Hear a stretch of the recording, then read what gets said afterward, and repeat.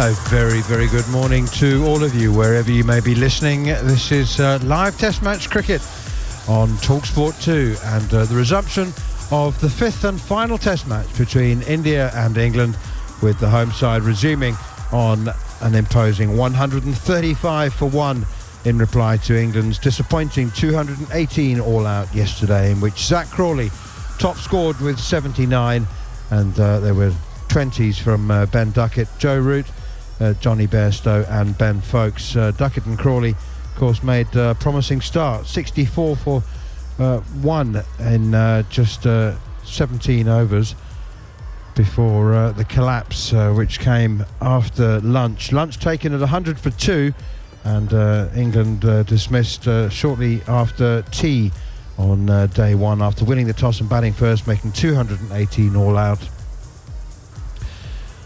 And the home side making a very, very imposing reply, with Yashasvi Jaiswal continuing his remarkable form, making 57 and increasing the number of runs that his record stands at the most scored by an Indian in a series against England. Rohit Sharma will resume on 52 alongside Shubman Gill, who played a couple of remarkable slog sweeps for 6 in the final half an hour of play. But a massive, massive job for England. Alex Tudor is alongside me, and you'll know, Tudes, in the darkest, deepest recesses of your memory, what it feels like to be so far behind a game after the first day. A massive day. Ben Stokes, of course, is the world's most positive captain, and he'll be telling his players that there is a way back. But baby steps, one step at a time. Don't try and look at the finish line. Don't try and look at what you want to achieve by the end of the day, because that's a recipe for disaster usually, isn't it? Good morning. Yeah, good morning, Manners. Good morning, everybody. Yes, you turn up at the ground, and actually I heard the match report from the morning from Graham Swan, and Swanee's always very positive, but he was saying it's about 10 degrees warmer. There's not a cloud in the sky. It's rock hard is the surface. There's a few red marks, but no indentations, nothing that will tell you that it's going to be a nightmare to bat. He said day 2 is most probably the best time to bat. It's rock hard. It's actually 19 degrees out there at the moment, so it's a lot warmer. So you're not going to have that prodigious swing that we saw yesterday from Bumrah and Siraj. So they're going to have to work really hard this morning, England. And as you said, Ben Stokes as captain is very positive. They have a positive outlook on the day. It's a new day, and England will have to perform well. Well, it's one of those ones, and I've been there many times, when you turn up to the ground, the batting team are either none down or only 1 down, as India find themselves this morning, and you're thinking, we've got a long day in the dirt. But all it needs is a lapse in concentration, a few rash shots, and that will give England a boost they'll need, because yesterday is one of those ones you sort of write off, you try and forget about it, and you start again. You've got 2 batters who are in, Manners, and they look good. I'm not sure about the likelihood of a lapse of concentration or a few rash shots. I think India have got their foot on England's collective throat, and I don't think they're going to be lifting it. So it'll be Shoaib Bashir to bowl the first over of the morning, second morning. Good morning to our listeners on TalkSport as well, joining us here as we've been present with you for every single delivery of this test series on TalkSport 2.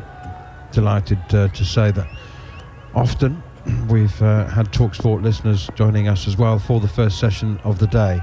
Jimmy Anderson is loosening up, so I suspect he'll bowl the second over of the day, and it'll be Shoaib Bashir then. I wanted to ask you, Tudes, about the thinness of the England attack, and the possibility of Ben Stokes bowling an over or 2. Here is Shoaib Bashir, first ball of the day, and it's pushed away by Rohit Sharma, the Indian captain, nudging it to Ollie Pope at short leg. I mean, it's a 4-man attack, and when the opposition are 135 for 1, here's Bashir again, and this one turns into the pads of Rohit Sharma and nudges it again to Ollie Pope. But Ben Stokes has been bowling at full tilt for the last 2 weeks. He did promise everybody, notably his surgeon, his knee surgeon, and the media and everybody else, that he would not bowl until the English summer. And he wanted to make sure that he was absolutely back to his best. And this one from Bashir again, turns from off stump towards leg. It's Rohit Sharma on the pads. But it would be very much a Ben Stokes thing, wouldn't it, with his team in desperate situation, particularly in a inconsequential match or series situation for the England captain to say, all right, come on then, let me do it. Bashir in again, Rohit Sharma plays defensively. He'd be tempted, wouldn't he? Yes, he will be. I know our very own Steve Harmison and I'm the same. I don't really want to see it, not yet. Bashir in again. There's a slip, a leg slip, a short leg. 3 men around the bat. England on the attack, looking for wickets. 135 for 1. That one also defended by Rohit Sharma. There's so much cricket in the England summer, and for Ben, you're thinking, you know, there's going to be times where he's going to be needed to bowl. At the moment, who have you got? Last ball of the first over. Bashir in. Rohit Sharma plays defensively and pushing it out on the onside. So maiden over for Shoaib Bashir to begin. India remain 135 for 1. Yeah, it's a good start, as you said. You know, 4-man attack. Obviously, you got to factor in Joe Root as well, but it's not the same, obviously, as it was in Ranchi, where you sort of felt India prepared a wicket where it allowed our spinners as well to be quite potent. This one's slightly different. It's like regulation spin, something that the Indian batting lineup would have seen on a regular playing that it is at home. So it looks like it's going to be a long day.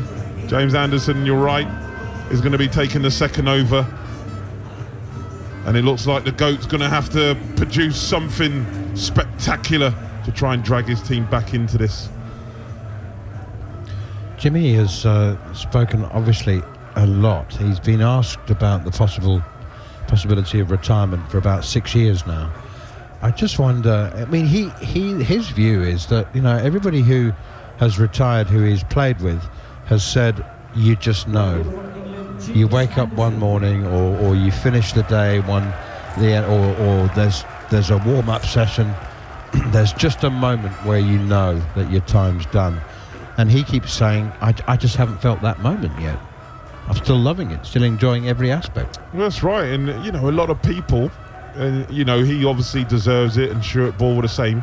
You don't get a chance to retire. Sometimes you get retired, and you know, to be able to call time on your career.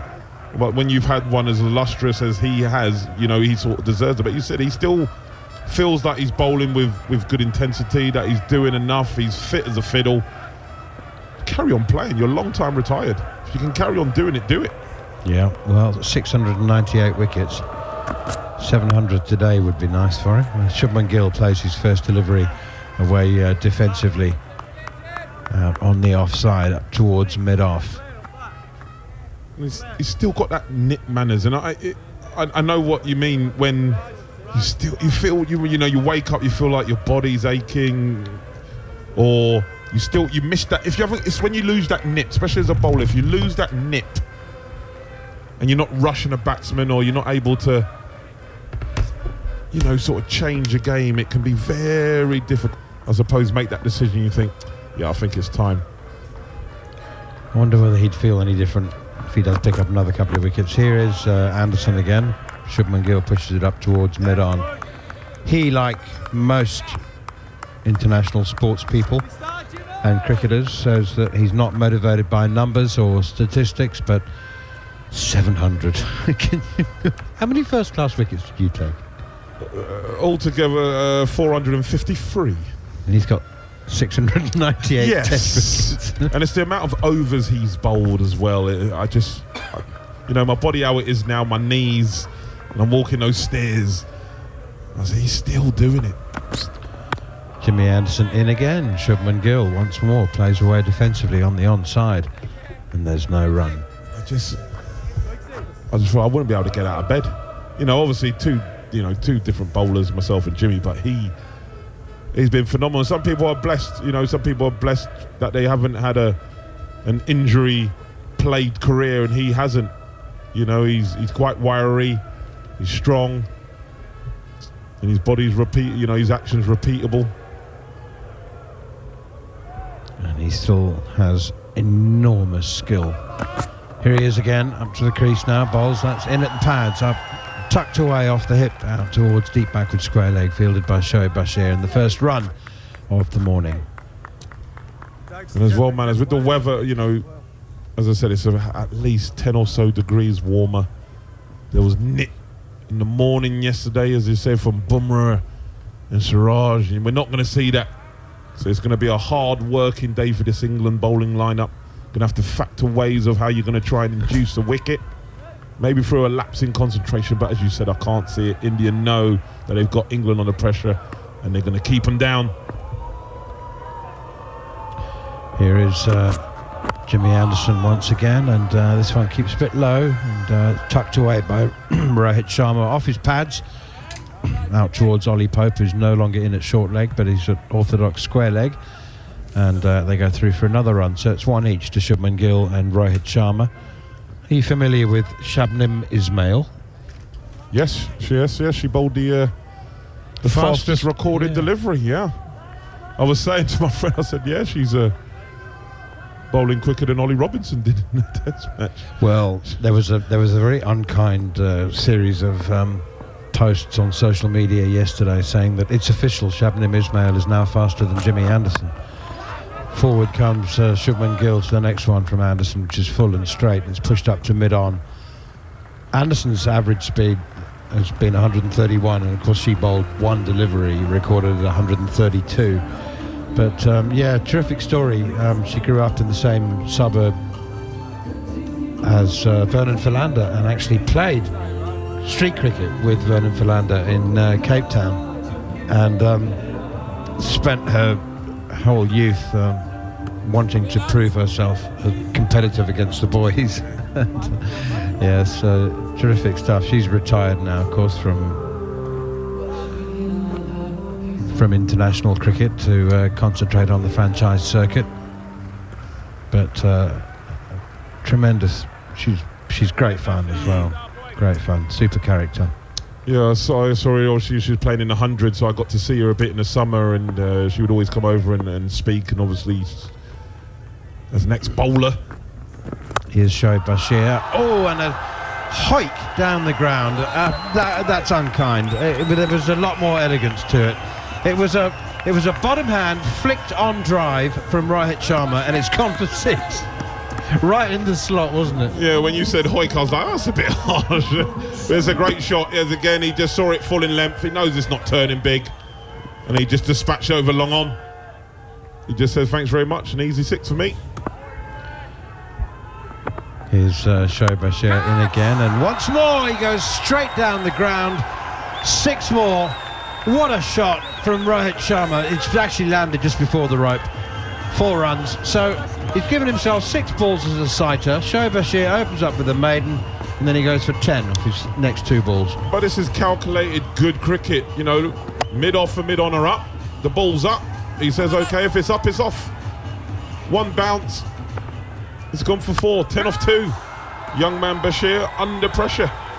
But this is what you expect. You know, Indian players have played a lot of spin. He's a young man in 20, he's not played a lot of cricket. He's not got the same wicket. Bashir in again, drags this one down, and it's tucked away by Rohit straight to mid-wicket. No run. He's not got the same conditions as he had in Ranchi, where it was helping. You know, you just have to land it and the ball will do something, explode or keep low. This one he's going to have to work out the batsman. Shoaib Bashir once again up to the crease now, and Rohit Sharma comes forward and just steers it gently out to Ben Duckett, catching at mid-wicket. It's interesting that, I think it's a positive thing. Ben Stokes had mid-on and mid-off both up, but Rohit Sharma accepted the invitation with glee, and those 10 runs are taking him on to 63, the invitation to drive, that is, to go over the top. That's what Ben Stokes is suggesting by having mid-on and mid-off. They've dropped down now. Duckett has dropped back almost onto the boundary at mid-on, mid-off has dropped deeper as well, so they're both conceding a single. Mid-on in more of a catching position. 33 overs gone, that's 3 in the morning. India 147 for 1, trailing by just 71. Yeah, and they've shown their intent. They've shown their intent. What they're saying, if I'm going to put this young man under pressure, and they're going to have to change it up. England and Ben Stokes. You're distracted by the DJ's choice of music again, aren't you? He's playing some tunes again. He was on fire yesterday, so well done, and he's going to back it up. But yeah, England, they're going to have to figure out ways, funky fields, a bit of luck to try and get the rest of this 9 wickets from India. Jimmy Anderson begins his second over. And Shubman Gill guides it. I have to say, we've only had 19 balls this morning, but not one of them has deviated. As my dad says, bowling through a pipe. Straight up and down. The odd one, I think one's kept low. That is it. As I said, it's rock hard. It's warmer day. It is going to be a long day, and Jimmy Anderson, he hasn't swung. Nothing has happened at all. Down the wicket comes Shubman Gill, launches him straight back down the ground, straight back over the bowler's head. He's taken a little half step down the pitch and has smashed it for 6 straight back over the bowler's head. Well, that's just very impressive. Shubman Gill's a very elegant player. Manners said there was no swing, so he knows there's nothing to worry about. He just advances down a wicket, extends the arms, the head has not moved. He's just extension of the arms, little of his back leg comes up, elevates it, admires it, and it sails dead straight. Even Ben Stokes says, yeah, shot. Yeah, the pursed lips of the England captain and the creasing at the corners of the eyes as he smiled in reluctant admission that that was an impressive piece of batsmanship. 150 up for India. Next one is crunched out towards cover. The other thing about Shubman Gill is the obvious way in which his confidence has grown throughout the series. And he came in at the start of the series having played 20 test matches and he was averaging 30, and he was the first to admit, and did so several times, that was just not good enough, and was not a reflection of the test cricketer he believed himself to be. And he's played a couple of grinding innings and has already got 100, of course, to his name, but he's now, that's carved away behind square on the offside, past backward point. It was a poor delivery from Jimmy Anderson, to be fair. Medium pace, too short, too wide outside the off stump, got what it deserved. Yeah, short, wide, no movement, nothing at all. And Shubman Gill just stands tall, elegant, and just throws his hands at it. It's a fantastic shot. Seam bolt upright, does absolutely nothing. And these are the days, man, as when you were saying as a bowler, when you're at that age that Jimmy's at, and you think I could be playing golf. That's down the leg side, and it's hit the pad, and it's deflected away. Leg byes, 4 of them. Runs absolutely flowing now. The first over of the morning was a maiden from Shoaib Bashir, but there's been a torrent of runs in the last 3 overs. Yeah, you're thinking could be on a golf course, could be watching a dance recital with your kids, or watching them play some sport, rather than getting panned by these young batsmen. That's what happens when you're competitive. You'll keep going, Jimmy. But yeah, this wicket looks good. Day 2. There's not much movement, not much spin. As I say, going to have to think of ways of getting 9 wickets. But they've shown their intent, India, this morning. Or just one. Dreaming of a green seamer at Trent Bridge. Here's Anderson. Again, back of a length, straight, and Shubman Gill just knocks it away out on the onside. I have to say that if you were Shubman Gill or Rohit Sharma, it would be very, very hard at this stage, after 4 overs, not to think big. You'd be going, don't think about it, but the other half of your brain would be going, fill your boots, lad. Well, you know, doing what we do now, man, is, you know, you're watching body language, you're watching how lads are, and Shubman Gill, as you rightly say, and right, must be thinking, there's not much going on. There's not much to worry about. There's no demons really. There's no swing. There's no prodigious turn. It's not spitting quickly. Fill your boots. As you say, you end of the series, fill your boots. Because as you say, there's been times where, you know, you've had starts of Shubman Gill. He's only got 100 in his series, but, you know, he's shown glimpses of the talent that he is. You're thinking, this is the day that I have to make them pay. Shoaib Bashir is into Rohit Sharma, pushing it out towards mid-wicket. Very good morning to Jared Kimber, who was just on time today. I was here before the start of play, but I'll be honest, I had the world's slowest Uber driver who took a while to get to my... Shoaib Bashir in again, Sharma defends. There was an accident on the road, and I think it spooked him a little bit this morning. And no, I was here on time. I'm going to be on I just said on Michael you were Day. just on time. Yeah, well, you did. Actually, I was late from your perspective, but I was out the back looking around. Shoaib Bashir in again, and it's nudged out towards mid-on. Is there any part of you that can see England come back? In what sport? Here today.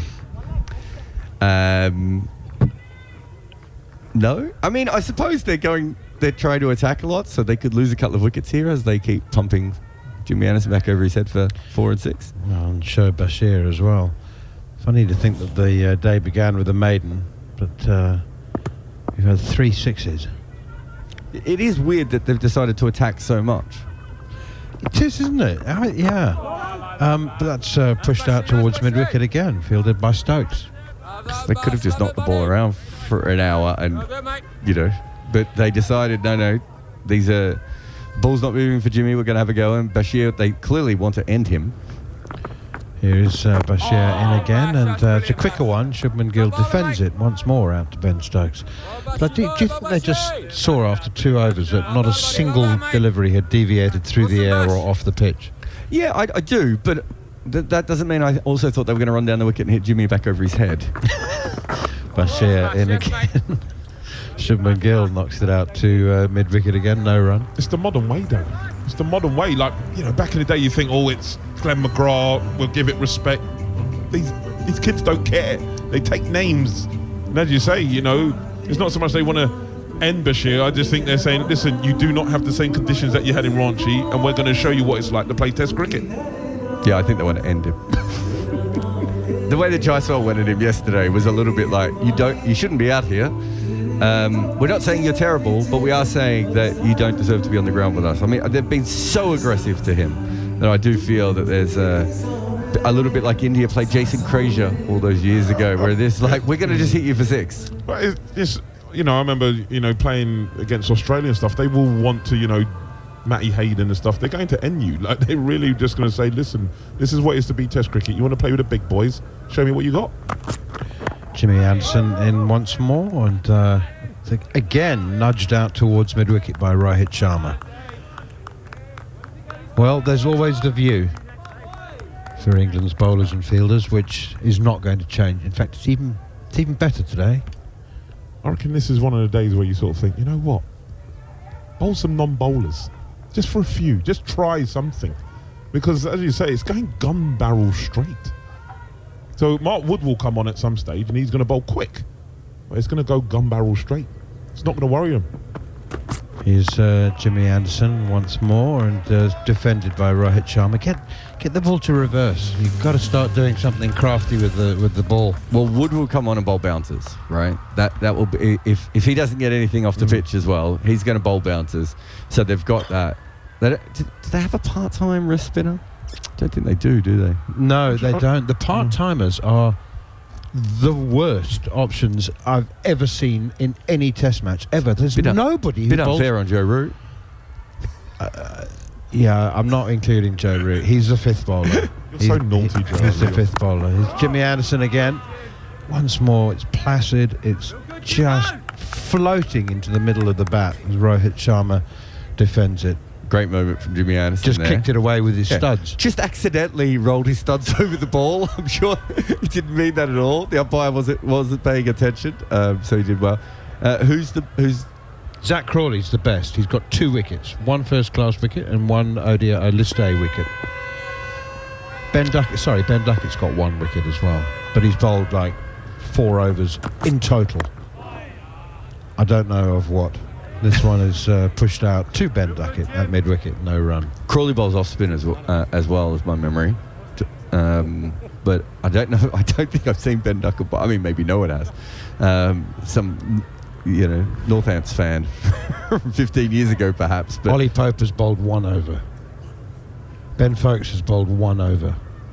In total, in their entirety. If Ben Foakes... Well, that's because they're all wicket keepers. It's part of the problem, isn't it? Exactly. What would Bairstow bowl?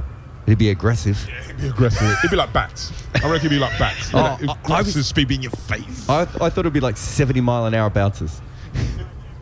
Neil Wagner. The right arm Neil Wagner. Neil Wagner with a handbrake on.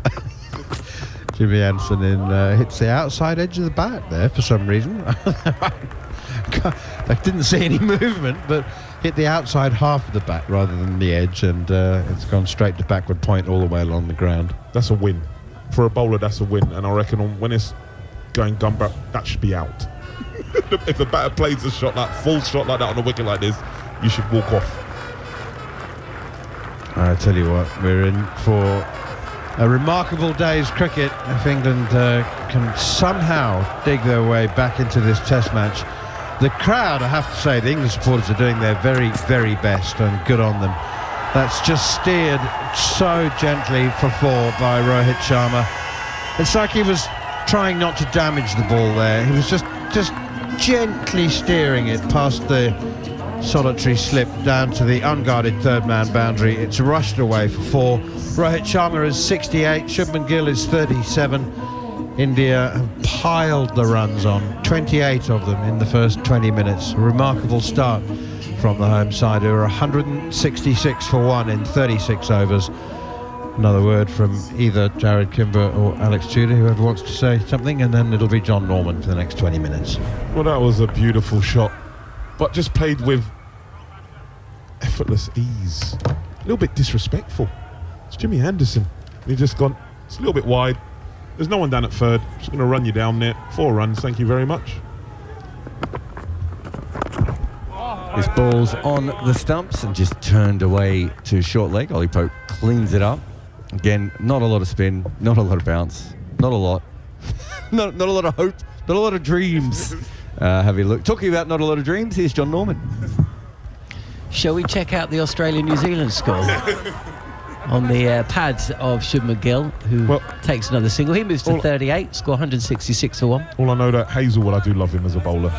Another fifer. Yeah, he destroyed New Zealand, didn't he? So New Zealand were bowled out for 162, and Australia 65 for 2 in response. I was messaging my friend Aidan, who's out there at Christchurch for days 1 to 3, looking a little bit optimistic now, as Bashir is in.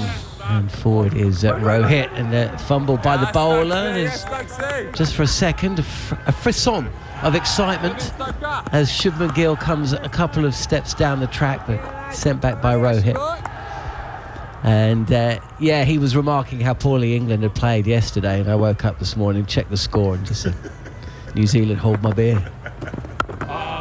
Defensive this time from Rohit, who's 68 from 106 deliveries. India trailing by just 51 runs.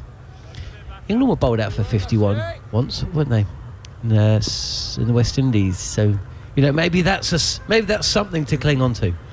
Bashir flatter and on the pads, and a healthy clip to short leg, but it's fielded by Ollie Pope. India 167 for 1. They started the day on top, and 24 minutes in, they're really on top. Rohit Sharma and Shubman Gill have both taken a liking to young Shoaib Bashir, who's picked up the 1 wicket to 4 yesterday. Jaiswal dancing down the track and stumped. He's on for 76, and he's just been put down. Rohit Sharma, who was Shoaib Bashir's first wicket in international cricket, in exactly the same manner as how he went in that first test, has just clipped a ball to the right of Zach Crawley at leg slip And Zach Crawley's put it down, and just to make matters even worse, the ball has sailed away to the boundary for 4. Yeah, it's like he just did not pick it up at all. It looked like sort of, not say regulation, it's gone off the bat fast. He's standing close, is Zach Crawley, and he's sort of in his movement, in his reaction, it's like, I just didn't see it. And as you say, it races to 4. India march on to 171 for 1. And there's not going to be many chances, but the chances they do get, you feel England need to take it. They do need to take them. And that was definitely an opportunity. Yeah, we haven't seen a replay of it, but it does look as though Zach Crawley has put down Rohit Sharma on 68. And that would have been a real fill-up for young Shoaib Bashir, who's shown he's got the fight. He's picked up that wicket yesterday, and he's just come close to picking up a wicket on day 2. And as you say, Tudes, when you're defending a small total, and when India are on the rampage, you've got to take everything, and that's gone down. We will have another look at it now. It was directed down the leg side. Rohit Sharma's come across, and he's almost placed it to the right of Zach Crawley. He's gone for this two-handed, sort of like he was at the stretch, and essentially he's put it down. 2 slips in place for Mark Wood, and Shubman Gill, first ball, trying to get onto the front foot, but plays this ball neatly enough to extra cover, no run. He's probably more there for the actual guide off the face, the one that goes to your left pocket rather than your right pocket. And this was a very, very fine edge. That's not he still should have taken it because he was there for that. But he's probably, as he sees that shot, he's thinking it's going to come to my left. He's going to turn this around the corner, and then it is an edge, a genuine edge at leg slip, which is probably harder than off the face of the bat at leg slip, depending on the pace of the ball, of course, and everything else. But that's not apologising for him. It's just a fact. He looks startled as Gill just defends the off-stump line. This is a length delivery from Mark Wood. Just seeing another replay of it now. Yeah, it's not a good moment for England.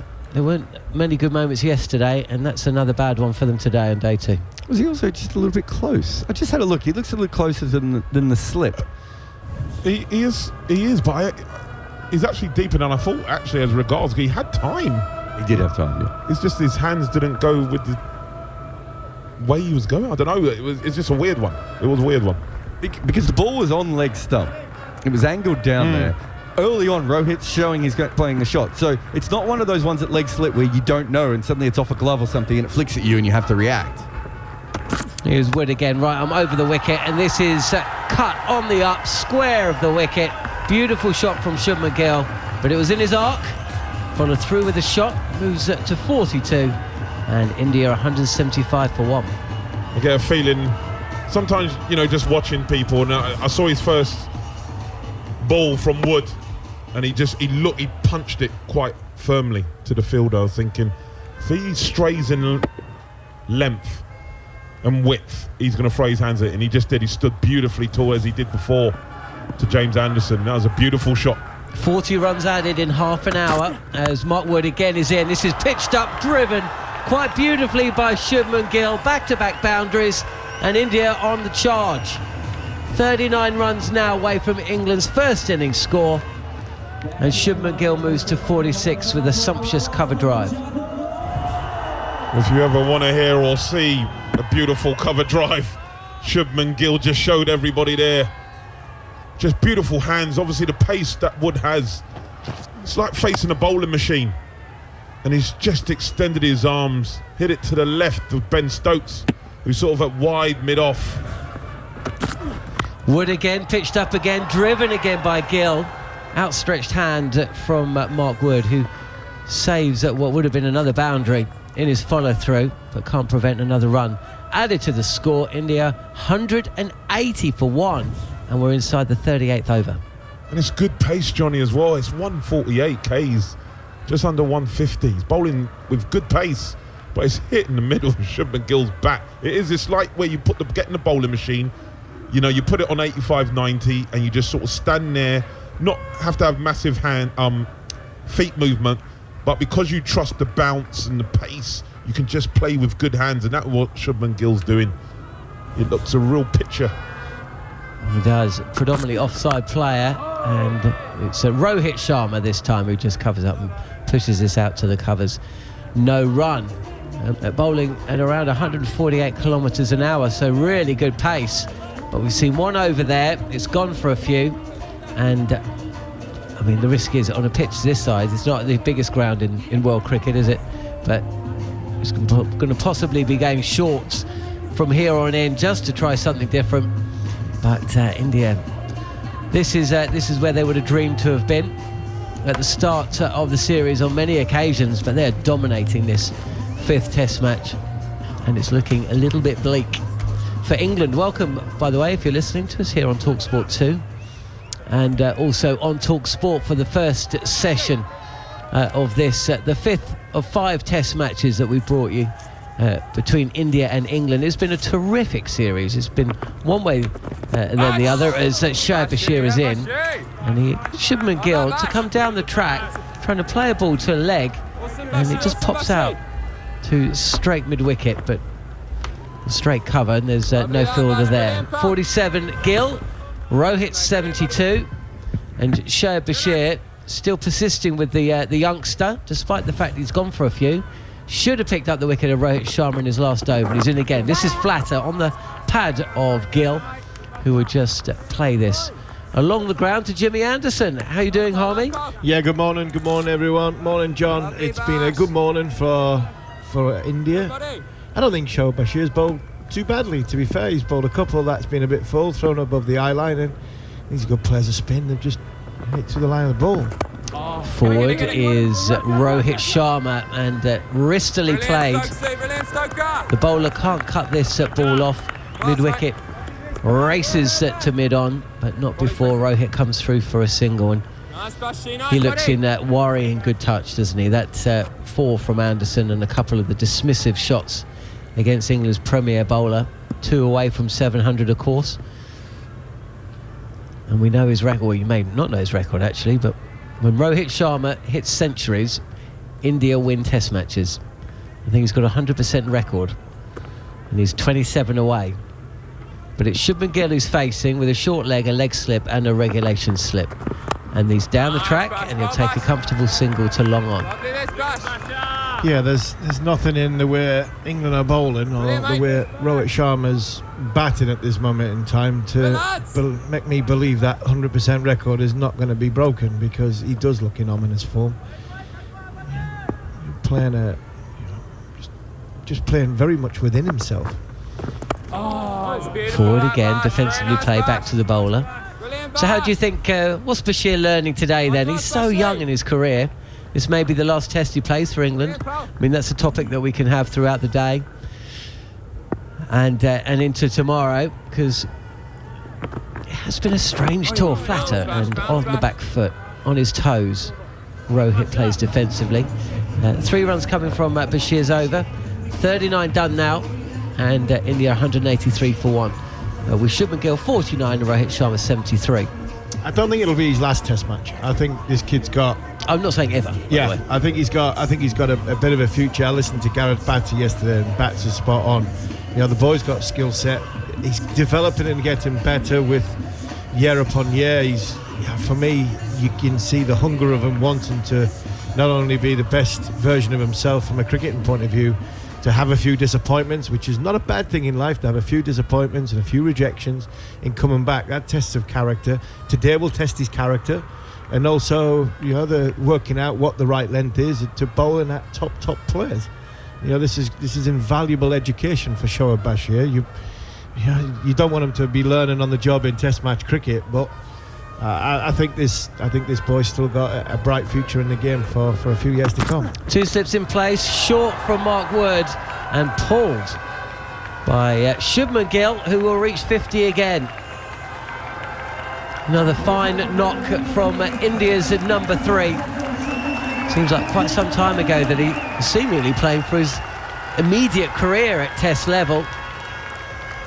And that's 50 from 64. And he has looked so assured ever since that second innings in Ranchi. And he came to the crease with India having a little bit of a wobble. Wickets falling at the other end, 5 of them for 36 runs. But Shubman Gill held firm, saw India home, and he's back here, and he's got another 50 as Sharma will take a single to square leg as well. He moves to 74 as Ben Duckett runs in from the boundary and fires the ball back to Folkes. It's a little bit wayward actually, but no harm done. But Shubman Gill has made the position his own, certainly for the next, certainly for the foreseeable. Yeah. He's looked a class act today and at different times in this series. Yeah, there's a few times in this series he really has held India together. He is a wonderful player, and you see why India are persevering with him, giving him the chances that he had. We were in Hyderabad and he walked off the field second innings in Hyderabad after getting naught off 2 balls, and you were thinking, oof, is this him done, averaging 31? Here is Wood again, better length delivery, just drags it back, and it's an uncomfortable shot from Shubman Gill, who looks like he's beaten not just by pace but by a fraction of movement into the right-hander, and it hits him high on the thigh, drops short of second slip. There's a little shout for leg before. There's a question about whether he got an inside edge before the ball travelled to the fielder, but that's about it for the excitement from that delivery. Yeah, good pace from Mark Wood. It nipped back, didn't bounce as much as probably Shubman Gill's thinking. I think England were excited because they thought there was an inside edge. I don't think there was an inside edge. I think it's just nipped back that much, hit both pads and looped up in the air just short of second slip. Here is Mark Wood again, and on his toes, Gill, foot well behind the crease, being pushed back, and this is a defensive shot. That last ball that came back into him, that's generally where people think he has an issue in world cricket, where if you can bring that ball back into him. That one was probably a little bit too straight from Wood. Here's a good one. So Gill has faced 974 deliveries in ODI cricket against 88 miles an hour or quick, and he averages 55 against them. And he's faced roughly the same amount of balls in Test cricket, and he averages 23. Discuss. Well, I was going to ask you. Full toss from Wood, gets his length wrong there, and it's drilled straight to Ben Stokes, who actually fumbles the ball and allows Gill through for a single. So what would you put that down to? Well, I would say that he doesn't have a problem with pace. I'd say he probably has a problem with getting started in Test cricket. And Hamu was just talking about a minute ago. It looked like he might have been dropped from the side and been on the outer for a little while. So I think it's more to do with the fact that in one-day cricket he knows exactly what he's doing. He's not rushed by fast bowling at all, and he does everything he wants. And in Test cricket he becomes a bit of a target, and he hasn't always found a way to put pressure back on the bowlers in a way that he does in one-day cricket. You also think in one-day cricket there's not as many fielders in places where the pace bowlers would want, i.e. slip or men in the deep when he's in the first sort of 10-15 overs of the game. So he has a plan against pace.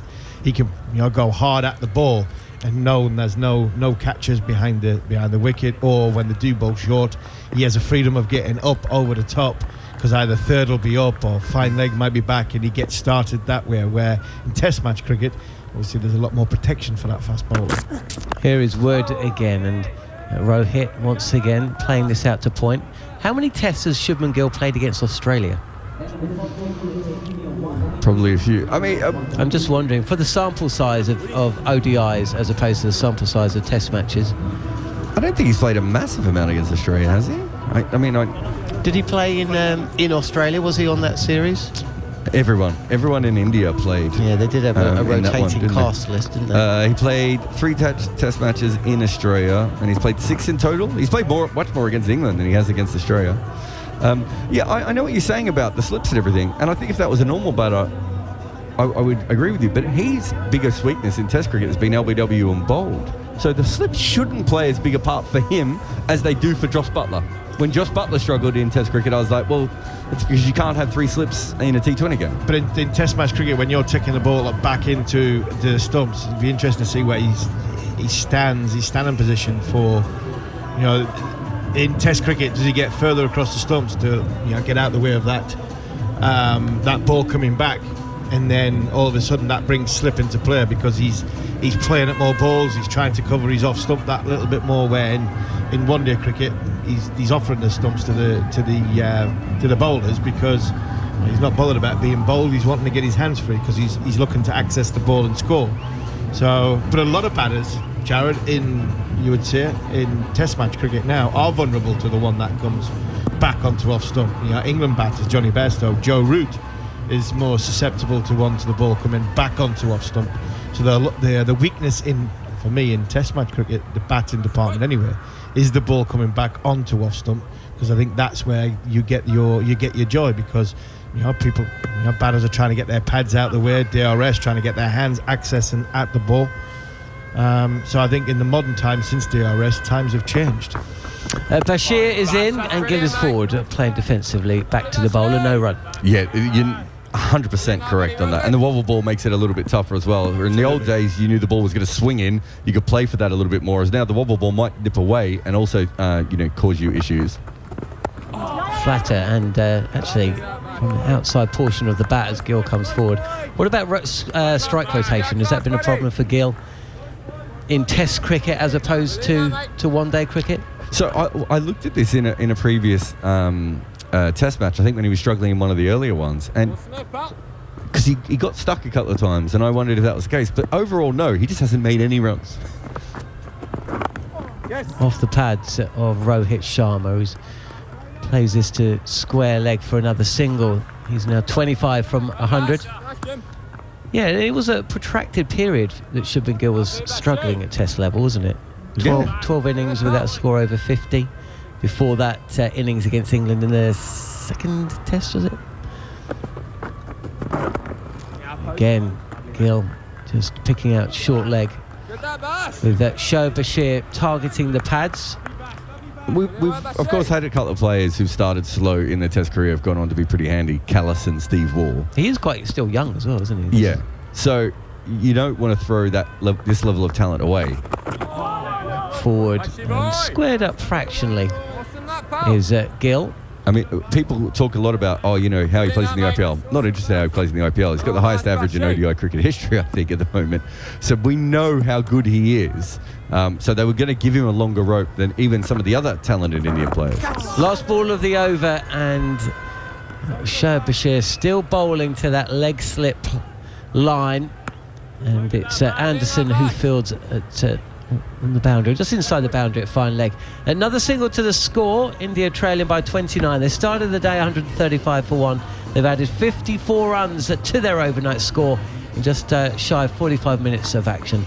To talk you through the next 20 minutes will be Andrew McKenna after a word from Steve Harmison. Yeah, talking about Shubman Gill, when he walked off the field, he chewed up a lot of balls in that first Test match, in that first innings.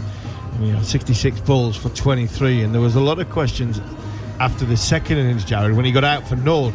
You're thinking Cyrus Ayers in the team, Virat Kohli's to come back, Keir Rowell in that middle order. What do they do with Ishan Kishan? There's one or two others who were mentioned, and averaging 31, batting at 3, trying to keep him in the team, dropping him from an opener to the wonderful talent of Jaiswal.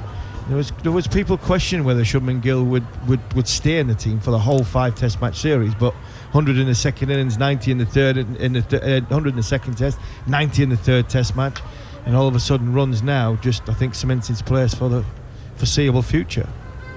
Morning everyone, Mark Wood is on the way once again, bowling right arm over, and Shubman Gill is solidly in behind this and playing it back down the pitch, no run. He's also got a bizarre record because he's better in the second innings than he is in the first innings, and I'm trying to work out if that is, because that doesn't make any sense. If you're a good ODI player, I would have thought that you would have been better probably batting in the second and third innings. It should be when your the pitch is at its best. Yeah, and he doesn't follow that pattern at all. Even in first class cricket, he's better in the fourth innings. So nothing about him quite makes sense. But I think there's just so much actual talent there. And I do think he can get stuck, but I don't think strike rotation is a problem. I think it's a mental issue on certain occasions. Mark Wood on his way once again, takes Shubman Gill on the pad. It's going miles down the leg side. England therefore stifle the appeal and let it be 189 for 1 India. 2 balls into the 42nd over only of this innings. Exclusively live on TalkSport, TalkSport 2. and the TalkSport Cricket YouTube channel. England with plenty of work to do. They've created a chance this morning. Rohit guiding one to Zach Crawley at leg slip off the bowling of Bashir. That was when Rohit was 68. He's now 75. Shubman Gill 53. India trail by only 29 runs. England going down the short ball tactic. Stokes and Wood have had a good conversation. Slips coming out. 5 men are now going on the leg side to Shubman Gill, who is 24 years old. You can see he wants to learn. He wants to get better. He came over to England, played some county cricket to try and hone his skills, better himself. So you've got to give him credit for that. He wants to be the best all-round player he possibly can be. And at 24-year-old, there is talent in there. He's a better player than he averages as of 31 when he started the series. Mark Wood goes in. That's an edge, and it's through second slip where England have just taken the fielder, and it goes to third. Well, they've set the field for the short pitch ball, and it was the pitched up one, and it's a genuine outside edge. It takes Shubman Gill to 57 with a boundary 4, and well, England set up the 3-card trick. They just forgot to play the 3rd card. Yeah, I don't think it's as bounced as much as Mark Wood was wanting to. It's a bit fuller than obviously the genuine bouncer short ball, effort ball. It's gone towards second slip. I don't think it would have carried. I think it would have went well short of second slip. Joe Root's got his he's looking up to the top of the mountains. Shubman Gill's got a smile on his face. So has Ben Stokes. Is this going to be the short one then? Wood goes in. It is the short one. And Shubman Gill plays a very fast straight ball really well. Jagged his head back out the way, leaning backwards, and got all the business part well and truly out of the way of that one. And it's through to folks no run. 193 for 1 India. It's a beaut. It really is. That's on the money. Shubman Gill gets across. He's in line. He's waiting for the short ball, thinking, can I get my hands up? Too high, get my hands out the way of it. He played it brilliantly. Good bit of cricket all round there from both batter and bowler. Thumbs up from Rohit Sharma at the non-striker's end. In goes Mark Wood once again off the back foot, punching is Shubman Gill. What a shot that is. England have got Hartley down as a catching 3rd, and he had to go 8 metres to his right and didn't get there in time. It's another boundary. Gill goes to 61, India 197 for 1. Yeah, it was a beautiful shot there from Shubman Gill. He's tall. He's well over 6 foot. He stands up tall as well. So he's going to play the ball at the top of the bounce, and Mark Wood is not quite bowled that short ball. Again, it's not the effort ball that's going towards the head. It's got to be, when you do go the short ball, it's got to be at Shubman Gill's left ear. It's got to be at his left ear, and that is well outside leg stump. That was outside off stump. Mark Wood goes in. That one is better. In towards the rib cage of Shubman Gill. It's the end of the over. 197 for 1 here on TalkSport 2 and the TalkSport Cricket YouTube channel. Morning to everyone on the YouTube channel. Shubman Gill, 61 not outs. Rohit, 75. India trail by 21 runs. If you are just joining us this morning, it's a much warmer day. Blue sky. And the pitch has barely got a mark on it, which are 3 things that England didn't really want to hear this morning. Yeah, but the TV cameras must be in a commercial break, because they're showing us the pictures of the Himalayas, the snow on the top of the mountains. England are a day or 2 away from getting back into English weather in the cold. Yeah, they've still got a little bit of heat left in them, but have they got any more energy in them? Have they got any more fight in them to get them back into this series? Because at this moment in time, everything that England are throwing at India, India not only taking it with ease, they're throwing it back, and the counter punches are the punches that are throwing back are just a bit too hard and a bit too tough for England. India are in a wonderful position. Rohit Sharma has batted beautifully this morning, especially against the spin, and Shubman Gill from the other end against the seam of Jimmy Anderson and the pace of Mark Wood. He's had everything that England have had to answer for. Well, Tom Hartley's coming into the attack for his first bowl of the morning. India took an early liking to Shoaib Bashir as Shubman Gill and Rohit took him straight back over his head. What are they going to do with Hartley? 12 overs for 46 so far. And it's going to be bowling to Rohit. 75 not out. Not a million miles away from the IPL starting for this year. Is Rohit going to get himself into white ball mode? We shall see. Hartley goes in and bowls to him. It's a ball that's pitching pretty much leg stump, but he gets inside it, hits it to duck it at mid-off. And there is no run. Straight out of the middle of the bat, though. Nice pace, good area, but met with the middle of Rohit Sharma's bat. Lovely timing. That bat taps the ground with a sort of a thump. Hartley goes in, bowls, and again it's Rohit coming forward, just quietly out on the offside, no run. Looks a pretty new bat, actually, that one for Rohit. There's barely any marks on it. It's a lovely white colour. And we noticed earlier when we were watching, it's blooming thick. I mean, there's a fair old lump of it. I'd love to know what weight it is. I think he has a light bat. Hartley in around the wicket. Rohit stays still on this occasion, just pushes out towards point and will take a single that takes him to 76, 198 for 1. You don't get many batters who like to play the pull shot as much as he does on the hook shot, the way that he does with a heavy bat, do you, Harmy? Because it just slows you down a little bit more. Yeah, it slows you down a little bit, but Rohit doesn't strike me as he wants to pick a heavy bat up. He's not somebody, I think, that goes in the gym too many times. I think he's quite happy just picking his bat up, and that's as energetic as Rohit Sharma gets. In goes Hartley, left arm around the wicket. Shubman Gill inside half of the bat. Ollie Pope will do the fielding in front of the square leg umpire. Single taken, 199 for 1. I think there's no big marks on it because he doesn't try and hit it too hard. Keeps his shape, doesn't thrash at it, and his timing is what makes him such brilliant to watch. And the boundary sizes and the way the bats are at this moment in time, modern day cricket, that's enough. Hartley in, a left arm around. Rohit pushes to Stokes at short extra cover, and there is no run. Yeah, that's the technology now, isn't it? The fact that you can get a lot more wood into a light bat now. In the training now is all for gone on the day of just going in the gym and doing a simple program. They train the muscles to hit the ball. They train the muscles of the arc of the plane of the way they bat. So modern technology works that way as well.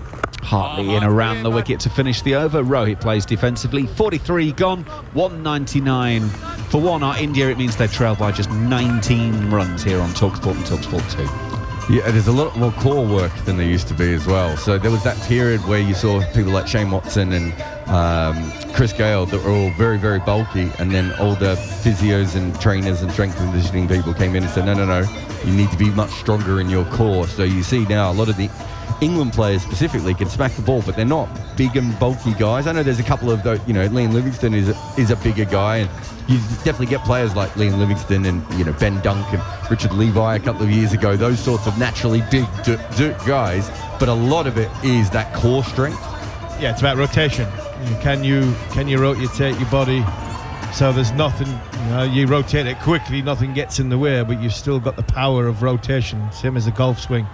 If you can have a golf swing with less bulk, but fast rotation, quick, through the ball, the likelihood is that's where you get your power from. The thighs and the core area. It's about rotation quickly. Mark Wood to start a new over. He goes in and bowls, and Shubman Gill plays defensively. Wood gets a hand to it in his follow through, takes the pace off, and there's no run. Especially some of the all-rounders struggled specifically when they did bulk up. So Corey Anderson's one who's just really on the comeback now. Shane Watson was another one who really struggled with his bowling when he got a little bit too big. So having that core strength in cricket seems to be a much more stronger way, whether you're a batter or a bowler, than being muscular. I know Mitchell Johnson said when he retired he was very excited to get a beach body because he hadn't had one for years. I mean, it looked like he looked fairly fit to me beforehand, but I got a bar body.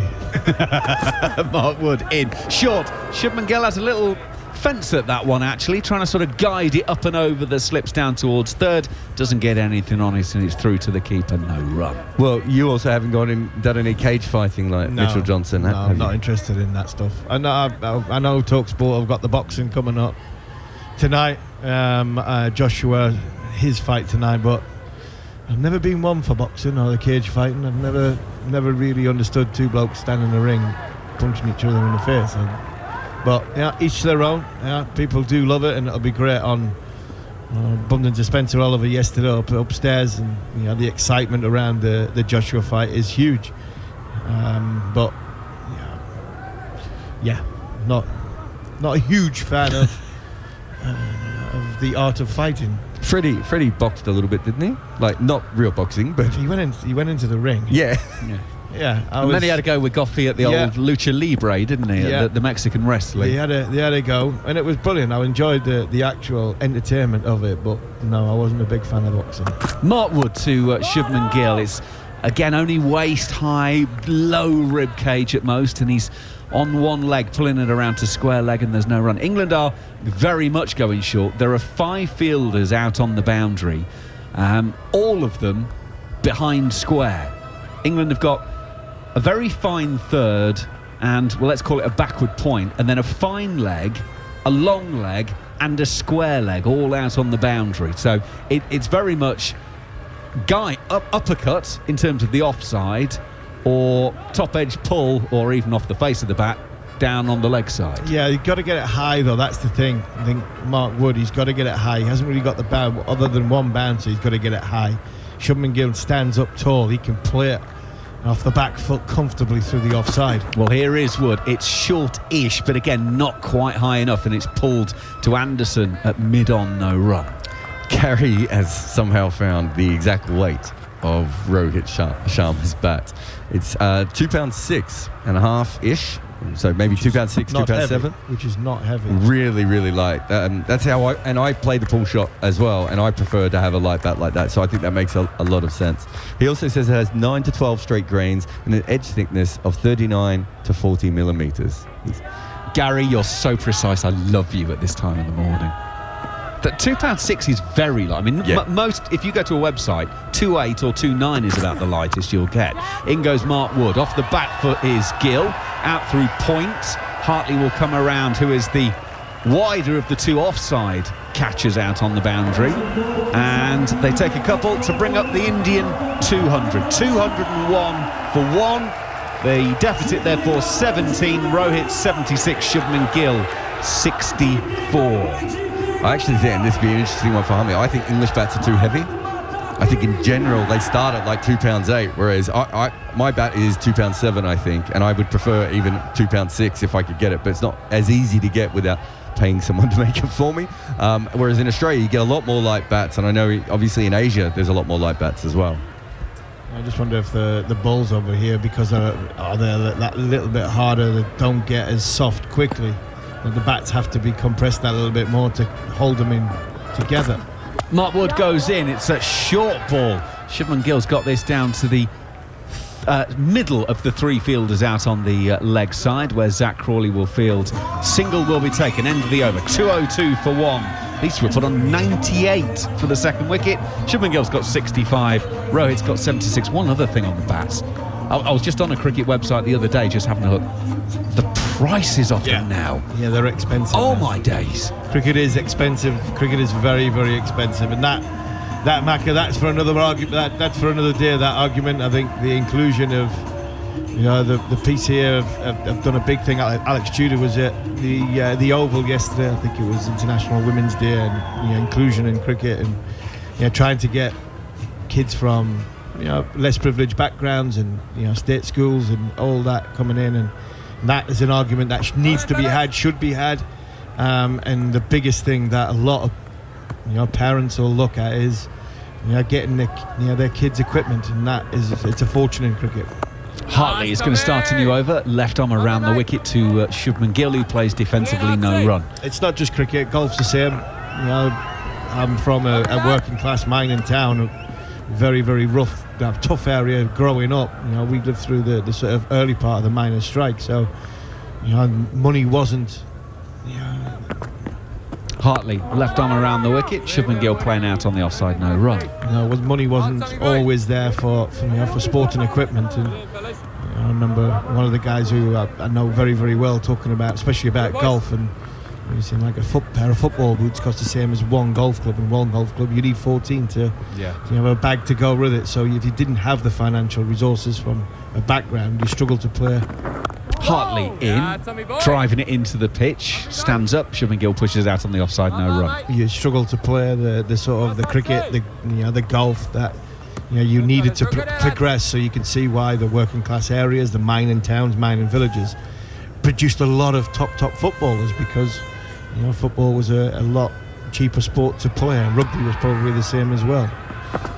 Hartley in, left arm around. Shubman Gill playing defensively, no run. It's one thing I was saying, the bats is they are expensive no matter where you go, but if you do find local bat manufacturers, I don't know if Charlie French is still doing it in Nottingham, but I've got one of his old bats. There's Hawk, Kipax as well as Kipax. up north. They do one up north. They produce bats up north.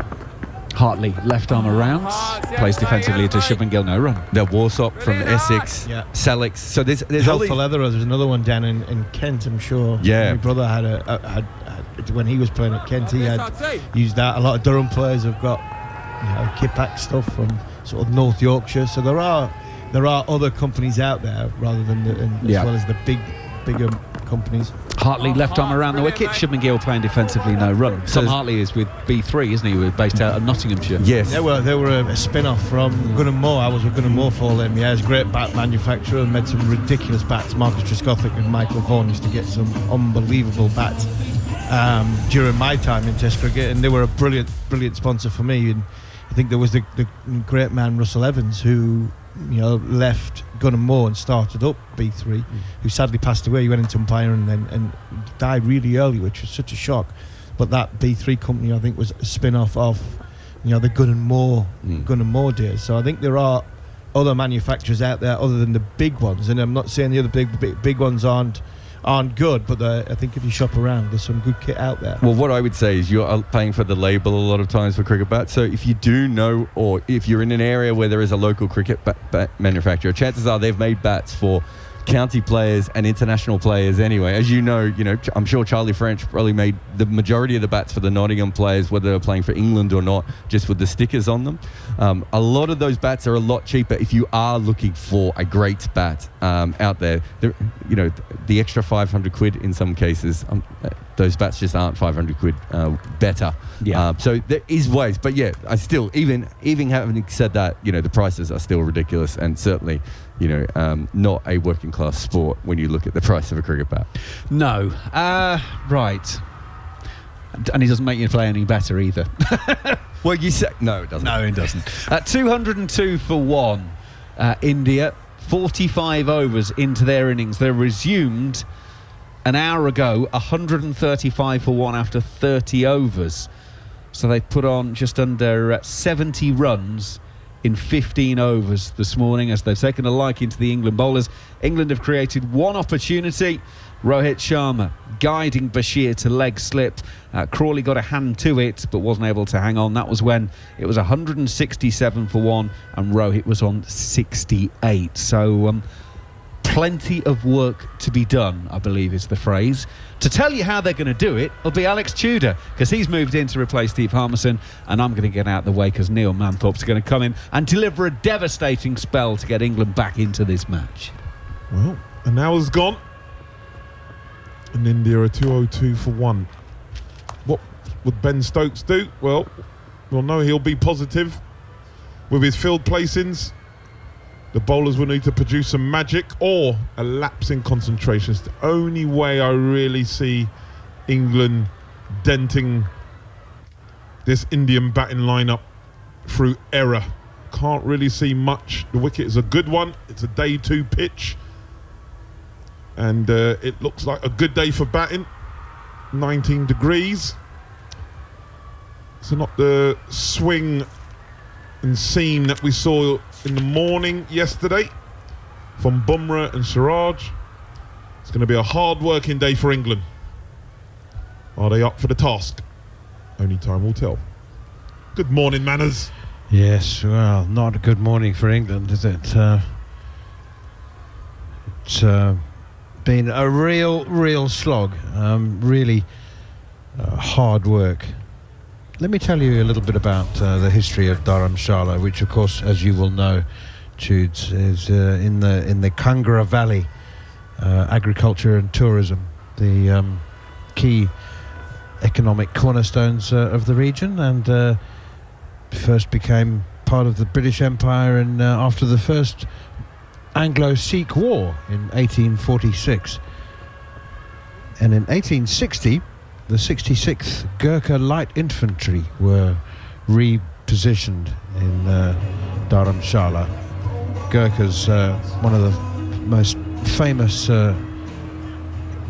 infantry troops in the world. Bit of fighting spirit is what Mark Wood needs to show now for England. 202 for 1. It is as hopeless a situation as you could have in Test cricket. Although actually there is a way back. I mean, there are more hopeless situations, and you can lose by 434 runs, as England did in the last Test match. But there is a way back from here. I mean, they are still in the lead. Just doesn't feel like a very substantial one. They're 16 runs to the good still, with 9 wickets to take. But then just remember Hyderabad, and they came back from a first innings deficit of 190. So they'll still be believing, I think. Short from Mark Wood as play resumes after a prolonged drinks break. Was that a slower ball bouncer? Because Rohit Sharma was through with the hook shot or the pull shot so soon, so quickly, that I think he'd actually almost completed the shot by the time the ball passed him. Was that a slower ball bouncer, Tudes? No, just looking at it, his wrist position and stuff, it didn't seem that way. It just did not kick on like in previous over when he bowled one to Shubman Gill. It's bounced 2 yards in front of Ben Foakes. It's a little bit of worry when one of the quickest bowlers in world cricket is bowling on a wicket, which is a good one. He's dug it in, and it's not got up, and it's bounced twice before it's got to Jarrell. Sorry, he's in batting side. Ben Foakes. It's one of those mornings. Yeah, it is. India still 16 runs behind. Rohit Sharma on 76. Here is Mark Wood once again. It's short and pulled away to Ollie Pope at square leg. That bouncer, I mean, there's different ways of bowling a slow ball bouncer. I'm encouraging you to talk about them. Yeah. There's one where you put the ball kind of deep into your hand, isn't there, rather than sort of rolling your fingers across the ceiling. Yeah, that's right. Yeah, the deeper you put it in, obviously going to take longer to come out. But there's all different ways you can do the one finger one, and there's all different types. And that's what you need to do now. Because the thing is, Mark Wood was laughing. No, I'm just looking at the triangle formation there. You know, like on the leg side, the leg theory. Here is Wood once again. He steps away to the leg side, Rohit Sharma, and clubs this one wide and long off down to the boundary for 4. Well, the field was so obvious with a square leg, a deep mid-wicket, and a short and a catching mid-wicket. He's just stepped away to the leg side. He knows it's coming in at the body and has smashed it, baseball style, through long off for 4. Well, he knew what was coming. As you said, he got that triangle field on the leg side. He's got sort of a close mid-wicket, a deep backward square, and I think it's Zach Crawley with his height. He's at deep mid-wicket. So he's got a triangle formation. Down the leg side from Mark Wood now. It is short. He steps inside it this time, Rohit Sharma, rather than outside it, and allows it through to Ben Foakes. So knowing that the delivery will be short, he just goes to the leg side, opens up. There's no one. Literally square of cover, and he just dispatches it disdainfully through mid-off. And that's when you say a bowler's telegraphing what he's doing. With the field that he's got, he can only bowl a certain way. There's not going to be many pitch-up deliveries, but the wicket's such a good one that he just backs the bounce, and he's playing as like it's a one-day game. Extraordinary stuff. Here is Mark Wood once again, and bowls another bouncer, and Rohit Sharma, he just toys. It's like dipping your toe into the pool to see what the temperature is. He just sort of got into position to hook, and it was like he had so much time. He was deciding while the ball was in the air whether he was going to hook it or not, and then he just left it at the last minute. So I just want to say to listeners, so there's 45 overs been bowled. There's not a slip in place. So you're bowling basically for a mistake, is what you're doing. You're for a batsman's error, is what you're doing. India now just 12 runs behind, 206 for 1. As Mark Wood is in once again, and Rohit Sharma's just playing games now. This is like Alan Lamb 1987 type stuff. He was stepping away, backing away as the bowler was running in to bowl, giving himself some room, then regaining his ground in the crease and stepping back into an orthodox position. In the end, he didn't play a shot. Mark Wood bowled a full delivery just outside the off stump, but you do get the impression that there's a certain amount of Michael extraction taking place. I think Rohit's just dancing to the music. It was like he was shimmering. He was doing the old Argentine tango. I mean, yeah. I have to remember it's a test match going on. You got a very fast bowler bowling, and he's bowling with no slips. 46 overs are gone. So you are bowling. He's obviously going to be bowling very short, but you are literally bowling for a batsman's mistake rather than just trying to conventionally try and take the edge or a bowl. Tom Hartley continues with his left arm spinners, and this one is cut by Shubman Gill. Jared Kimber's been furiously researching something in between us. Viewers on the TalkSport Cricket YouTube channel will see he's furiously typing away. He's got 5 or 6 different windows open. Can't wait or more, is it? You've probably got a baseball game going on, a basketball game. That one is flicked away by Gill to mid-wicket, no run. He's looking at manhole covers. Nuggets are 7 up against the Celtics, Judes. The Joker. He's doing quite well. I was looking at manhole covers because did you see the guy with the big mustache in the crowd? Yeah, did you see the Japanese manhole cover this week? No. No, I didn't. India 206 for 1. Here is Tom Hartley, defended by Shubman Gill. Sorry, the Japanese manhole cover. I will let you explain what you see in front of you to the audience. Well, it's a manhole cover with a yellow cartoon character with a moustache and a blue helmet. He looks like a baseball hitter. He looks like a cricketer. He's got pads on. Oh, bounce, Hotsy, yes, boy. Here's Hartley again. Gill defends. 206 for 1 it remains. Okay, can I read the caption? In honour of Japan's desire to bring cricket in for the 2026 Asian Games, here's some manhole cover art from the city of Kaizuka, who got their first cricket facility in 2020. It's a little Graham Gooch. Here's Hartley again. Forward comes Shubman Gill. The Japanese team, fascinating actually. The Japanese team came within the penultimate round of qualifying for this year's 2020 World Cup. They made the Under-19 World Cup. I know it was kind of by accident because Papua New Guinea didn't qualify for some reason, but they still made it. Yeah. Here is Hartley, and that's pushed away out on the onside. And there's like real Japanese players they're in not the team. ringers. No, they're not. Oh wow, wicked. Well, they also there was a big thing with baseball, so they've tried a lot of people who didn't make it as professional baseballs and just tried to bring them across. So there's some real thinking behind Japanese cricket, but that's some good artwork. Come on, Tudes, you're happy with that? No, it's decent. I mean, I've never seen a small Graham Gooch. I know what you mean with this tash, but well, it's a little bit rounded. The cartoon character as well. Goochie weren't round now. Come on. Why is he yellow? If you look at Graham Gooch from a certain... No, I don't know. Well, that's terrific, actually. So, cricket as part of the 2026 Asian Games. We look forward to that.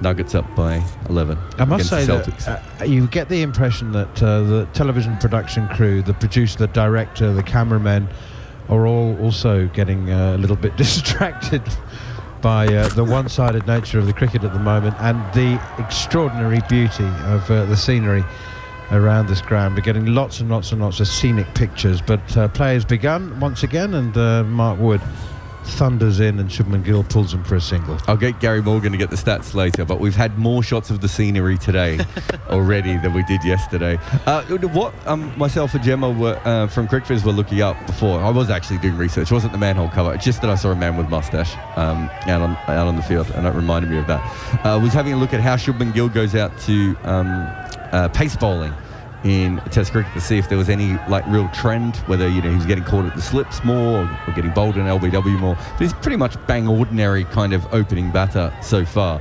But I don't know if you heard before, he averages 23 against 88 miles an hour and quicker in Test cricket, and 54 I think in 55 in ODI cricket. Now he also averages about 60 in ODI cricket and about 30 in Test cricket, so it might just be that he's not making any runs and it's showing up there. But it was an interesting thing that we were looking at before, and that's why I have 24 tabs open. Is it 24? I'm not going to count them, but there's a lot of this is only one window. He is properly multitasking, people. Here's Mark Wood in once again. He goes full and straight and is driven straight back past his right foot and down to the boundary for 4 more. Shubman Gill moves on to 69. You know as a batsman, don't you, that you don't get conditions like this very often. More often than not, you're going to be playing on a pitch which might offer the bowler something and the ball might misbehave. And so when you do get conditions as flat as this, you have to fill your boots. He's gone for a Yorker there, Mark Wood. That delivery was bowled at 151 Ks, and he's just punched it straight down the ground beautifully. It is flat. 211 for 1 now, just 7 runs behind. A short and a short arm jab pull from Shubman Gill as well. It's gone straight to Jimmy Anderson at mid-wicket. Gill 69, Rohit 81, India 211 for 1. Well, the one thing you can't fault Mark Wood is for effort. His speeds are up. He's bowling extremely quick. That last delivery at 149. So he's bowling with pace, but this wicket really is not giving him much. The skipper's trying to ring the changes, being inventive in the field, as you have to be. But it's not quite working out at the moment for England in the field.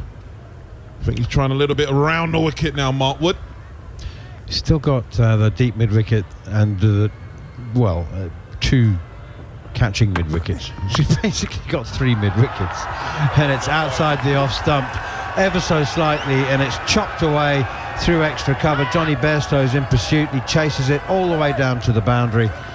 That wasn't quite as well directed as Mark Wood was intending, or as the field suggested, and it's 3 more runs to Shubman Gill, who moves into the 70s. That's one of those ones where your captain would be fuming. I'm picturing Nasser Hussain or Alex Stewart, and I've come round the wicket, he set the fielder corner, and now I've bowled a short wide one outside of stuff. And poor Johnny Bairstow is having to hobble.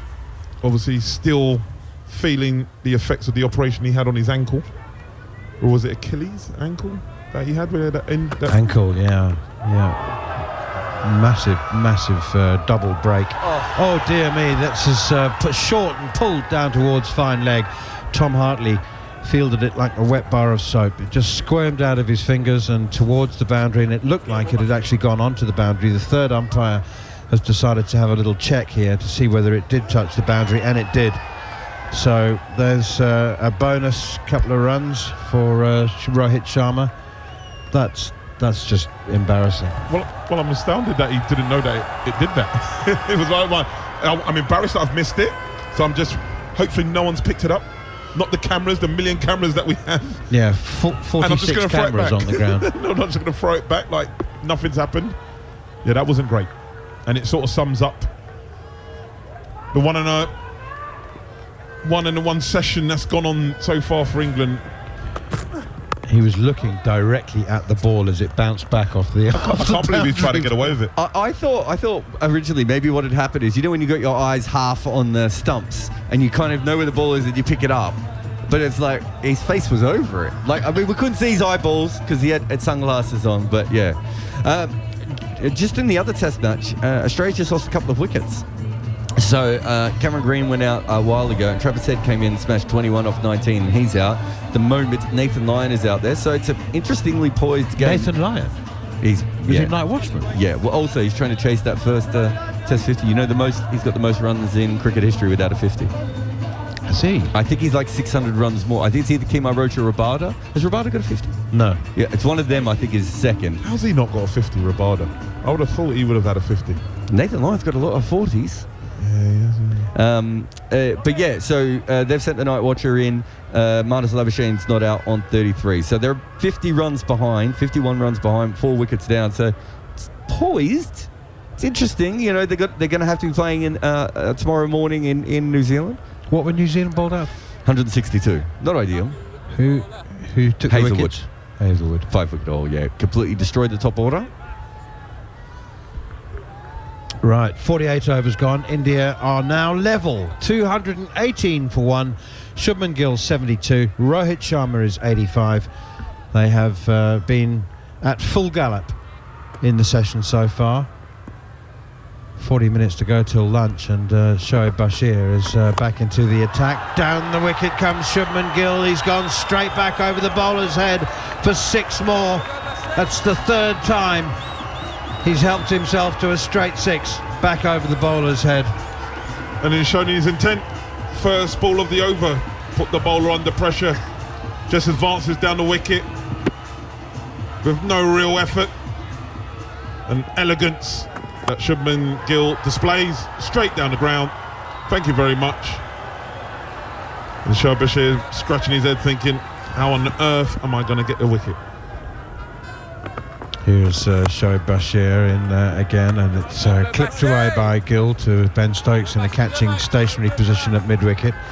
I'm wondering how Sarfraz Khan is thinking at the moment. Like, has he got the pads on? He's due to come in at 5. Forward comes Shubman Gill again. Or maybe he had them on and he's taken them off now, thinking, I'm probably not going to get a hit today. Well, not until tea, at least. I mean, the way that these two, and you said it to me off mic, where, you know, when you're in this position. Here's Shoaib Bashir again, and Shubman Gill happy to defend this one. 224 for 1. These two are thinking, I'm going big. I'm going big. There's been times in this series where I've got starts and I've not gone on. Today I'm going on. It's a bit like Brian Lara when he got to Antigua. And he was like, I'll tell the story in a minute. Shoaib Bashir in once again, and again pushed away towards mid-wicket, no run. I don't really want to say it when Bats was here yesterday, but during that series, someone had been putting money on him, selling his runs.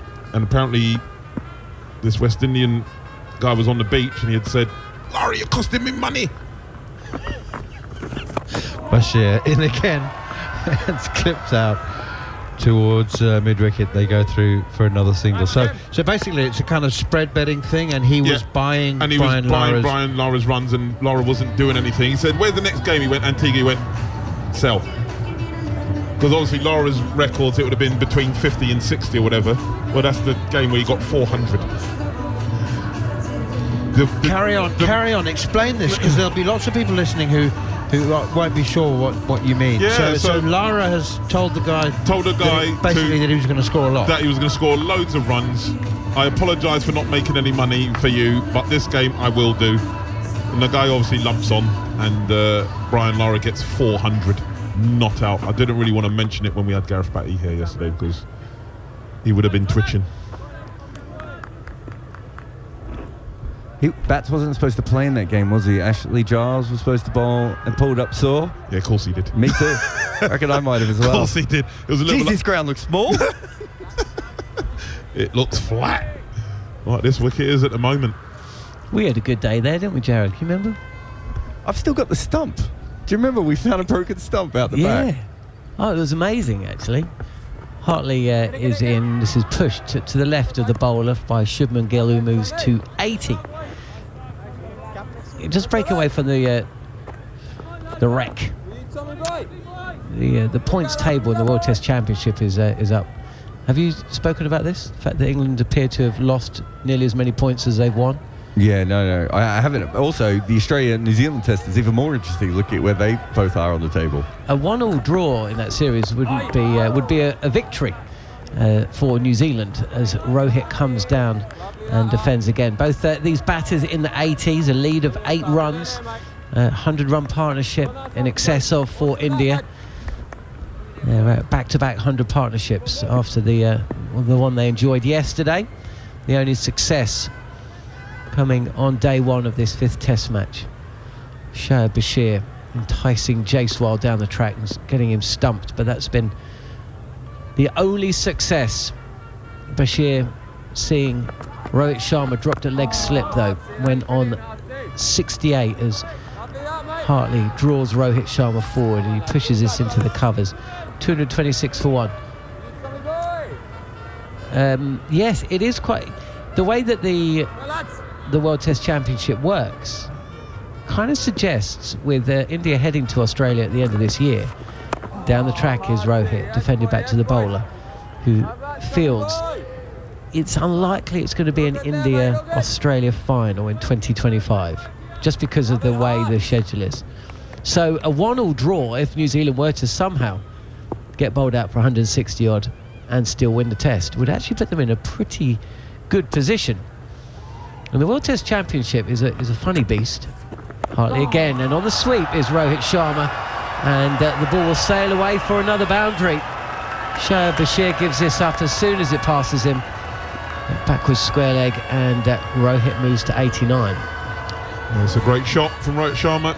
There's no one out there. There's not much spin for Tom Hartley, so a very safe shot, executed beautifully by Rohit Sharma. Hit it behind square. As I said, no fielder out there, so a safe shot, 4 runs, and they march on. They do indeed. The World Test Championship is a funny beast, because unless you're really invested in the game, it kind of doesn't exist. And even if you're invested in the game, it struggles to exist at times. One slip in place and Rohit plays this ball comfortably enough to end the over. The lead is now 12 runs, and India still have 9 wickets in hand here on TalkSport 2 and on TalkSport. But essentially, there's a lot of gnashing of the teeth in New Zealand, and England have won a lot of moral victories in the last couple of years. But if you look at the table, New Zealand are at the top of it, and England are way down the bottom of it. And it looks it's fanciful to suggest that England will make the World Test Championship final next year, I'd suggest, wouldn't it, Jared? But New Zealand are actually in the running. And New Zealand, the greatest World Test Championship performance we've ever seen. Because they're always there and thereabouts. Even when you look at them, like they almost lost a test to South Africa F recently, right? Like it's kind of a little bit ridiculous. But they lost a test in Bangladesh. That's a bit more acceptable, isn't it? I'm just saying. Yeah. They're still at the top of the table, despite nearly losing to South Africa F and actually losing to Bangladesh. Yeah. Choose, I'm going to read that out in a minute. It's okay. Choose. We have got a lot of time. I'm just waiting for the Nuggets to win. Then I'll refocus on the cricket. You're multitasking. I'm just looking. I'm just astounded when you do read it out to listeners. Wow! Don't go anywhere, folks. Once we get past, Choose has oversold this. Gemma's done some great work from Crickfist, but I'm not sure it's blockbuster, everyone. Once we get past the World Test Championship table chat, defended by Gill, there's a leg slip, a short leg, and a catching straight mid-wicket for Shubman Gill, who is 80 not out. Partnership of 126. And Shoaib Bashir, who is 7 away from a century himself, is at the start of his 19th over. Jared will keep us up to date with this is pushed to the left of Bashir, who fields. England will probably be in Christchurch at the end of the year. They've got a 3-test series against New Zealand, and I'm expecting one of the tests, probably the last test of the 3, to be played there. But there is what looks like an action-packed test match taking place. Well, that series, England could be a spoiler for the final at that point. Or is that after? No, that's in the same. Yeah, that's in the same bracket. So that could be, England might have no chance of making the World Test Championship final, but they could stop New Zealand. Touch flatter as Gill, faster as well, as Gill comes down the track and just clips this to short mid-wicket, no run. Lovely foul. 230 for 1, India. If you're listening on TalkSport and TalkSport 2, defended again, continuing that leg stump line with the fielders around the bat. Shubman Gill with his brilliant blue cap on. Ben Folkes up to the stumps. Root at first slip with Stokes at leg slip. Ollie Pope, customary position. As an ungainly shot there from Shubman Gill. Almost seems hurried up on the pull. And he'll take a single. It's kind of a half sweep, half pull from Gill there. Swole. Yeah. He was having a little bit of a shimmy, then stays, and yeah. As an elegant player as he is, Shubman Gill, that didn't look elegant.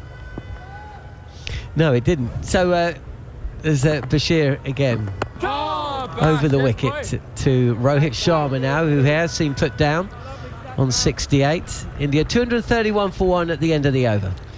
So yeah, Gemma sent through this thing because we're trying to work out if Shubman Gill gets bowled or LBW, more than average for other players. And he's, as I said, he's kind of gets bowled a little bit more than other openers of his era. But the interesting thing that I saw here is that Dom Sibley was out 83% of the time LBW compared to 17% bowled. So this is taking out Courts.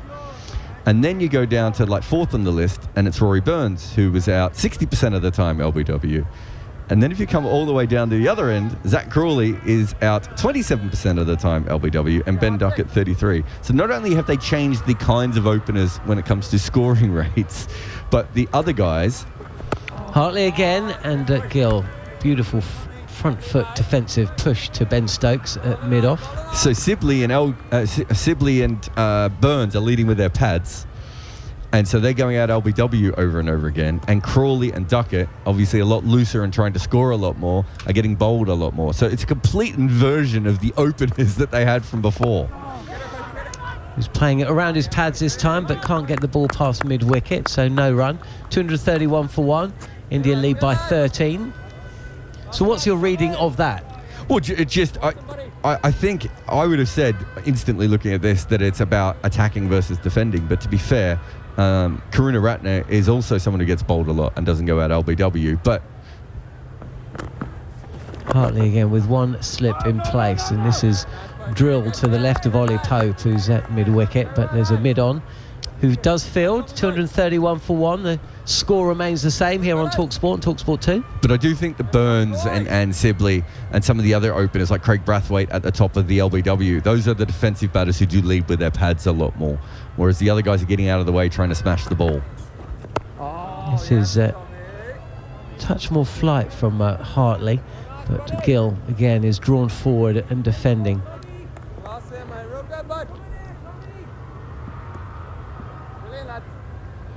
Well, they're getting out at similar stages in terms of balls faced. Oh, I wonder. No, Flatter from Hartley this time. Gill trying to get on the front foot, pushes this to cover for no run. 231 for 1. 1 ball left to the 52nd. In the Bazball era, I suppose it would be quite similar, but I think Crawley's still not got the average that Duckett does. Duckett's facing a few extra balls. I know they're both in the top. I think it's in the top 10 strike rates in opening batting history. India's lead 13. Gill and Rohit in the 80s as Hartley completes his over with a dot ball. It's been all India this morning. It was all India for most of day one as well, after that shared first session, dominating the afternoon as they bowled England out for 218. And the bad news is, if you're an England fan waking up wanting to hear the score, they have sailed past England's first innings effort and yet to lose another wicket. Shubman Gill and Rohit Sharma both looking set and on the way to big scores today. It's going to be a real struggle for England, and even though it would seem strange to declare, Steve Harmison, it's a tough watch. It's also tough to see how England take 9 wickets to prevent India declaring at some point. Rohit Sharma with the fielders around the bat. Stokes is keeping them close to the bat. He's still hunting for wickets as Sharma pushes this out to the covers, no run. Yeah, there's a few things in that. I think when you look at the way the first innings went, 1 wicket brought an avalanche of wickets. That's quite topical for where this test is being played, isn't it? Sharma clips onto the leg side. He moves to 90. Yeah, I was going to say pardon the pun, but I just don't see that avalanche coming without Kuldeep, Jadeja and Ashwin. I really don't. England look, unfortunately, devoid of ideas of how they're going to pick up the breakthrough, never mind, another 8 wickets to go with that. So it's going to take a mistake, I think, from Gill and Rohit, and England hope that pressure will come after that. England are a long way behind in this game. Bashir is in, and this hurries Gill up just a fraction, but still manages to play the ball comfortably enough to the leg side, no run.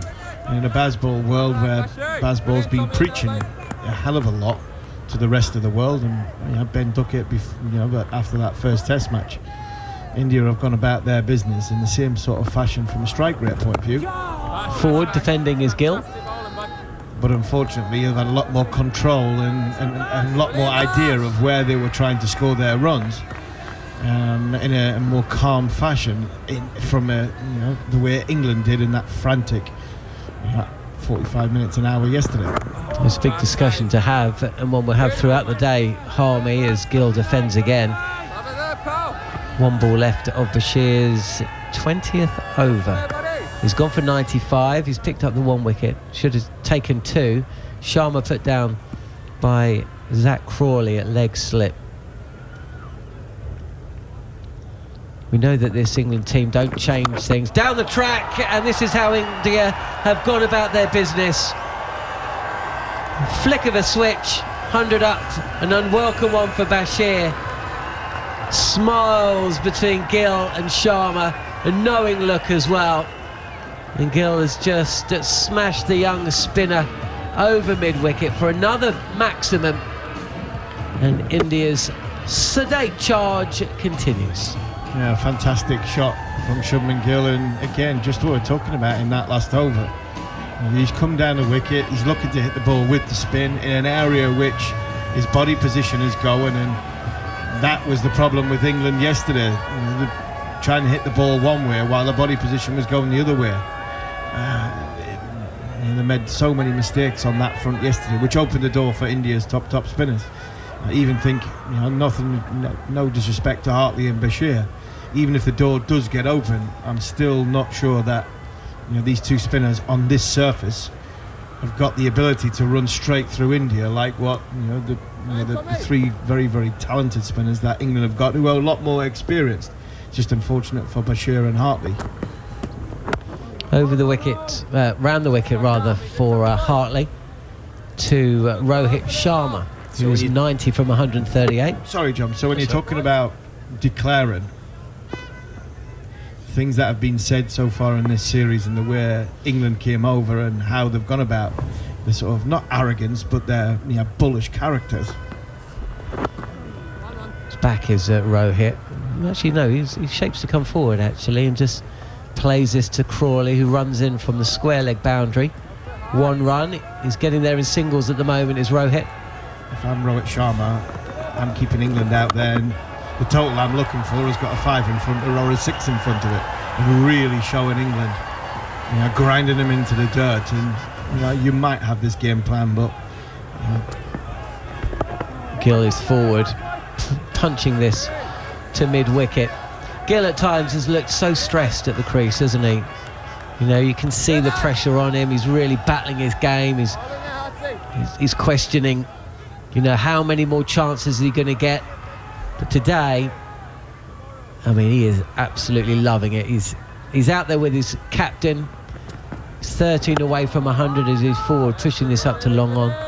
He knows he's got some games now. He's got some runs. He's feeling comfortable. And I suppose when he looks around the side with Patidar, who's been in and out, Jarrell, who's just come in, Sarfraz Khan, obviously Padikal as well, who's in today. Actually, suddenly, instead of feeling like the new boy, one off stump, and this is punched again by Shubman Gill past a sprawling Ben Stokes an extra cover, and he comes through for a single.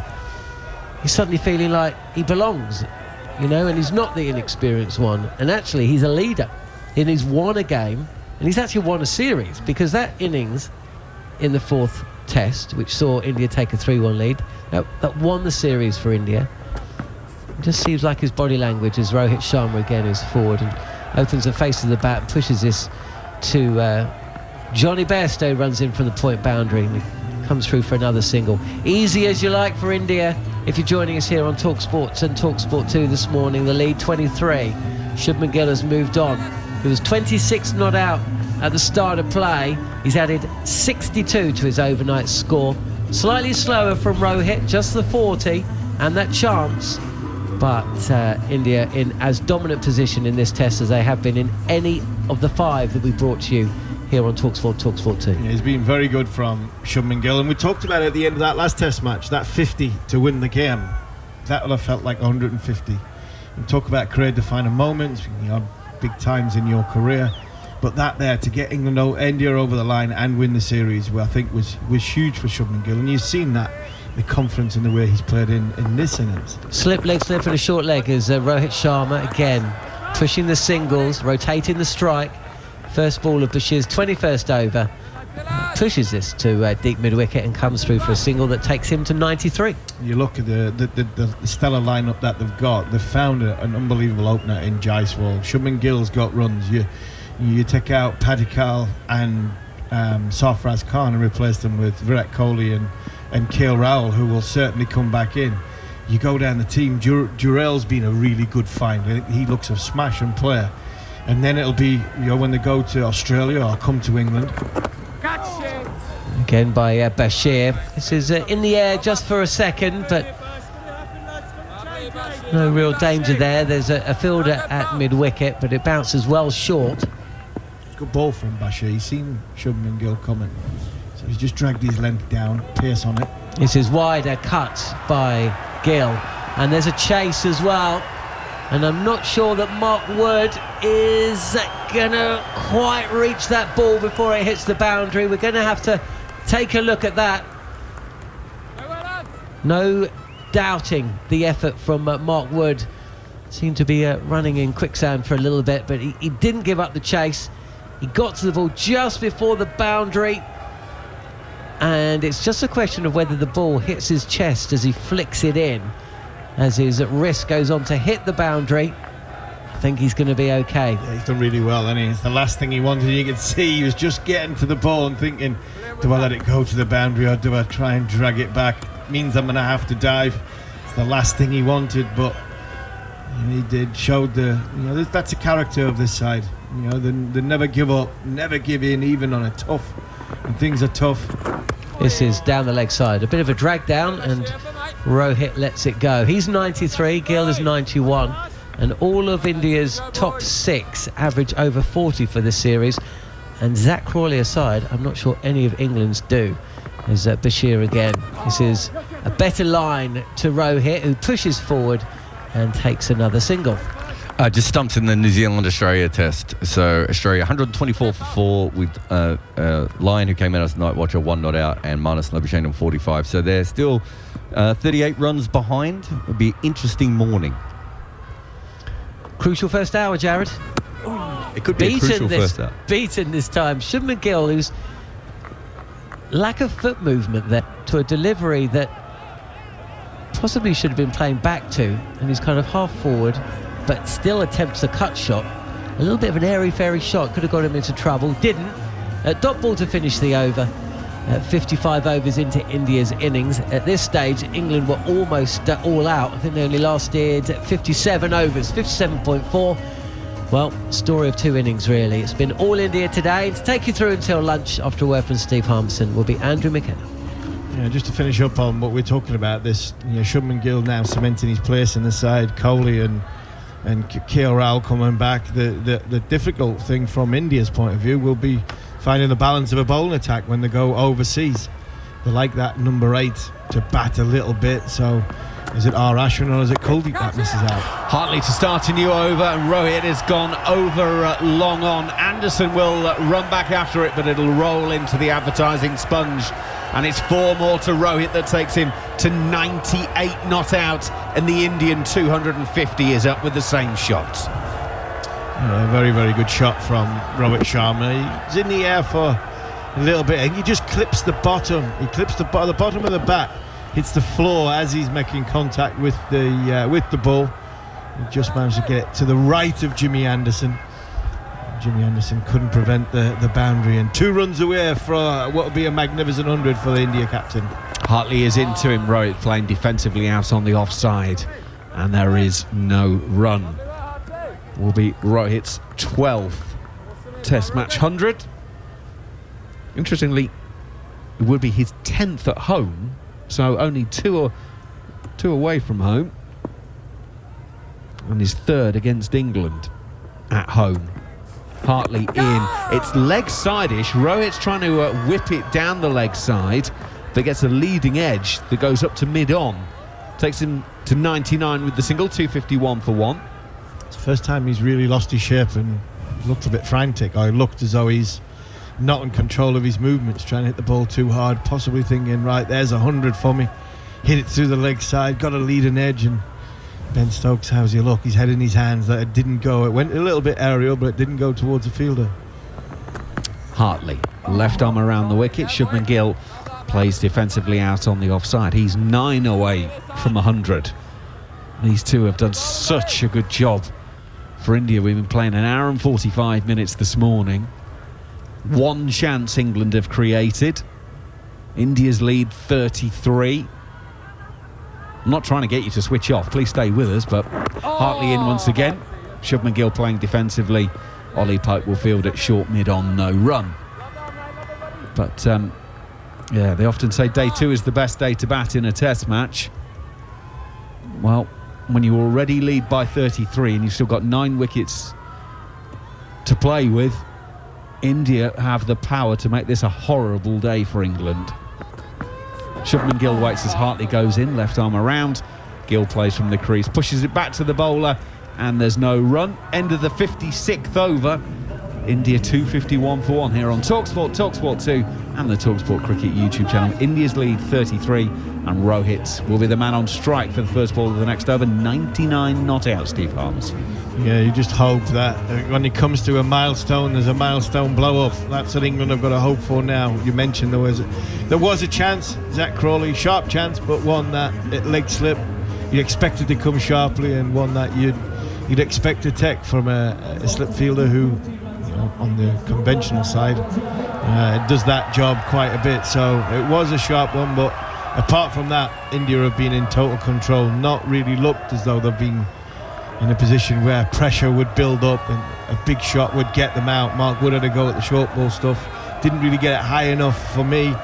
Jimmy Anderson got belted down the ground off Shubman Gill with a great shot, but Rohit Sharma 1 away from 100. Bashir to bowl around the wicket to him.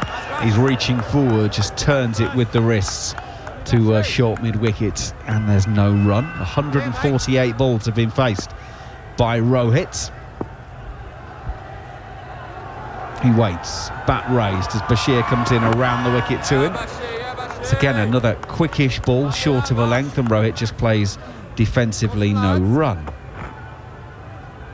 England have got a slip, a leg slip, a short leg, catching mid-wicket for the clip off the toes. Bashir around the wicket. Pence's a little bit low and it's close, but Rohit's pretty much in control of things all the way as he just plays defensively, and there's no run.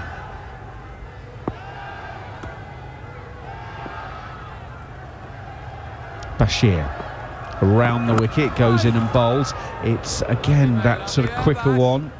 It's clipped into mid-wicket. Rohit's thinking of the single, but there isn't one there, and he remains 99 not out. Good pace from Bashir, good pace, not throwing it up in the way. Just a little tempter here. Could he little tempter above the eye line? Bashir goes in and bowls to Rohit. It's turned to Hartley at mid-wicket, no run. He's kept his pace up 90 kilometres an hour. Bowled that little bit flatter to make sure he's keeping it full of length, but without being too full for Rohit Sharma to get underneath it. Bashir for the final ball of the over. Rohit's coming forward, and it's a game played exclusively between 3 people this over. The bowler, Bashir, Rohit the batter, and the short mid-wickets, Tom Hartley. All 6 balls have gone exactly the same way. End of the over with no run scored, 251 for 1. And it's now Shubman Gill's turn. He's 9 away from 100 here on TalkSport 2 as India complete 57 overs. 57 overs, not many maidens in the innings so far, but that was a good one from Shoaib Bashir. And players get jittery around that big milestones, whether it's 50 or 100. And Rohit Sharma, he looked in control. England trying to put pressure on, but a good over. Now it's on Hartley to try and build on that. Which he'll try and do, left arm around the wicket. Shubman Gill coming forward, takes the outside half of the bat, goes to Bairstow at square cover, and there's no run. Been 8 maidens so far from England in 57 overs. Hartley's bowled 3, looking for his 4th. This is his 20th over. And he comes in around the wickets. It's slightly short, and Shubman Gill hits it through point for 4. He's going to go to 95. He's 1 shot away from 100. India now 255 for 1, the lead to 37. The drag down from Tom Hartley. He's trying to keep his pace up. He's trying to keep that ball in and around that and above that 90-kilometre mark. But unfortunately, when you do, you tend to drag it down. And the ball before was a little bit higher in flight, underneath 90 kilometres an hour. That there, I think, was 92, 93 kilometres an hour. Because he's trying to put more pace on it, he's just dragged it down a little bit. We're dragging it down and giving him width. Shubman Gill, 95 off 133 balls. He ain't going to miss out on balls like that. 150 partnership up with that shot. Hartley around the wicket. Shubman Gill comes forward, plays defensively. No run. Closing in on lunch on day 2 of this test match.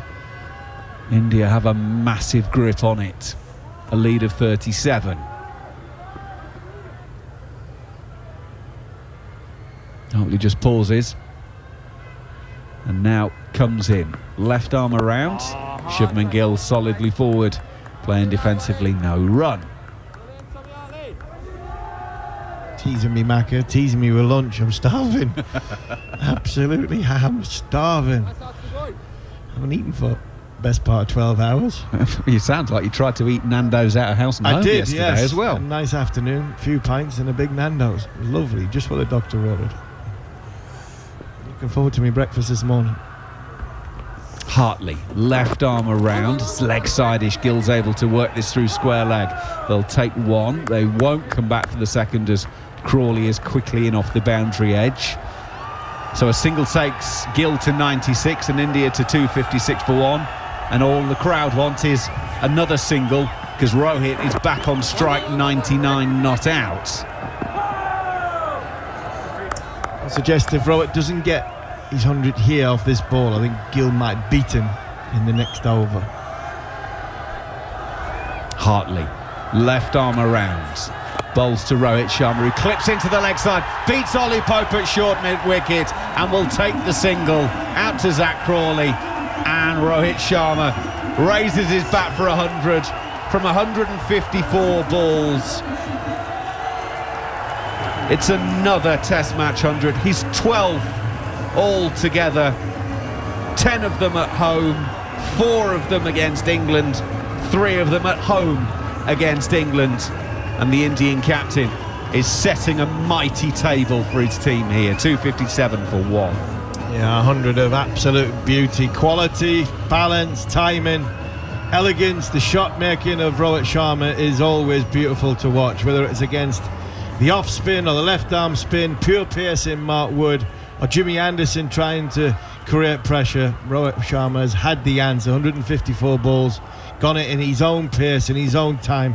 And when this guy makes runs, it is beautiful to watch. Bashir will go around the wicket to start the new over to Rohit, and Rohit puts it through square leg and takes a single. And now Shubman Gill comes back on strike, and he is one shot away from 100. It's international cricket to the highest order from India at the moment. They are dominating things. And just before 6 o'clock this Friday morning, England have problems. If you're listening on TalkSport, the Sports Breakfast will be along shortly as Bashir goes in, balls to Shubman Gill. Shubman Gill swings it into the leg side and gets a 4. He takes his cap off, bows to the crowd. Shubman Gill is 100 not out from 137 balls. India 262 for 1, the lead 44.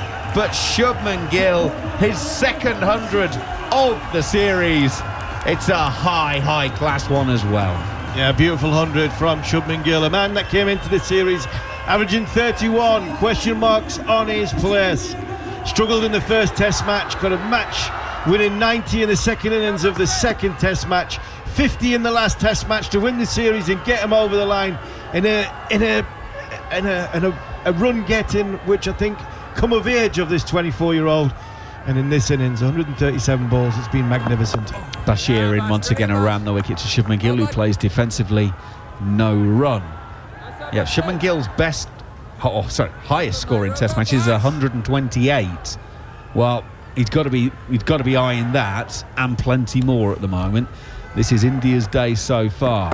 Bashir in, Shubman Gill defends, and there's no run. As I was just saying, the TalkSport listeners will be leaving us for the breakfast show shortly. If you want to stay with the cricket, get your DAB radio fired up on TalkSport 2 or the app. Simply swipe in between, or get your smart speaker, or listen online and stay with the cricket. If you're an Indian cricket supporter, you'll definitely want to stay with us, because at the moment it feels like everything is going in your direction. Yeah, going in the direction of quality. That's what it is. It's a real quality, high-class partnership, this. Oh, Bashir is over the wicket to Shubman Gill and sends one about a foot and a half down the leg side that folks does really well to take cleanly. You talk about Bazball and England being aggressive and high score and run rate. India have scored quicker than England and haven't getting out of second gear. Bashir is in down the leg side. Shubman Gill lets it hit him, and it goes to leg slip, no run. So it shows that you can play the aggressive manner. You can play a high scoring, high run rate scoring brand of cricket, which puts pressure on the opposition, and you can do that in complete control. And England have their bowlers aren't of as high quality as the spin bowlers on show for India, but even still, you look at the way England performed in that first innings. It was frantic. It looked as though it didn't have a plan. It was sometimes brainless, and completely opposite for India. Total control. This is the 9th quickest first innings that India have ever had, and it's been faster than this. It was about the 3rd or 4th before, so they slowed down a little bit because of their hundreds. And at a similar amount of over mark, England have played 94 false shots according to CricViz, and India had played 39. So they're scoring quicker with fewer false shots. That's a big disparity. Total control. Total control. Hartley to start over number 60. Left arm around. Rohit is playing just out on the offside. Stokes will field at short extra cover, no run. There's quite a few, though. Obviously, there's stats can be misleading sometimes, and stats they have to make Never. They're to make whatever you want from making your mind up point of view. One stat I don't think is ever been as had, or you'll have it, is heart rate. And I reckon the heart rate of the England players when they were batting was bouncing up and down. I'm not sure Shubman Gill or Rohit Sharma's has started yet. Hartley's left arm around to Rohit, pushes out on the offside, no run. When you watch England bat, and the frantic manner they sometimes do get into, the heart rates are bouncing, must have been bouncing up and down. The level of Gill and Sharma has been so relaxed, so in control. I think you could see that by the shot making that they've had, and they've done it with relative ease, to be fair. Ice in the vein stuff, absolutely. Hartley, left arm around. Rohit is solidly forward, playing back to the bowler, no run. India resumed today, 135 for 1. 262 for 1 at the moment. with 3 balls left of this over, which will probably be the last one before the interval. So they've had a heck of a morning. Both batters have reached the milestone of 100.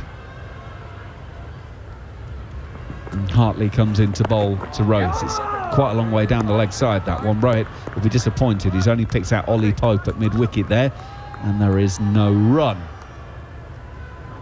England have created 1 chance in the 2 hours. That was Rohit when he was on 68. Guided the ball to leg slip off the bowling of Bashir. Crawley unable to complete the catch. That has been it. Hartley, left arm around, gives that one a little bit of loop.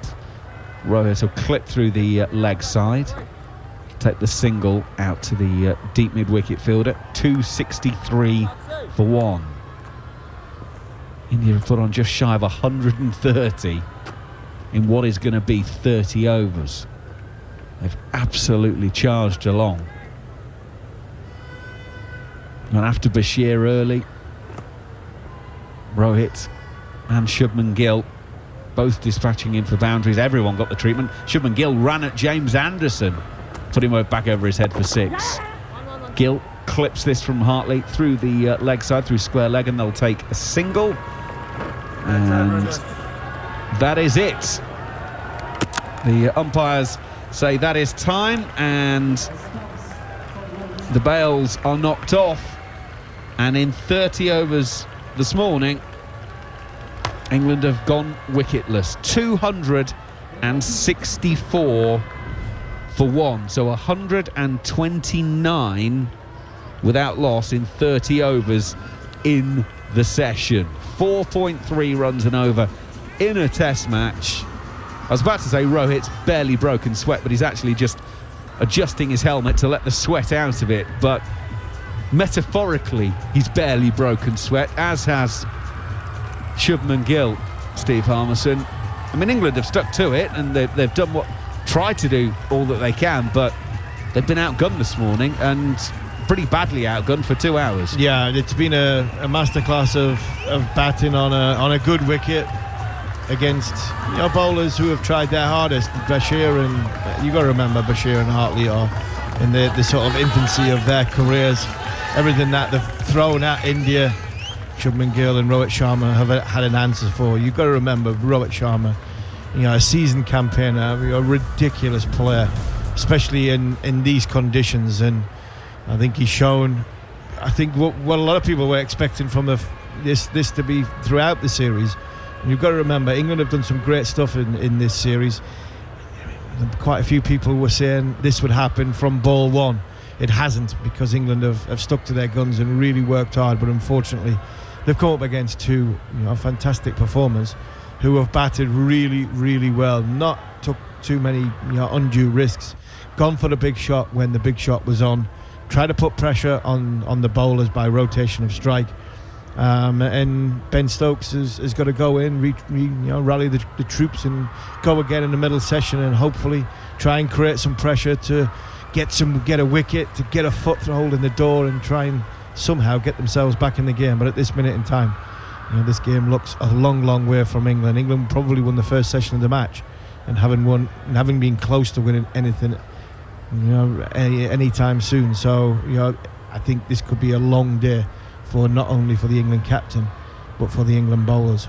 Just on the bowlers, something's just struck me. We haven't seen Joe Root bowl yet, and quite often he's been the number 1 spinner that England have turned to. Hartley's bowled 21 overs, Bashir's bowled 23, Anderson has bowled 7, Wood has bowled 9. Is that maybe a reflection that actually the series has gone, and they want Hartley and Bashir to have this experience of bowling in a test match? It would have been easy to go to Joe Root when the youngsters are starting to be got after.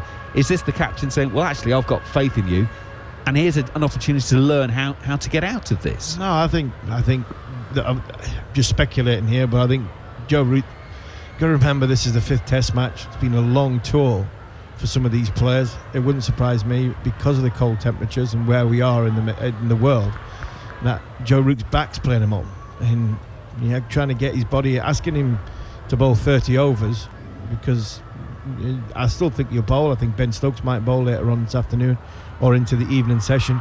But you're asking a player who you're wanting to bat for you and bat a long time for you. It wouldn't surprise me if there's a little stiffness of the back because of the temperature of that we're at. So it's always going to be a big ask, asking Joe Root to bowl 20 odd overs in innings, and I think that well has been well and truly dried up. I think we've gone back to it far too many times for my liking. It's had possibly an adverse effect on his batting, and I think it's probably why he's not bowled in this. But it's a great learning for Bashir, a great learning for Hartley. You don't want to be learning too much in Test match cricket, but you come up against a very, very good side. The ball's not spinning. Kuldeep got it to turn square. Jadeja and Ashwin, they got their wickets because of pressure that Kuldeep was putting on. And wrist spinner's the one that did the damage in the first innings. The rest of them look pretty much like what England are right now. So England didn't have two batters who could bat with comfort, ease, control, and it's showing that class is shining through at this moment in time, and that's what Rohit Sharma and Shubman Gill have done for the last 2 hours. It's been even from an England fan, you've got to say this has been very, very good watching, because cricket at its finest. Yeah, absolutely. Harmy, thank you very much for this morning. So it is lunch on day 2. India 264 for 1. Jimmy Anderson, 698 Test wickets. And whereas the caps were adorning the heads of the India batters at times in that morning session, they've got their helmets on now, because it is Anderson to take the ball at the start of this afternoon session. And this ball is sprayed down the leg side, taken well by folks diving to his left. Anderson, 2 away from 700 Test wickets. Only 2 men in the history of the game have gone past 700. Both spinners, of course, Shane Warne, the late great Shane Warne. It still doesn't sound right to refer to him in that manner. And Murali, the Sri Lankan wizard. Forward is Gill. It's pitched up, and Gill will drive this to the right of Johnny Bairstow, another 100 man who commando rolls to his right and fields. And Gill and Rohit Sharma both on 102 as you join us on Talk Sport. England up against it, that's saying the least, really. 2 centurions at the crease, yet to pick up a wicket on day 2. 3-1 down, of course. This is the 5th and final Test match of the series, but England have turned to Jimmy Anderson. 2 away from 700 Test wickets, 3 away from 150 Test wickets against India. Nobody has ever managed that. As Jarrod Kimber is about to join me in the commentary box. Pitched up again. This is full on the pads, and a good diving stop at mid-wicket. Means that instead of 4 runs added to the score, it's just a single. Rohit moves to 103. And that brings Shubman Gill back on strike. The 2 batters reaching 100 in that morning session within an over of each other. All of this after the 1 chance of that session had gone down when Rohit Sharma on 68, glancing a ball to the right of Zach Crawley at leg slip. Crawley just seemed a fraction late to pick up the flight of the ball. He got fingertips to a ball that didn't travel too far. Past his right and away for 4. Driven straight, and Anderson, left-footed, side foots the ball that would have whistled to the boundary to Ben Stokes at mid-off. Fancy footwork. You'd take him at QPR, wouldn't you, Cheats? Yeah, I'll take him. Oh, you don't want to hear that. Don't want to hear that noise, do you? Sound of the police. Whoop, whoop. No ball. So the fancy footwork hasn't actually come to his aid. He's overstepped as Anderson. So another run to the score. India moved to 267 for 1. England yesterday bowled out for 218, and it's Shubman Gill, second highest run, and he drills this to the right of the fielder at mid-on. A boundary in the first over after the lunch break. Shubman Gill moves to 106, and India 271 for 1. Well, the respect's gone. Forget that he's nearly on 700 wickets. Shubman Gill says, I don't care. Earlier in the day, in session 1, he danced down the ground, hit him for 6. He's danced down again. He's not hit it as he would like. It's got the inside portion of his bat, but hit it powerfully wide of mid-on for 4. And they march on. Lead of 53 now. They do indeed. They do march on. And a little bit of a chat at the top of his mark between Anderson and his skipper. You've been in that position, haven't you, Tudes? Many a time. Most probably getting told off. What are they saying? Stop bowling rubbish? Correct, if it was NASA. If NASA was talking to me, he'd be like, yeah, any danger of you bowling anything while you've been selected? Good man management. I can't imagine Stokesy speaking like He'd that be to slightly Jimmy. different. A bit like, you know, where I had Adam Hollier. I mean, I'm being a bit harsh to NASA. He wasn't like that. Oh, he was brilliant, wasn't he? Yeah, he was. Anderson back again, right arm over the wicket with one wideish first slip, and this is cut into the turf, fielded at cover point. No run, India 271 for 1 here on TalkSport and TalkSport 2. I've been blessed to work with him for Sky, and for me, sort of him and Affers, I sort of regard him as the GOATs, and he's nothing like how he was as a captain, as a player. He's totally different. Very chilled, very calm. Chilled out entertainer. Yeah, and he's brilliant. He's absolutely brilliant. Does kids' parties. Yeah, Mr. Burns. Last ball of Anderson's over then, and Shubman Gill, if the boundary to the fourth ball of the over was disdainful, this dismissive. 1 foot down the track, and he has clipped Jimmy Anderson, all 698 wickets of him, over mid-wicket for 4. I've seen something that I thought I'd never see Go on. in this series. Ben Stokes has taken his jumper off, and he looks like he might be having a bowl. I think after that shot, he's gone, I've had enough. Spin or pace? Well, I think it's going to be some pace, yep. Well, here we go. 275 for 1, India's lead is 57. The question was, what was it going to take for Ben Stokes to take matters into his own hand, as Jimmy Anderson and Shubman Gill just have a less than friendly chat after Shubman Gill took those 2 boundaries off of Anderson's first over after the lunch break. But are we about to see Ben Stokes bowl for the first time since the Ashes last summer? Yes, we are. It was just the disrespect of that shot. The ball was just a fraction outside off stump, but it had the length, and he just picked it up and gracefully with the bottom hand just went, see you later. And he's at it wide of mid-on. And as Johnny rightly said, they had a little bit of discussion. It looked all smiley and happy though, and Jimmy was smiling, which he normally doesn't do on a cricket field. So I thought he said, hey, I'm on nearly 700 wickets. Show me a little bit of respect. Stokes to bowl then for the first time in the series. He's in, his right arm over the wicket, and he has bowled Rohit Sharma first ball with an absolute seed of a delivery that has pitched on off, straightened and pegged off stump back. And Brendan McCullum, as the camera pans onto the England coach, cannot take the smile off his face. Skipper to skipper, Rohit goes for a century, Stokes fires first ball, and India lose their second. Well, that is unbelievable. He keeps writing his own headlines as Ben Stokes. He's absolutely phenomenal. He's bowled his first ball. He's not bowled since the Ashes, listeners. He's not bowled since the Ashes. The wicket, the ball's done nothing all day for Mark Wood and Jimmy Anderson. Ben Stokes says, I've had enough, especially after that disrespectful shot of Shubman Gill off our GOAT Jimmy Anderson. Give me the ball. I'm going to do something. He's bowled an absolute seed. So with the angle where he bowls, it's like it's tailing in, but it's just gone away from Rohit Sharma. Mind you, who's on 100 and batted beautifully, and he's played down the wrong line. He's gone Piccadilly, it's gone Jubilee, and it's bowled him off stump. Ben Stokes says, don't worry lads, I've got you. 272 for 2. What a delivery. I can imagine Harmy at the back when Ben took off his jumper going, no Ben, no Ben. Oh my goodness. What a delivery. Do you know what?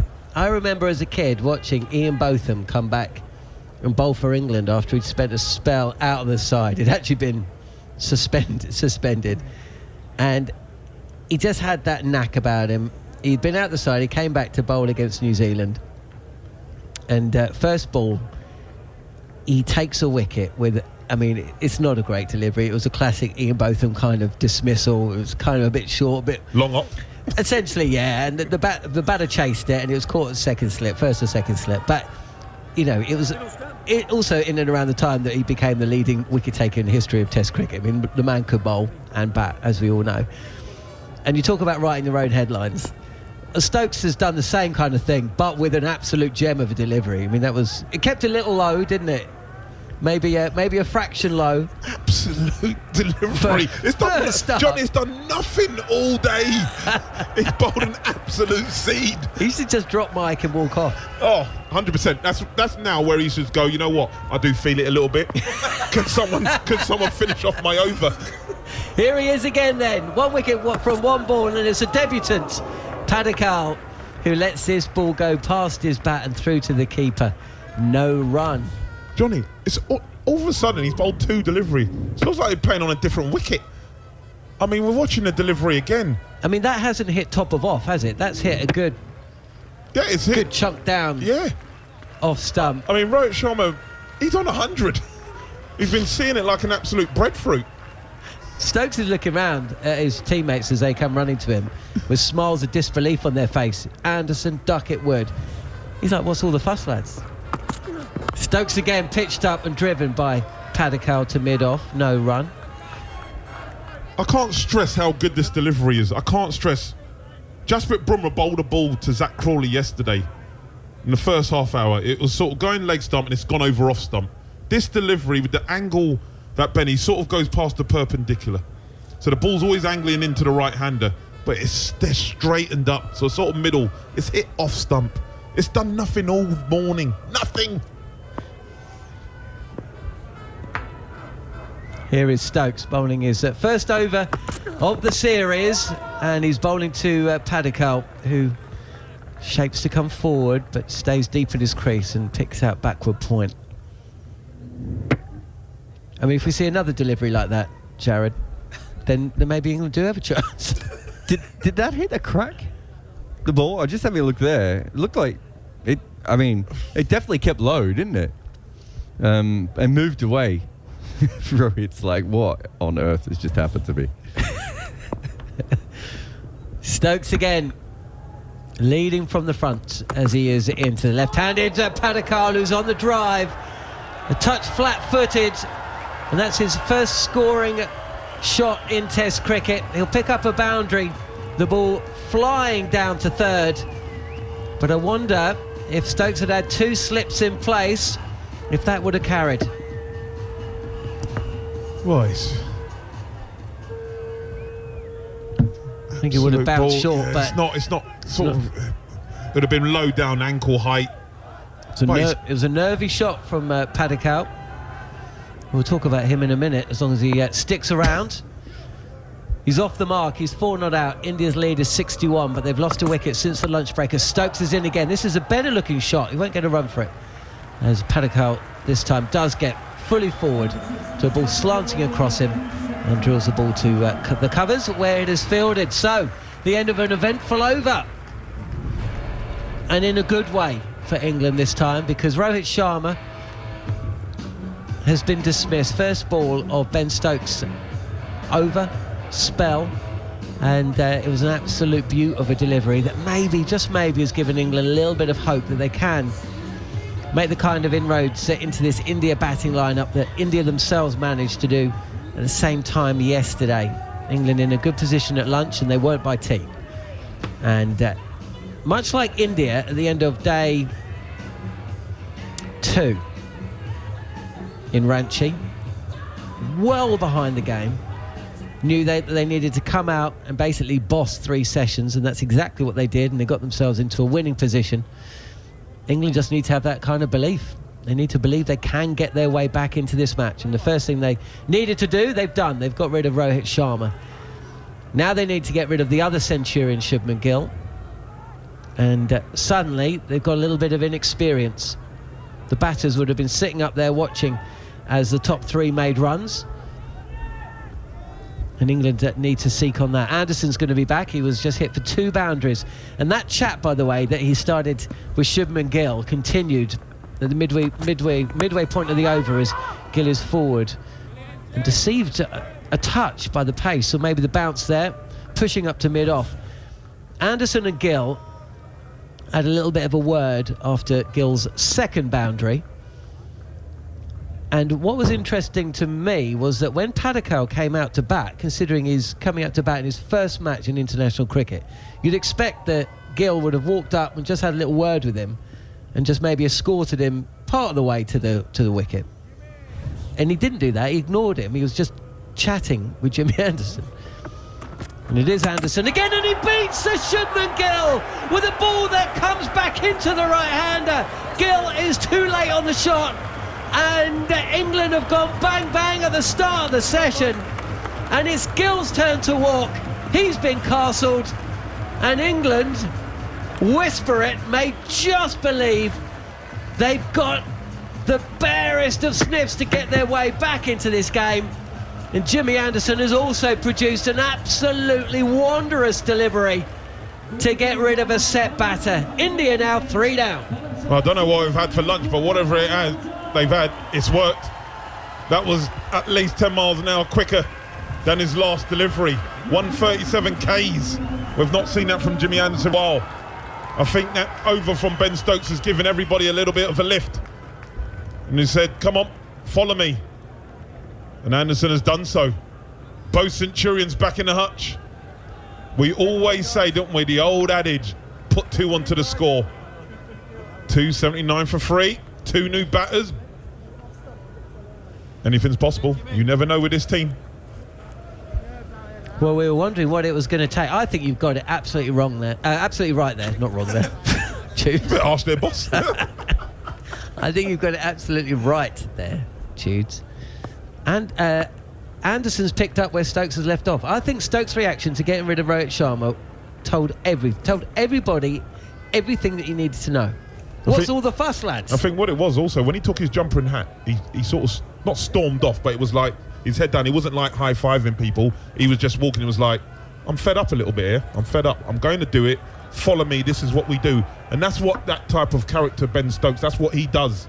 He's not like a big shouter and screamer, but he leads by example. He is different level, I have to say. 699 test wickets then for Jimmy Anderson. And it's Sarfraz Khan who will face his first delivery of this match. 2 slips in place as Anderson is in and Sarfraz gets forward and defends. He's running in, Johnny. He's running in. You could tell, I can tell by the way that he's approached, the way that he's approaching the crease, the snap is back. And as I said, that over from Ben Stokes is just giving everyone a lift. That was, even though it didn't bounce the ball that it bowled Shubman Gill, it didn't bounce as he would like, but it definitely shot through. It was quicker, 10 miles an hour quicker than his last delivery. And they're pumped up for England. Do you think that little chat as well, do you think he's just got into Shubman Gill's head? That's how Jimmy operates. Anderson again pitched up, driven by Khan, but no timing.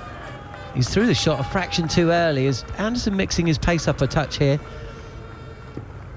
Stokes fields. 2 balls left of Anderson's over. India have been not quite rocked. 279 for 3 is still the score you take in any format at any stage of any game. But whereas they walked out 3 overs ago with 2 Centurions at the crease, now India have got a guy yet to get off the mark, and at the other end a debutant. Here is Anderson, and Sarfraz Khan will push this to duck it at point, and he will get off strike and off the mark. 280 for 3. Yeah, it's been impressive. As you say, you don't know what they've had for lunch or what they had. They've had a walk, a good word. Ben Stokes has said, listen lads, just follow me. This is what I'm going to do. Ball first ball. He writes his own script with Ben Stokes. Absolute seed. Rohit Sharma on 100, batting beautifully. And gets done, all ends up. And then Jimmy Anderson's followed his skipper, even with all his experience. Goes on to 699 wickets. We'll be egging him on to get to 700, be the first seamer to ever do it. There's 2 bowlers in front of him. Mataya Muralitharan and the late great Shane Warne, the only two in front. What an achievement it will be. 6.99 ain't bad either. As Anderson is in to the left-handed Padikal, who will see out the over by clipping this delivery on the pads to Shoaib Bashir at square leg. Well, it was a little bit doom and gloom 20 minutes ago, but I brought a little bit of sunshine to all of your lives. Helped, of course, by Ben Stokes with arguably the delivery of the series so far. And an absolute gem from Jimmy as well. And after a word from Alex Tudor, it'll be Andrew McKenna, the wicket man, to take you through the next 20 minutes. Well, I think England fans be hoping that you stay on, Johnny. You got a little twofer in that spell. But it was, I would agree with Mr. Norman. Definitely the delivery of the series so far, just because of all the circumstances, being it Ben Stokes hasn't bowled since the Ashes, and his first delivery into Rohit Sharma, he was 103 and batting beautifully. What a delivery it was, ladies and gentlemen. Good morning, Macca. Morning. Well, as John just said, there's a very different feel about the place, isn't there? And Ben Stokes, by the way, it's not one and done. He's staying on. He's it's a colourful ground. This it's multicoloured and it's brought it to life as well. So here we go then. Stokes to Sarfraz. In right arm over, Sarfraz is playing a punch drive up to Anderson at mid-on. And it's Mark Wood, actually, my apologies. We'll take a single. Sarfraz doubles his score, 281 for 3, India. So the lead, 63. And if you weren't with us, if the alarm has only just gone off, 129 runs for no wickets in the morning session. That's why things were a little bit doom and gloom. India had got to 264 for 1 at lunch. And now all of a sudden, in the 20 minutes after, the two men who were on 100, Rohit and Shubman Gill, both dismissed. In goes Stokes across the left-handed Padikal, and it's through to the keeper, no run. So, Rohit dismissed by Stokes for 103. That 275 for 2. Shubman Gill bowled by Anderson for 110, 279 for 3. The Indian collapses on Judes. Well, I mean, bowling good nip as well. And that's the thing you want to look at. Someone who's not bowled for a long time. I know he's been bowling in practice and in the middle. And just watching him, he's coming in nicely. Not showing any ill effects of the injuries that he's had. It is in once again. Decent ball to Padikal. It's across the left-hander, going wide of the off-stump, but it is not wide of the off-stump by much. It's a very good lead through to the keeper, no run. Just looking at his approach, everything looks nice. His snap at the crease.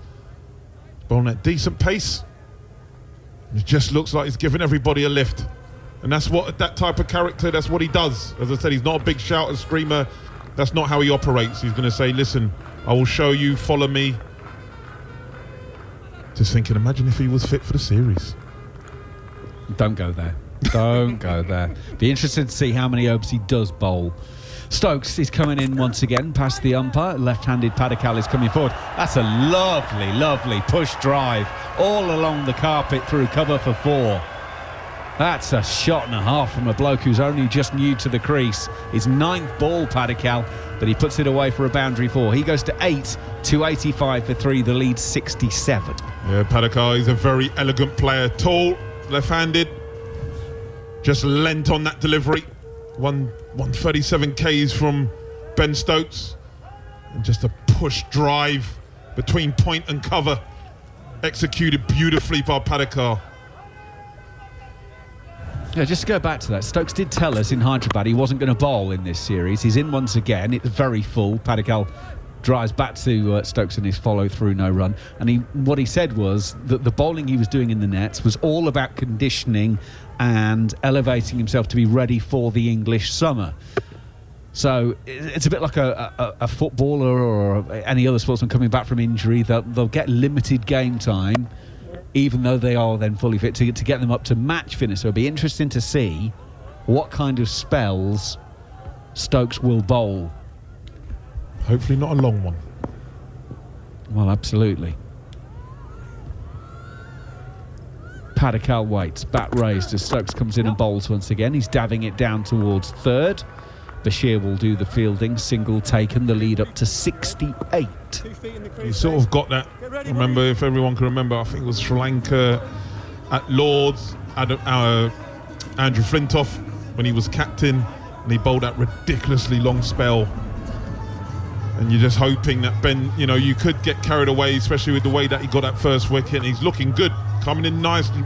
As I said, I'm watching his technique and everything, brace front leg, everything looks good. There's no ill effects, but you just don't want him to get carried away. Obviously, match conditions is a lot different than bowling in training as it is in that build-up. So, listen, he's got that wicket.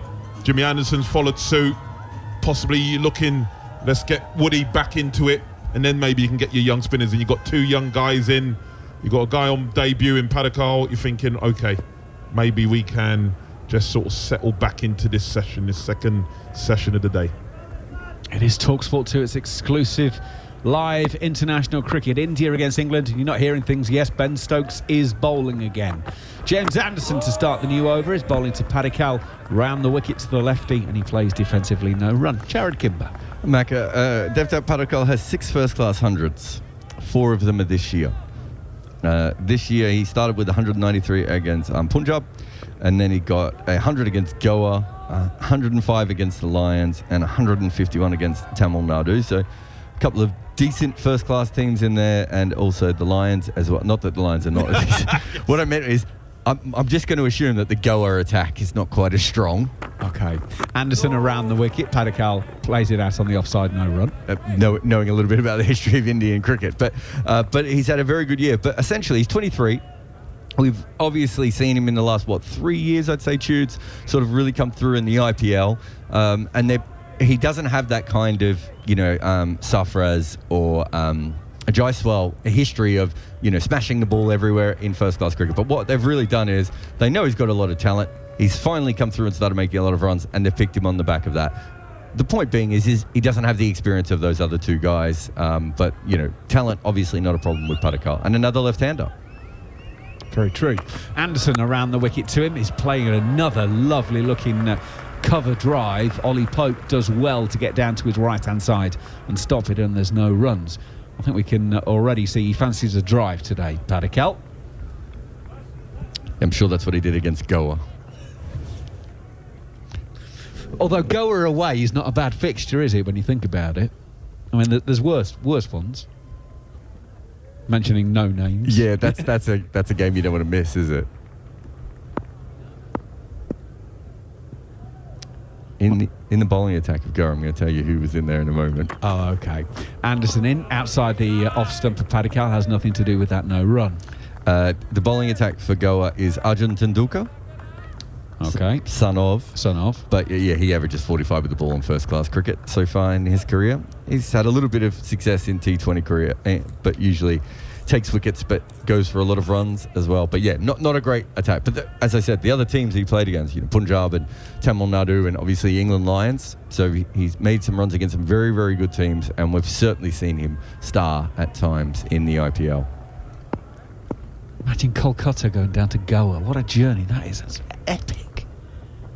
Anderson around the wickets. Edged, and it lands just short of the single slip. Goes away for 4. Padikal goes into double figures. Joe Root was diving and also trying to collapse down to his left-hand side, because if it had carried, it would have been a very, very low catch. As it was, it bounces in front of Root and goes past that outstretched left hand and goes away for a boundary 4. It's amazing what wickets can do. As you said, it's still a very good wicket. Well, England have got their tails up. Do you see where he was in the crease then? Both feet in the crease was the call during the last over I heard through the stump mic. He's very deep. Anderson is in, and he's defending again from very deep in the crease. Crawley fields no run. End of the over here on TalkSport 2. Because he edged that on the front foot, but his foot was still inside the crease. I can't remember ever seeing a player play so deep. Wow. It's like unless there's a fast bowler or there's a tactic. Like this is just, he's just come out. Obviously, it's just what he does. Yeah, and on this type of wicket, I would say, listen, you want to be trying to get yourself forward, especially with his stature. He's very tall. So get yourself on your front foot and then try and say to the bowler, look, I'm coming at you. Drop it short. And on this wicket, it's not really going to do anything. So it's interesting with his tactic, his technique. Well, England will be trying to smash him on his pads early doors. 290 for free. Different look to this second half, this second session so far, Macca. Absolutely. In fact, he's so deep in the crease there on one of those shots, he was almost in danger of hitting his own stumps. Well, that's why I noticed it, because it was only, we didn't see it from side on, but the first angle I was like, is he almost slipping on his stumps here? Who was it? Was it Mark Waugh occasionally would kick his stumps? I'm trying to remember. Stokes to start a third over. Right arm over, Sarfraz forward, push into Wood at mid on, no run.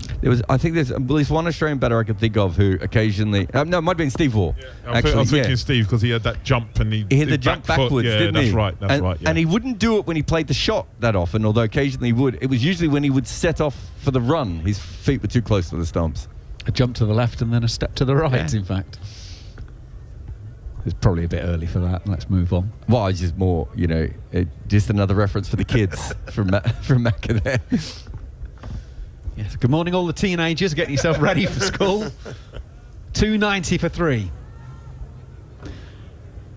And England are going to station a man at shortish mid-wicket for the clip off the toes by Sarfraz. 1 slip for Stokes. 1 for 10 from 13 deliveries.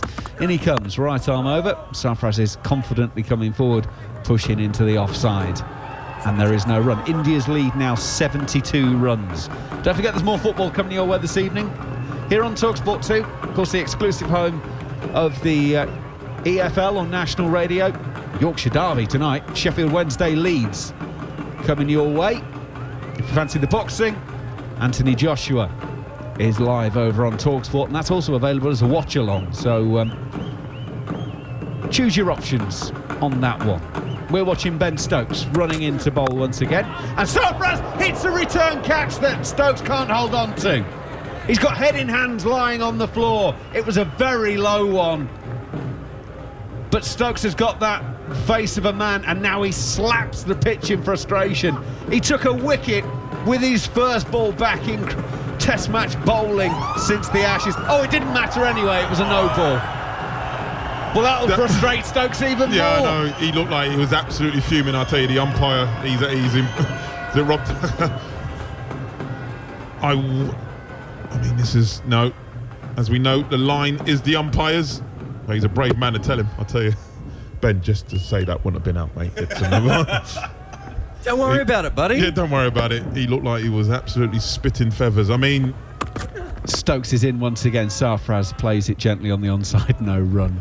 Rod Tucker was an all-rounder himself. A little bit slower, probably fair to say.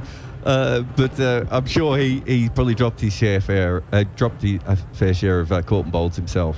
I mean, once he got his hands to it, you're thinking someone of Ben Stokes, he ain't dropping that. He was just as he was pounding the turf was when the siren went off. He actually, to be fair, he said thank you. Yeah, he was like, yeah. That it was a no ball. Stokes on the way once again to bowl to Sarfraz. Right arm over. Sarfraz from the crease. Plays out on the offside, no run. So he's bowled the ball. It's been hit back to him. He's dropped it. He hears it's a no ball and he goes, oh, thankfully it was a no ball. But if he'd taken the catch, the no ball would have been the worst news that had ever happened to him. Just saying, contextually, quite an emotional roller coaster there. Imagine what his emotions inside are doing anyway. The fact he's back bowling again, a wicket with the very first ball, an absolute seed of doom to Rohit Sharma. He did massive amounts off the seam. Stokes comes in to try and do something similar. This time occasion it's Sarfraz outside edge. There's one wide slip in place, but it goes through where Gully would have been, and Sarfraz has a boundary. He goes to 6. India 295 for 3. The lead 77 here on TalkSport 2. It's like a totally different wicket than the first session of the day.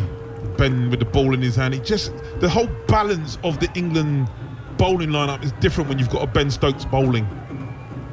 Yes, he can sometimes be expensive when he bowls, but the one thing he does, he creates chances and gets wickets. It's good to see him bowling. I know once Harmy replaces me, he'll be like, don't overdo it, Ben. No, absolutely. I completely concur with that. Stokes for the final time this over. Oh, Sarfraz is just lunging forward at that one. That takes him up near the handle of the bat. Goes down on the leg side. And it's safely away. End of the over here on TalkSport 2 and the TalkSport Cricket YouTube channel. And India 295-4-3. So India's lead 77 runs. What was looking like becoming an incredibly tough day has been turned around with two world-class deliveries from two world-class players. One from Stokes to remove Rohit, one from Anderson to remove Shubman Gill. Anderson therefore on 699 Test match wickets. Steve Harmison has moved back in alongside. He'll be turning his microphone on in a second and joining us. Well, Harmy, Stokes. That was so subtle. Thanks very much. I thought I didn't notice a red light. Anderson is in once again, and it's Padikkal playing up towards mid-on, and there's no run, but geez, Benjamin Andrew Stokes, what more can we say about the bloke? Yeah, it was a brilliant ball, good delivery. The thing I'm pleased about more than anything else, I know Judes has said, I'd be apprehensive of Ben bowling and watching through the sort of the gaps in my fingers. His actual bowling technique is very, very strong, very good. His run-ups very good. His action at the top is excellent. I think he's landing. There's no moving parts, which is always a danger. Anderson is in, right arm around the wicket. Padikkal plays out to Bairstow at point. There's no run. It's always a danger when you see a bowler come back from an injury and they start protecting other parts of the body. His action looks really, really strong, which I'm so pleased at. He's not protecting his knee. He's braced front legs in good position. He's not over the top, perpendicular at the top, and that's sometimes when he's problems. And I think that is, was sometimes protecting what was a knee that was hurting. Anderson around the wicket, beats Padikkal. It's through to Folks, and there is no run. Anderson on the search for 700. Just back to Stokes for a second. How many overs would you expect the medics have said to him, okay, you can have a bit of a bowl? Because there's no way they're going to give him free rein, is there? No, there's two different answers to that question, though, Magger. There's one, what the medics expect him to bowl, which would probably be 4 overs. But then the most important one is trying to tell him that you can't bowl any more than 4 overs when you're going all right. Anderson around the wicket. Padikkal's punching off the back foot. What a shot that is. There's a man in at short extra, and then there's the traditional extra cover, and it's bisected the pair of them for a back foot punch 4. Padikkal goes to 17. India 299 for 3. They lead by 81. Yeah, this is a good shot. This is a fantastic cricket shot. Total timing. He's on top of his tips of his toes. He's waiting for the ball to come to him. He's back foot punch, not got the hands out in front of him. 3 men on the offside.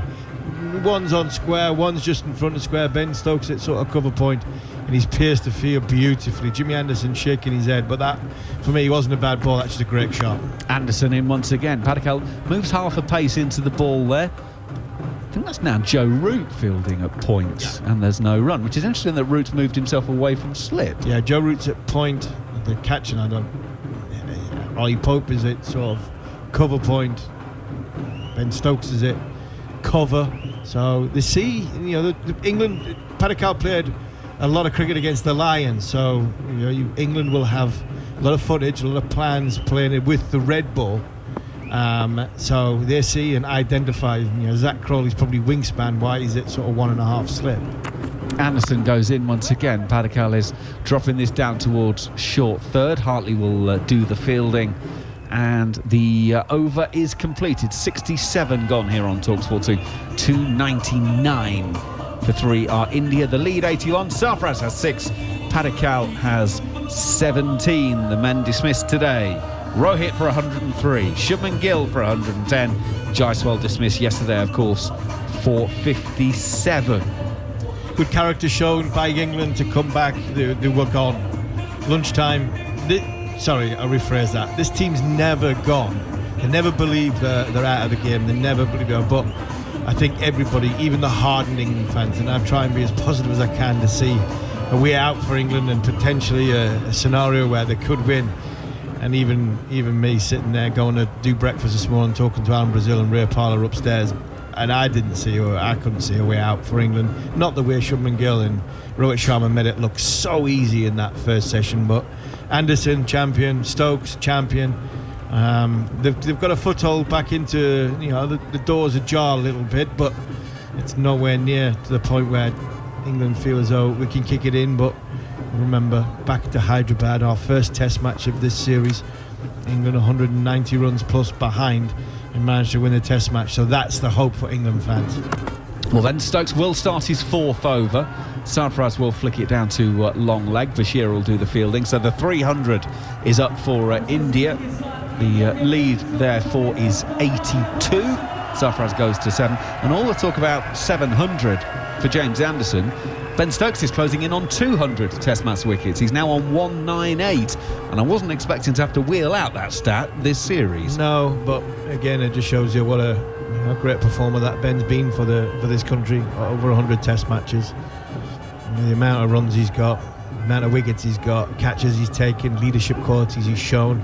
I think if it's hard to tell Ben to come off, but if I was somebody, a senior player in that group, I'd remind him how well he bowls to right-handers and potentially say to him, look, one more, and if we can get that group of right-handers to come back in, you could possibly get another 4-over spell out of you later on and come back into the contest. Stokes is in. Padikkal is coming forward. Stokes is bowling around the wicket to the left-handed. Padikkal is covered up into the offside, no run. So Stokes is bowling for the first time since the 1st of July. Yeah.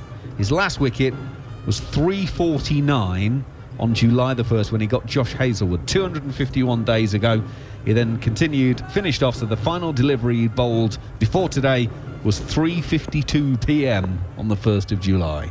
The more impressive stat is that I think before the test series started, I think he had gone 50-odd days after the operation. Absolutely. Stokes in once again. It's a shortish ball. Padikkal riding the bounce, plays it out to point, no run. And we were in their company, Marker, for the first 2 test matches. Not only did he look lean, he looked $1 million. You could see his training program was probably better because he was more freely able to move and get the sort of cardio exercises up. He looks in great shape, and it was just a case of building these overs. I'm not saying before, I wasn't saying about he's not a very good bowler to left-handers, but I think that angle that he creates to the right-handers is more prominent. Stokes is in once again. Padikkal plays and dabs it down to third. Dell will take a single to Bashir. 301 for 3. The lead 83. What I would like to know is, he told us in Hyderabad he was not bowling in this series.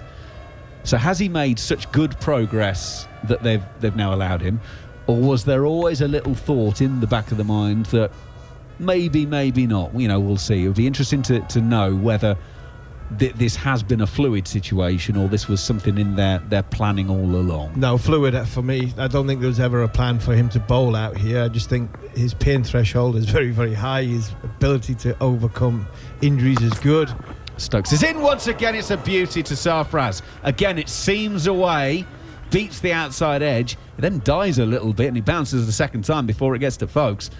But Stokes has got this ball to go off of the seam and he's delivering it. It's almost, if you imagine a clock face, the seam is almost going 10 to 4, then it kisses off the surface and that sends it jagging away off the angle. That was the same ball that got Rohit earlier. Can you explain this to me? Because it looks like he's holding it for outswingers, but these aren't swinging away at all. They're pinging away off the pitch. But I think because he's holding it for an outswinger, the way the seam is canted.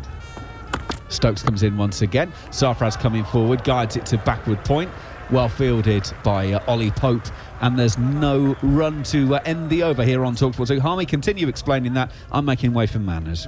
Where the seam is at such an angle, if you get it down perfect, ideally you get the ball to. That's why Jimmy Anderson's been so good at getting the ball to nip back. It lands on the sort of corner of the seam. So if you're trying to sort of swing it conventionally, it's just tilted towards sort of first slip. But there, if you can get it to go that little bit more, that's more tilted toward third slip.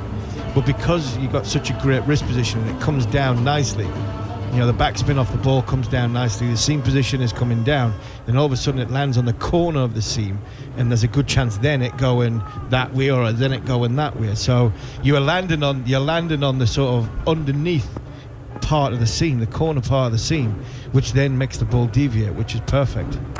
Jimmy Anderson continues, and that's driven in the air and just past cover. Debutant Padikkal was not in control of that. That was he was lured into the cover drive. He's hit it in the air, and Jimmy Anderson is grimacing with frustration because that was almost a plan that worked. Yeah, well, we know that they're aware that he's going to go through square on the offside.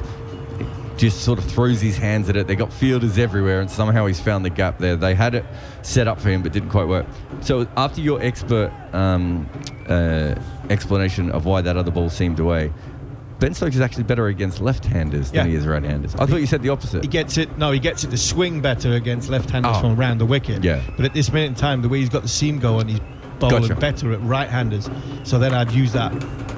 305 for 3. Anderson in again. Padikkal leaves it alone, the 23-year-old. And he's 22 not out from 28 balls. 305 for 3.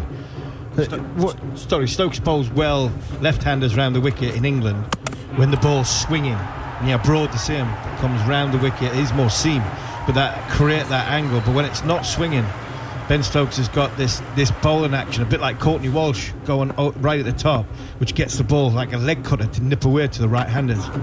Here's Anderson again, and that's punched off the back foot by Padikkal out towards cover. It's fielded by Tom Hartley, and for the second time he's knocked it on for 4. For the second time today. Hartley earlier saw one slip through his fingers on the boundary and onto the boundary for 4. This time he's tried to slide tackle it 3 or 4 yards inside the rope, somehow made enough of a hash of it to actually knock it onto the boundary for 4 just more. A little bit sloppy. I'm not going to stick the boot into Tom Hartley or Ashore Bashir. The way they've bowled and the way they've performed in this tour has been excellent for me. 2 young men on debut, but I think what we're seeing now is, which is natural, is mental fatigue. The human element of playing cricket at test match level, 5 test matches, you are going to get mentally fatigued, you are going to get mentally tired, and you do make mistakes. Drop catches, miss fields and things like that. So I'll give them a little bit of leeway.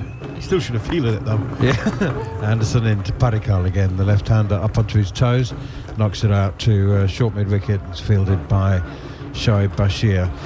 On our very first day in Hyderabad, at the beginning of the series, 2 days before the first test match, England were going through some fielding drills, and I didn't recognise Tom Hartley because I haven't seen him before live, and I was astonished 2 or 3 times, and I kept looking around to our written colleagues and Ali Martin and the like from The Guardian, and I said, who's that? Who is that? A couple of amazing pieces of fielding, and it was Tom Hartley. So he's a really gun fielder. He bats extremely well as well, and we've seen that on a number of occasions in this series. And so that's why I'm surprised that he's misfielded twice, and that's why I'm making a point of it. That one is punched away, super shot from Debutant Padikkal out towards deep mid-wickets, just slightly over pitch from Jimmy Anderson, who's just not getting the swing that he's so reliant on in many ways, and is so just full and into the pads, doesn't deviate, comes straight off the middle of the bat out to mid-wickets. Nice shot though. Yeah, it's a beautiful shot from Padikkal. He really has. He's come in, hit the ground running as Padikkal, played some nice shots through the offside. Bit airy-fairy, some of them in the air, but that was a beaut. An absolute beaut. Pick off the legs. Surprised Jimmy's bowling around the wicket with it not swinging. And try and create the angle from over the wicket, but they're trying not to give Padikkal some room. You can see he's nice and comfortable outside off stump, but he played a beautiful shot off his legs there. 30 off 31 balls. Jimmy Anderson in just a solitary slip, a couple of close catches on the off and leg side, and this time he pushes it defensively to backward point. So the thing about India are 313 for 3, but Ben Stokes 50 days after surgery and 9 months since just over 9 months since his last competitive delivery in any form of cricket, taking a wicket with his first ball back. The thing that gets me is his old ball skills. I mean, the ball was 60 overs old. It hasn't deviated off the straight all day. He comes on in the 61st over and gets it to seam. Got it to seam, yeah. That's just talking to sort of Jared about, and the point I was trying to make is that Ben Stokes' wrist position at this minute in time, if they take the second new ball, he might get it to revert, he might get it to swing, which then going round the wicket to left-handers he's more comfortable with. But at this minute in time, it's not swinging. We can see that with Anderson, but he's such a great seam position when he gets it right high up. You know, he is at the straightest point, at the top of his action. But because he's got this great wrist position that comes down the side of the ball, which then gets the ball to sort of leg cut, Courtney Walsh style, I think that's why he's so important to right-handers. Here's Ben Stokes once again. I wonder how many overs he'll allow himself to bowl here in this spell. This is his 6th, and first one is pushed away defensively, and there's no run. He's been bowling for half an hour. I think that's what they're building them up to, bowling them for sort of half an hour, and whether that's continuous for half an hour or bowling overs in a half an hour period, I'm not so sure. But that's probably about 4 overs. If it's in half an hour and not in continuous, then he's probably looking at 4 overs. If it's half an hour continuous, you're probably looking at 6 overs he's been bowling. Here is Stokes once again, and that's pushed out towards mid-wicket, straight to the fielder, and there's no run. So because of the build-up and natural progression of what his program needs, then he probably hasn't bowled too much in the build-up to this test match with a view that he was going to bowl competitive overs. So if it's 10 competitive overs over the course of 5 days, where like 2 half-an-hour spells or 3 half-an-hour spells throughout the course of this match in practice, he's decided, right, no, I'm not going to do it in practice, I'm going to do it in match situation. Here is Stokes once again, and that's clipped out to mid-wicket, and there's no run again. 313 for 3, lead is 95. But I'd like to think that if he is allowed to bowl 10 overs across the match situation, he isn't going to do them all in one go. You know, he probably doesn't need them to bowl many more than this last one. If he has got a program of a certain amount of overs he can bowl, I'd like to think he'd bowl 5 here, and then potentially if the second new ball is taken, he's got, you know, if he's got a left-hander in, he can go around the wicket and take the ball away from a left-hander, which he's good at, or he can come back on and bowl his overs when the ball's a bit harder, and he potentially can get it to swing. So it just shows you the captaincy in him. He's running up to bowl, and he's seen somebody in the wrong position, so he's moved them out of the way. But like you said before, it was a beaut to get rid of Rohit Sharma, and you know, possibly the England field, the England medic, sports scientist, one for a better word, strength and conditioning. He's out there on the boundary side now, keeping an eye on him. Here's Stokes once again. Sarfaraz Khan up onto his toes, plays defensively. The other way of looking at it, Harmy, is that if you haven't used the lawnmower for 9 months and you finally get it started, maybe you just want to cut the whole lawn. Yeah, cut the whole lawn. Just get it done while the engine's running. Yeah, but it's also going to eventually run out of petrol. Or somebody, more important, is going to pull the zip cord and is going to say, right, there's no electricity to stop it. Somebody's got to do that. So he's having a go at the fitness coach when Jeetan Patel was standing behind the bowler's arm, which is really strange. Here's Stokes once again, and Sarfaraz Khan plays this one defensively. What is really strange is it's normally the batsmen who get distracted by people walking in front of the sight screen, not the bowler. But I just wonder if Ben was telling him to get out of the way and leave because he doesn't really want to see him. And I think that possibly the strength and conditioning coach has made himself just push himself in Ben's eye line, just to remember you've bowled 5 already. We're keeping an eye on your workload. But do you think that's what it was? No, I don't think it is. I think they're bringing a drink. They were bringing a drink and a banana out for Shoaib Bashir. Here is Stokes once again, and Sarfaraz Khan plays defensively straight back to the England captain. There's no run. Sarfaraz Khan has 7 off 20. Debutant Padikkal has 30 off 32 balls.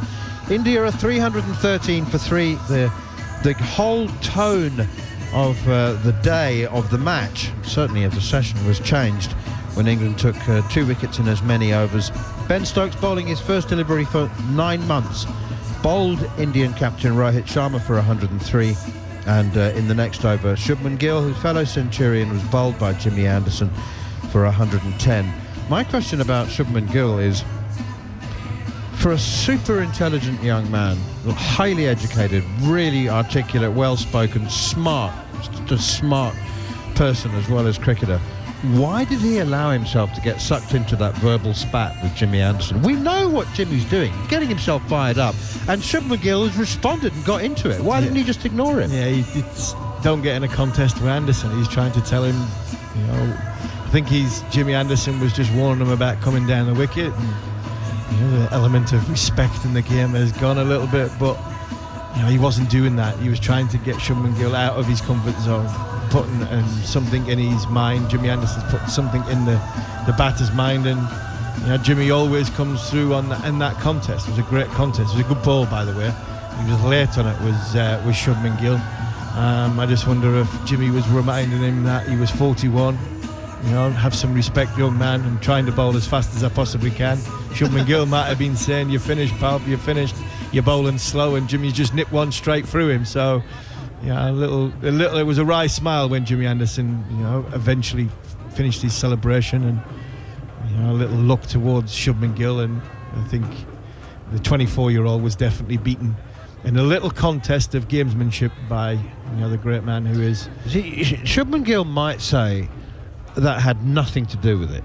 You know, the ball kept low and I missed it, and it would have bowled me anyway. But it's hard not to reach the conclusion that it did have something to do with it, because he's got to 110, and you know, and then Jimmy embroils him in a little spat. His Tom Hartley's back into the attack, and Padikkal plays defensively out on the offside, and it was the next over. I mean, Jimmy's got him into a spat and he's bowled him next over. Yeah, he's got him into a little contest where Gill is now thinking of Anderson, but it kept a touch low. But he was done for pace. I think he was done for pace more than the sort of the ball not bouncing as high. And it looked as though the ball just gone too quickly through him. Hartley to Padikkal on the back foot, punches it all wide of a diving. Is that Joe Root at mid-off? I think it was Zach Crawley. Zach Crawley diving for it. Anyway, he missed it. Even 6'4" Zach Crawley in the horizontal position couldn't get a hand on that one, and they've gone through for a single. Padikkal moves on to 31. Sarfaraz Khan has 7. India 314 for 3, closing in on the 100-run lead. 96 ahead with 7 wickets in hand, and still Ravindra Jadeja to come, and Dhruv Jurel, who has looked really quality with the bat, been no mean glove man as well. And the pre-debut suggestions were that he was more of a batter who kept than a genuine all-rounder, but his glove work has been immaculate. Sarfaraz Khan forward to Tom Hartley again, and pushes him out on the offside. Sarfaraz Khan is 27. He's waited best part of a decade for this belated test debut in this series, and with a pair of half centuries in his very first match, he's certainly shown that he belongs. But he has chinks in his armour. It doesn't appear to have an all-round game. He was certainly uncomfortable against Mark Wood's pace, for example. I think he's a better player of spin. Here's Hartley to Sarfaraz Khan, who sweeps very well down to Jimmy Anderson at deep backward square, and they just go through for a single. Yeah, there's an element of franticness with Sarfaraz Khan, a bit like an Ollie Pope, that early in his innings he's trying to get on with it. He's trying to find a tempo to bat. He's trying to find a balance at the crease. You know, movements going forward and coming back, especially against the seam bowler. He does look more comfortable against spin. He batted really well in that innings where he got 250s. Here's Hartley again, and Debutant Padikkal pushes it out on the offside. I think England are trying to exploit that franticness by trying to keep the pressure on him, by trying, dot balls, and the more dot balls in a row they get against Sarfraz, the more they feel as though there's a mistake there. He might run past one, sweep one that's not quite there. So looks as though the England's plan. There's more fielders come in for Sarfraz than what there is for Padikkal. Slipping a short leg, also a short catching mid-wicket, and Padikkal plays pretty much on the back foot here, just shuffles right across the crease and takes half a step back right in front of his stumps, and there is no run. He posed defensively. India 315 for 3. The drinks are being brought onto the field by Marcus Trescothick in whites, of course. People might not know that's a regulation. That's a Test cricket international regulation.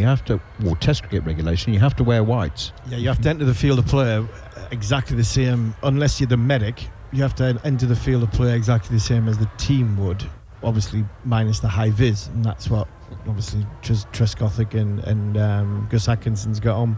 But anybody that hasn't seen it, there's a great thing on the England website, the England Twitter page or the England social media page, and just shows how much fun these guys have and try and create the environment. The environment's a great environment that Ben Stokes and Brendan McCullum have, but they had a little fielding competition between the players and the management before the Test match, and it was hilarious. Ollie Pope is given the catches. I think Jeetan Patel was at first slip, Marcus Trescothick at second slip, Brendan McCullum at third slip, and Paul Collingwood at gully. And gully or backward point, and I think the management might have did them. Trez took Lazo. For me, Marcus Trescothick is the best slip fielder I ever played with, him alongside Michael DiVinito. But Jeetan took a great catch. Trescothick took 2 very good catches. Colley, as you imagine, took a good one. And obviously McCullum, and they were creating an environment and a buzz between, I think the England slip cordon and then the management slip cordon. So, the way that this group is together it was very much evident in that one video, because they were all egging each other on. They were all having a go at each other. There was loads of sort of fun and banter at the end of our long, arduous tour. And the management were just showing, well, we tell you what to do, but we can actually still do it from time to time. Absolutely no disrespect to Joe Root, who's a very, very fine slipper, and Johnny Bairstow and Zach Crawley and Ben Duckett and whatever, but that management cordon, I tell you what, you wouldn't mind that. No, you wouldn't. Even at their age. Now, Trescothick, Trez dropped. I can't think of any, if any, many catches that Marcus dropped. Trescothick dropped. He was probably the best slip fielder that I played with. Like I said, he just beat Michael DiVinito. His wingspan was massive. He had great soft hands. Andrew Flintoff was a very, very good slip fielder as well, but Fred had more hard hands. Ball sort of hit his hands, and you felt as though he had a little bit harder hands, where Trescothick was somebody who just nice and comfortable, gobbled it up, and thank you very much. And them two together, Trescothick at first, Flintoff at second, they covered a lot of ground, and they didn't drop many catches during my time when I was because England bowling attack at that time created a hell of a lot of chances. It's the size of your hands as well which helps, isn't it? Trez has got very big hands, like Graham Smith, the former South African captain. Huge hands. Big hands. Freddie's got big hands as well. Well, it does help. But saying that, Graham Thorpe was an excellent slip fielder when I first went into the England team, and Thorpe's got small hands. So Butch, another one. Butch is another one. Had good soft hands. TalkSport commentator. He's another very, very competent slip fielder. But keep talking about slip fielders, because John Norman's got to. Yeah. I'm required elsewhere. You are required elsewhere, but but when you come to this part of the world, it's so important that your catches around the bat are very, very good. You don't want to be dropping catches like Zach Crawley did a little bit earlier, but Root at slip, whether he's fielding it slip off the spin bowler or slip off the seam bowlers. Joe Root is a very, very good slip fielder, as well as short leg catching around the wicket, especially in the subcontinent, is very, very good in this team, because Ollie Pope is very good. We had Ian Bell, low centre of gravity, small man, but great sideways movement. and he's had soft hands at that short leg. So you have to have very, very good, competent fielders in and around the bat, because especially when you go to this part of the world, if you do create a chance, boy, you have to gobble it up and take it. It's not like in England or in other parts of the world where sea movement, ball beats the bat quite regular and they create more and more chances. And I think that's always the argument with Johnny Bairstow and Ben Foakes, and that's why England go with the best gloveman from a standing up catching point of view, and go with Ben Foakes. 315 for 3 if you're just joining us on Talk Sport 2. India's lead 97. It looks as ominous as the mountains behind this picturesque ground. Host for the fifth test, as Mark Wood is pitching a delivery up to Sarfraz Khan, who comes forward, and Stokes fields at mid-off. Khan and Padikal at the crease, 8 from 23. He hasn't looked quite right so far in his innings. Sarfraz Khan, Padikal though has mixed some ambitious stroke play. He's looked a little bit tentative with his footwork at times. Tall man coming in at 6'3", young man as well, but he's had a career. He's had a few ups and downs along the way to this, his first test for India, and it's Wood again seeking if he can pick up where Anderson and Stokes left off. Inside portion of the bat, inside edge from Sarfraz Khan onto his pads, and there's a little yelp from the bowler Wood, who loses his footing, as we see quite often from Mark Wood. Picks himself up, just marks his guard, and starts to walk back to the top of his mark. Good morning to you, Steve Harmison. Yeah, good morning, John. This is a good move from Ben Stokes, because I think Sarfraz has struggled against Mark Wood's pace and not bowling short of them. I think the area he needs to bowl them is the top of the stumps, top of the knee roll, Sarfraz Khan, because I think sometimes his head falls over, and that extra pace. One slip in place then, short from Wood, ducks. That does. That's Sarfraz Khan, no run and no real danger. Also a good move to bring himself off as well. 5 overs, he's got the wicket, but there was a danger, as it always is with Stokes, that he would go maybe 1 or 2 overs too many, and he hasn't done that today. No, he hasn't, and I think that's the right move, and I think it gives him an option potentially to come back a little bit later on with 10 overs from 8 and a bit overs from the second new ball. He could come on with that second new ball if there's a left-hander in, and Jadeja bowling around the wicket to get it to swing, or to get the conventional swing, because that's in bowling 3 or 4 more overs then. This is cut away on the front foot by Sarfraz Khan. No run, can't beat cover. 315 for 3. The series and the session, well, the session, not really the series, but the session given a little bit of life with those 2 quick wickets straight after the lunch break. Ben Stokes bowling his first competitive delivery since the 1st of July 2023 at Lord's Ashes Test, and with his first ball removing his opposite number, the India skipper Rohit Sharma with a beaut of a delivery, which pitched on off, and instead of travelling on, straightened and took out off stump, as Sarfraz Khan covers the line of off stump himself and just pushes this into the leg side. No run. That's the area. That's a brilliant area from Mark Wood. Sarfraz Khan, yes, he's waited a long time. He's 27-year-old, averaged very, very well in first-class cricket in the Ranji Trophy, but he's not played against pace like Mark Wood. He hasn't played a great deal in the IPL, not been as successful in the IPL. So this is the area that you want Mark Wood to be bowling. Top of the stump, see if he can nip one through. Sarfraz Khan staying leg side the ball. I'm not sure he fancies the pace. If you go too short, he's easier. He's a small man, can get underneath it. So it's got to be at the stumps, 3/4 of the way up, or at the top of the stumps. Make him use his bat. Last ball of Wood's over, yet to concede a run, and it will be a maiden, as Sarfraz Khan plays it very correctly. Deep in his crease, on the back foot, defends, and a little purse of the lips from Sarfraz Khan, almost belying just a modicum of stress that may be going through his mind at the moment. India in a very, very strong position, but of course with big guns to come back, the likes of Virat Kohli and KL Rahul, even possibly Rishabh Pant. Khan needs to make this count, he knows that.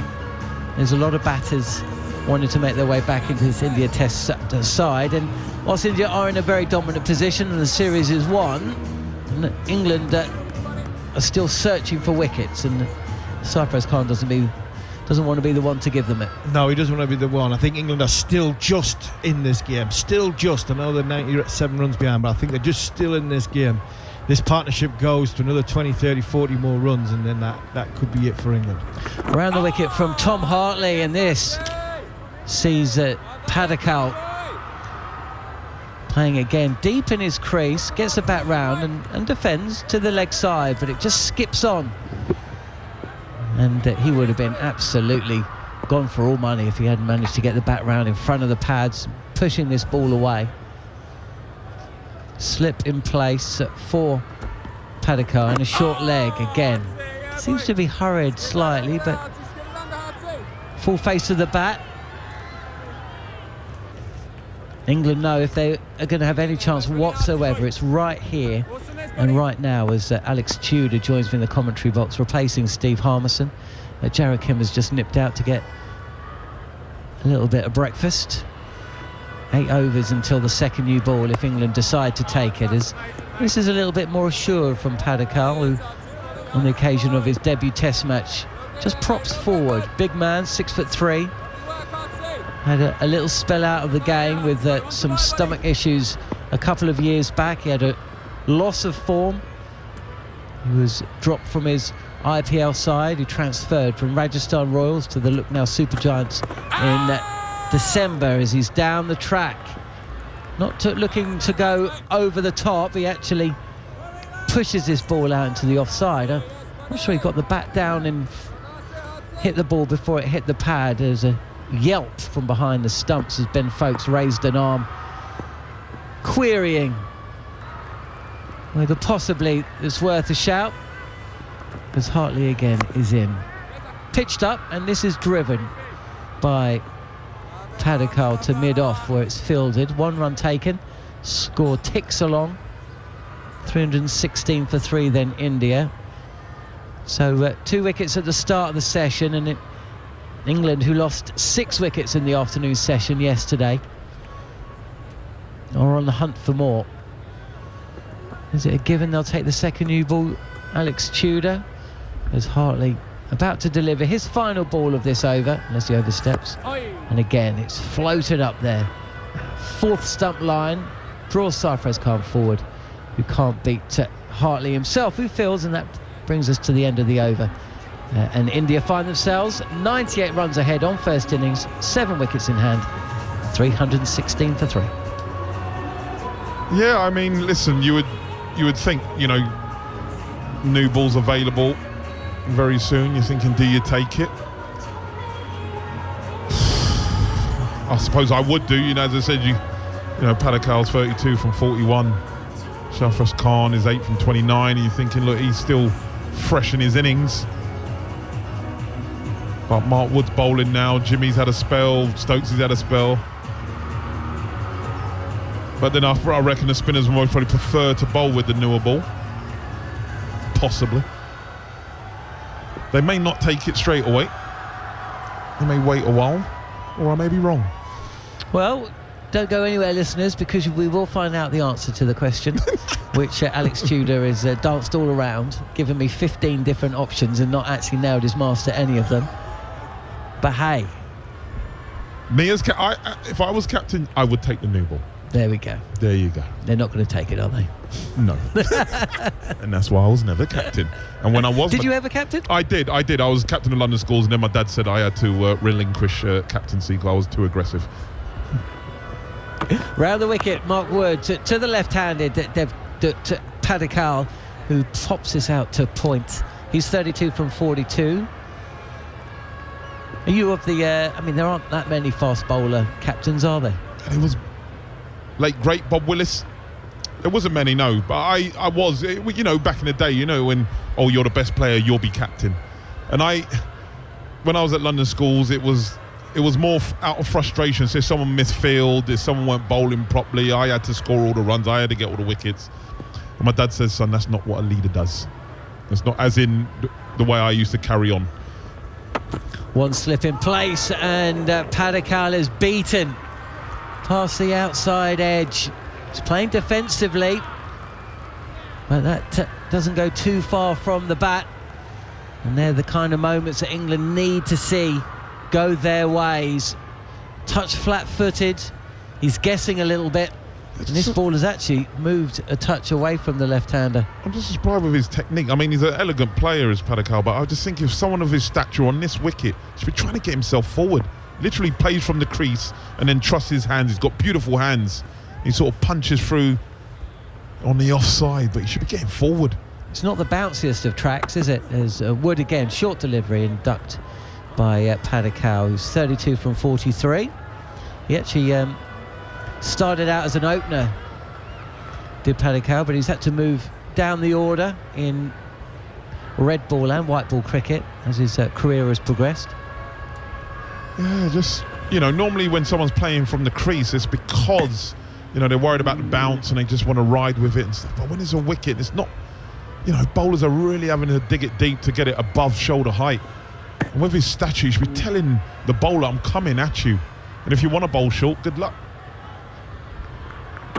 Here is Wood again, short again, and Padikkal on the back foot there, and he kind of plays at a delivery, and it's the kind of shot that's only going to get you into trouble. You're never going to get many runs for it.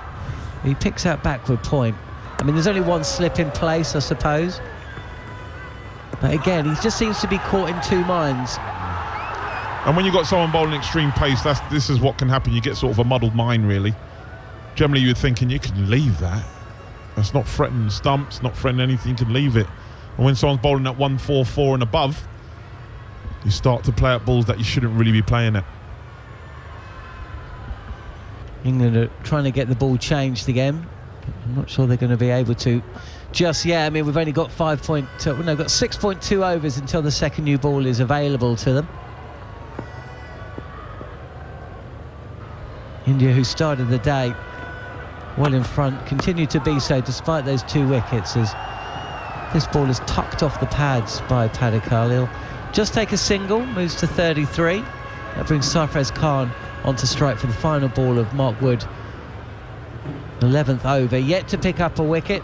The wickets today have gone the way of Anderson, who dismissed Shubman Gill for 110. The over after Rohit Sharma had been dismissed by Ben Stokes for 103.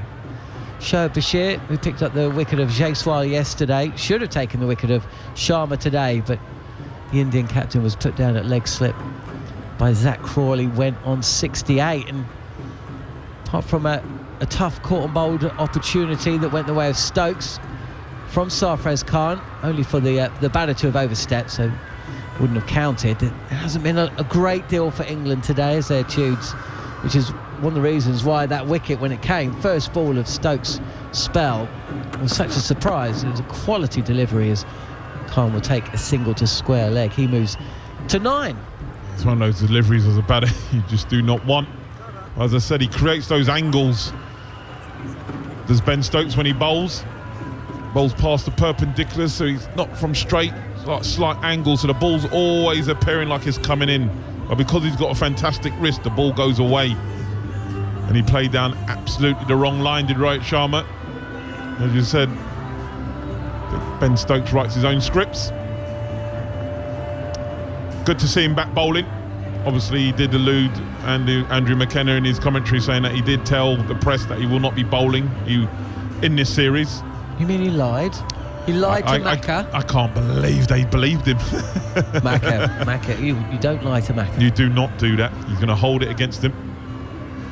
I'm sure he'll ask him a question when he gets the opportunity at some stage. Ben, but you told me you weren't going to bowl. The cameras are picking up the cable car going up the side of one of these mountains. Now, Alex Tudor won't get into a lift. I wonder... Tude, did you get into that cable car? Yeah, that's fine. I can see out of it. Really? So that's how it works? As long as you can see... What about Tude? What about the underground? Yeah, fine. Really? Yep. Getting a lift in Primark and other, obviously, department stores. But if you've got a glass lift... if you Primark? Yeah, my wife likes. Yeah, we go Primark. Yeah. What's wrong with Primark, mate? There's nothing wrong with it. Let's get back to the cricket because Sarfraz Khan has just latched onto a half tracker from Tom Hartley. You nearly lost your shot. Stop talking about Primark tunes. 4 more runs to the bat. And England's deficit now 104 runs, 322 for 3. Back to the Primark chat. That was the Primark of cricket balls. That was a half tracker from the left arm finger spinner. Just humped away. I just thought. Look, you know the colours are going to be good for about 4 weeks. Full and pushed up to mid-off by Sarfraz Khan. Did you just say humped away? Yeah. Just to continue the Primark of commentary delivery. About 4 weeks. If you wash it more than 3 times, you're struggling. But, so Primark, they've got these big glass lifts. They're fine. Okay. I will get in those. I can see out. If I'm stuck, hello, can you help me? Famously, Primark have the glass lifts. Could have gone with Charlie and the Great Glass Elevator. It was a see-through lift, wasn't it? Forward is Padikal, pushes up to mid-off for a single. There's actually a misfield by Shoaib Bashir. Loses the ball momentarily. But...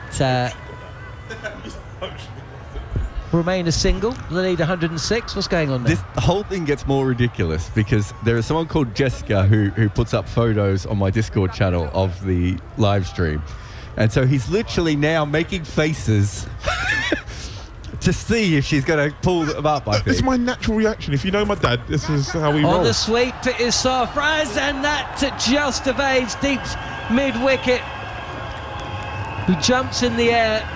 Is Zach Crawley, and if any fielder is going to be able to successfully take a steepling catch at that position, surely it's he. It's just a fraction too high for the fielder though. Flat batted slog sweep from Sarfraz Khan. It just drops over the fielder's head and away for 4. Well, we said he'll be entertaining when he comes to the wicket. He hasn't disappointed. Taking on the man at deep mid-wicket. Sort of 3/4 in, sort of that no man's land, really. Yeah, if he was just in from the boundary, it would have gone straight down his throat, but of course he wouldn't have gone for the shot there, as Sarfraz Khan again stretching forward, and he sweeps along the ground this time, and he moves to 19. The score 329 for 3. And I tell you what, if you're listening to us here on TalkSport 2, we've got Macca coming back onto comms, we've got Primark chat. We've got a whole host of listeners wondering what the hell a Discord channel is. What exactly Tubes is mugging off to. Macca can explain that as well. We've got 1 ball left of the over, so steel yourself. As Hartley is in, and it's defended by Padikal, who remains 34 not out. The lead is 111 for India, and they're 329 for 3. Back to the Discord chat now, and then it'll be Macca with a bit of sense and sensibility for the next 20 minutes. I mean, I don't even know.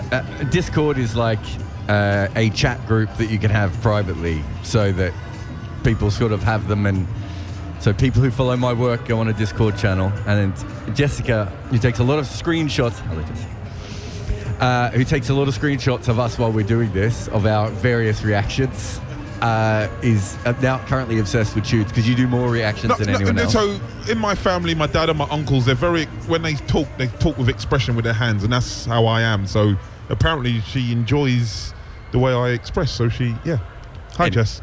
Anyway, I'm still getting over the fact that you can go on a lift if it's got windows. Well, what's wrong with that? I don't like to be enclosed, like where you can't see out. I go back to when I watch Die Hard.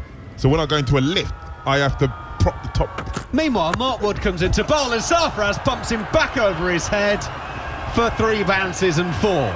Sarfraz is going to maintain some degree of normality, even if the commentary isn't. He goes to 23. India 333 for 3, leading by 115. Yeah, beautiful shot. This slightly on the up, I suppose, in the end. But I think what they're doing at the moment is that they settled down that pressure that England were putting on them, and now they're thinking we're 5 overs from the new ball. Let's try and get 30 or 40 runs in that period and put a little pressure back on England, just because that was the one period of the game where India, it's not that they weren't on top, but they weren't rolling over England like they had been for pretty much every other moment of this game. Mark Wood in once again. Sarfraz from the crease pushes into the offside. Both batters take a couple of steps down before the cry of no comes from Sarfraz, and they will stay where they are. feel like the boss had just given me the ultimate hospital pass here, but anyway. 3-3-3 for 3. India resuming today, 135 for 1. Rohit and Shubman Gill both going on to complete hundreds. 103 for Rohit, 110 for Shubman Gill. Rohit, the first man out to the first ball that Ben Stokes bowled in the match and the series. Yes, you heard that right. Ben Stokes is bowling again. It's Mark Wood going in, bowls a short ball, and Sarfraz ducks down underneath it and goes up and over the slips, playing the ramp. Hartley can't prevent it going for 4, down at third. Well, the IPL's a few weeks away. It feels like Sarfraz is getting into gear already. He's 27 not out with a ball that he looked like he was trying to evade, and he just left the bat there and let it roll up the face and guide it on. Yeah, he's played that beautifully. It's not quite got up as high as he had thought. Mark Wood's skiddy, bowling with good pace. Sarfraz was able to guide it down, and Tom Hartley's had a little bit of a nightmare there. He had one in the first session. Was that Hartley again? Yeah. So that's his third. Wood in. Sarfraz is playing from the crease. It basically hits him on the thigh. Wobbles out actually down the pitch, and Sarfraz was taking 2 or 3 steps, which leads Mark Wood to come sprinting down and kick the ball at the stumps. He's actually missed them, so there is no run out, and India's lead remains 119. You know, there's certain players that just get the fielding side going. I think Sarfraz seems to do that, because he sort of ambles out of his crease after the ball hits him in his inner thigh, and Mark Wood's like, I'm running through where I'm going to try and kick the ball onto the stumps, then says a little word as he walks past him. It just seems he's getting people a little bit fired up, Sarfraz. Mark Wood's bowling with good pace. That delivery was just under 148 Ks. He's on his way again. Mark Wood, slightly wider on the crease. Again, it's angling in towards off stump. There's not a huge amount of foot movement there from Sarfraz. He's totally trusting hand-eye coordination, and he plays it up to mid on no run. It's funny you mentioned that, because we've been talking about Debutant Padikkal not coming on the front foot very much, or even when he does, not actually coming forward with it. I just had a look. There, 191 centimetres is Debutant Padikkal. Sarfraz is listed as 164. I don't know how much I trust that. Ben Duckett's listed at 167, maybe with a hat on and And spikes. so I'm not sure. I'm not sure about all these heights, but there's essentially a foot difference between the two batters at the crease. Yeah. Mark Wood in. Sarfraz playing again from the crease. Both feet inside the crease line. Turns it on the onside to Johnny Bairstow at mid-wicket. No run. And usually that would be, if you look at Duckett and Crawley batting, that's huge. Crawley hits everything near the crease, Duckett hits everything near the crease, and Crawley hits everything about 2 metres away from the crease. That's not the case with these two, because they're both actually, their interception points are very, very close. They hit the ball under their eyes right at that crease moment. So it's a good partnership in that one's a left-hander, one's a right-hander, one's tall, one's short. But actually, there's maybe not as much difference in the lengths that you have to bowl to both players, just because of the fact that Debutant doesn't really use his height in the way that a lot of modern batters do. End of the over here on TalkSport 2. 3-3-7 for 3 India. Wicket for Anderson, wicket for Bashir yesterday, wicket for Stokes. As I was just saying, yes, Ben Stokes is bowling again. First ball he sent down today, he removed Rohit Sharma's off stump. Hartley is about to start his 25th over. He's 0 for 83 so far. There's Ollie Pope under the helmet at short leg. Joe Root is at slip. And Hartley just waits, gets the grip right of the ball in his hand and goes in and bowls. Sarfraz looks like he's about to do something unbelievably violent, launching it over the leg side, but in the end, just dabs it out on the offside, no run. Put on 58 already, these two, from 84 balls. Sarfraz 27, Padikkal 34. Hartley, left arm around. Padikkal's playing defensively on the line of leg stump. Bowler fields in his follow through, no run. Don't forget the Championship football this evening on TalkSport 2. Sheffield Wednesday Leeds coming your way. While over on TalkSport, it's the boxing. Anthony Joshua in action. And you can also have the watch along for that as well. So choose your options in terms of staying in touch with that. Stay with us here on TalkSport 2 for the cricket as Hartley bowls left arm around the wicket. Padikal deep in his crease, punching to long on. Duckett will field there, single taken. 3-3-8 for 3. Yeah, things just seem to have settled down a little bit after that pressure from Anderson and Stokes with the ball. India's lead now ticks over to 120. England still got 7 wickets to try and get. Hartley, left arm around to the right-handed Sarfraz, who plays it out on the offside and sets off immediately for a single that Padikal's got no interest in him whatsoever. Yeah, not much backing up going on.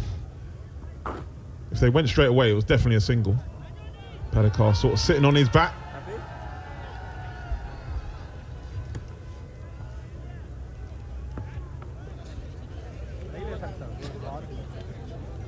Hartley just waits, now turns to come into bowl to the right-hander once again, and this occasion Sarfraz is going across his stumps, turning it onto the leg side quietly, takes the single. 3-3-9 for 3.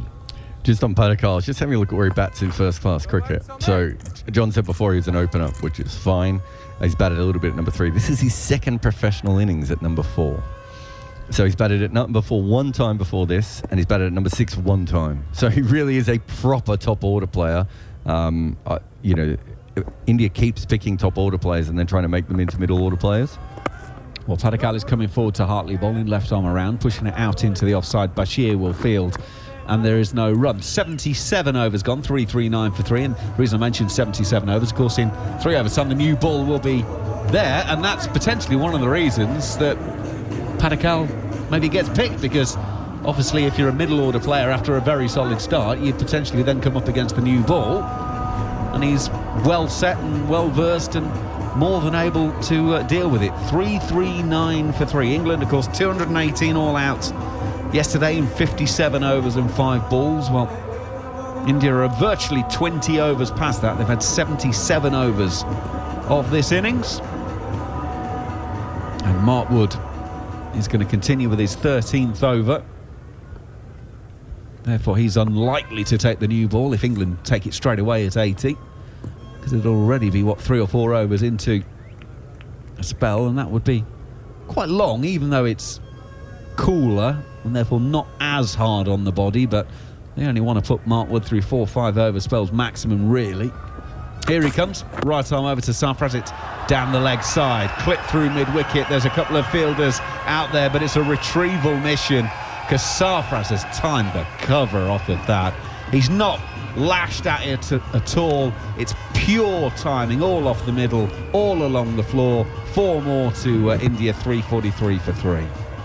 Yeah, just Mark Wood straining his line onto Sarfraz's pads. Played beautifully through mid-wicket. And it races to the boundary, just using his pace. Just look there when I was watching Mark Wood.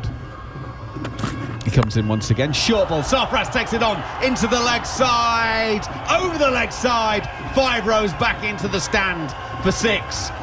The over has gone 4-6 from Mark Wood. Sarfraz has gone to 38. He's bowled that slightly quicker, but it's gone even further. He's dug this one in. Sarfraz has rocked on the back foot, rolled his wrist over it. He's elevated it because that's what he wanted to do. And it's gone over deep square into the stands for 6. 10 off 2. He's going to keep running in, though. Here's Mark Wood. Just going back to that first delivery, it looks like he collapsed a little bit when he bowled that one, which he normally doesn't do. He normally braces that front leg. Wood in once again, right arm over. Sarfraz off the hip, guides it down to Bashir at long leg. Single taken, 350 up for India. And therefore they extend that lead that little bit further. Sarfraz has got 39, Padikal 35. Yeah, they've weathered the little storm that England had. And Stokes and Anderson were in that spell, scoring freely. Quite hard for Ben Stokes and his team to stop the run flow. Got to think he's still got Jadeja, Ashwin to come in to cause some havoc. Yeah, absolutely. The lead 1-3-2 at the moment, with power to add. Wood around the wicket to the left-handed Padikkal, who's beaten on the outside edge by a decent amount, the sort of amount actually that you would think potentially he's leaving, but he most definitely wasn't. He was playing the line of the stumps, goes through to folks behind, and there is no run. Yeah, it was a great delivery round the wicket to the left-handed Padikkal, and that natural angle that coming round the wicket gives you, so it's sparing into the left-hander and it just tells away. Beautiful delivery from Mark Wood, and he's given a lot of effort for his team and Ben Stokes. Just need a little bit more luck.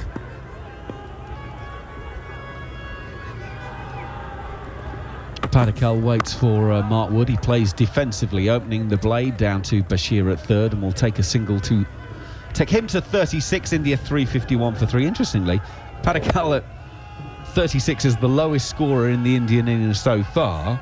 He would be the second top scorer in the England innings. Yes. Jaiswal 57, Rohit 103, Gill 110, Sarfraz 39 not out.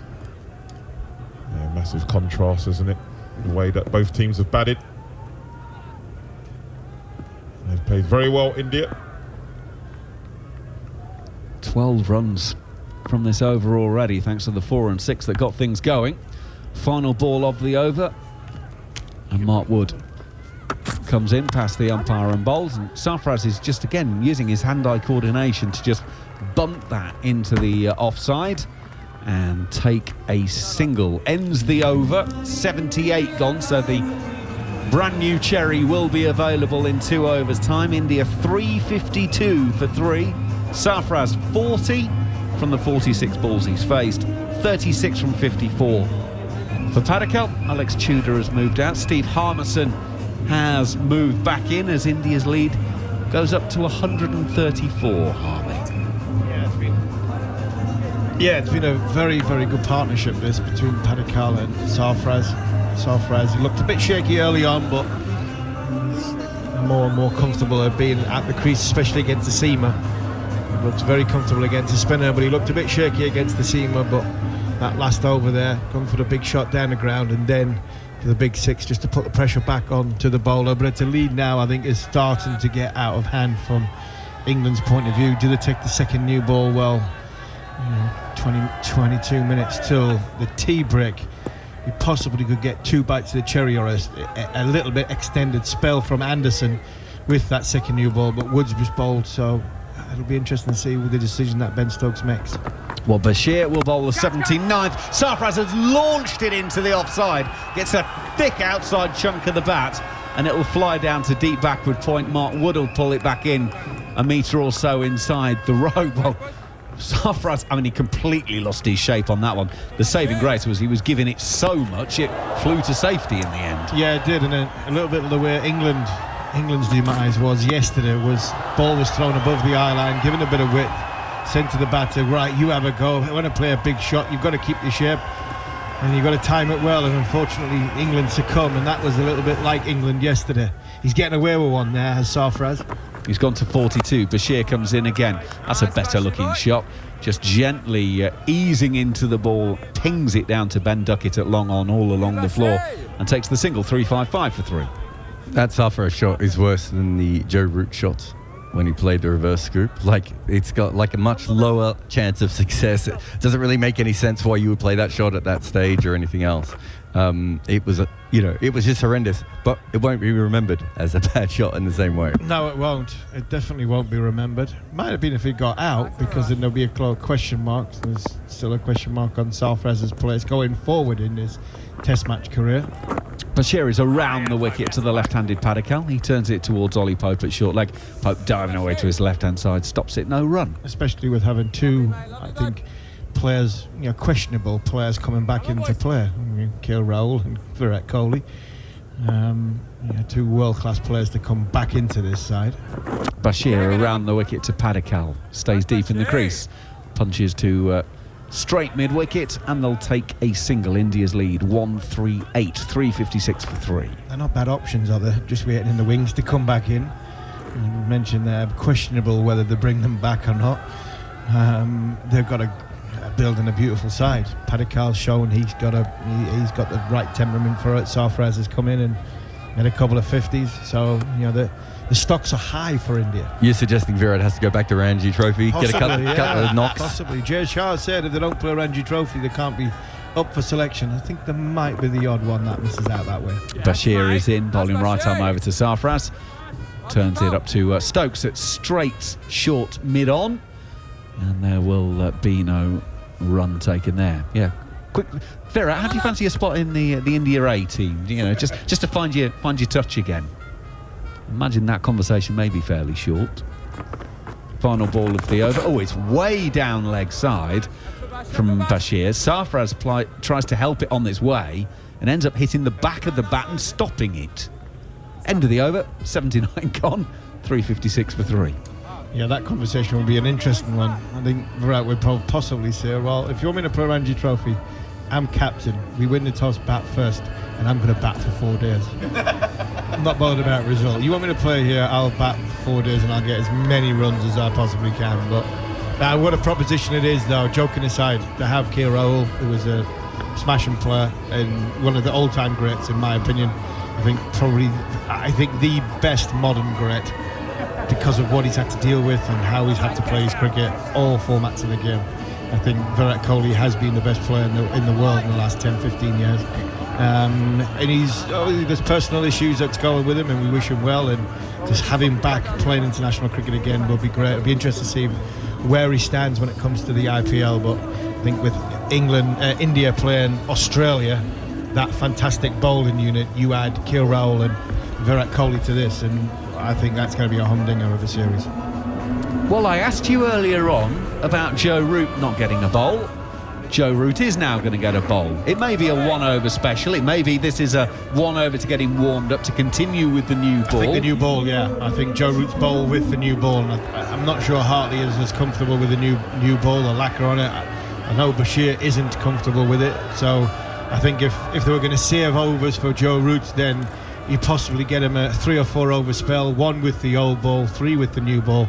Get Anderson on the other end. You've got 18 minutes to the lunch break, so Jimmy can have a couple of goals either side of the interval. And I think that works out best for Ben Stokes. And then if Root's going well, he carries on. If not, you get the spinners on. Here he is then, around the wickets of the left-handed Padikal. Perfectly respectable, bringing his man forward, homing in towards off stump.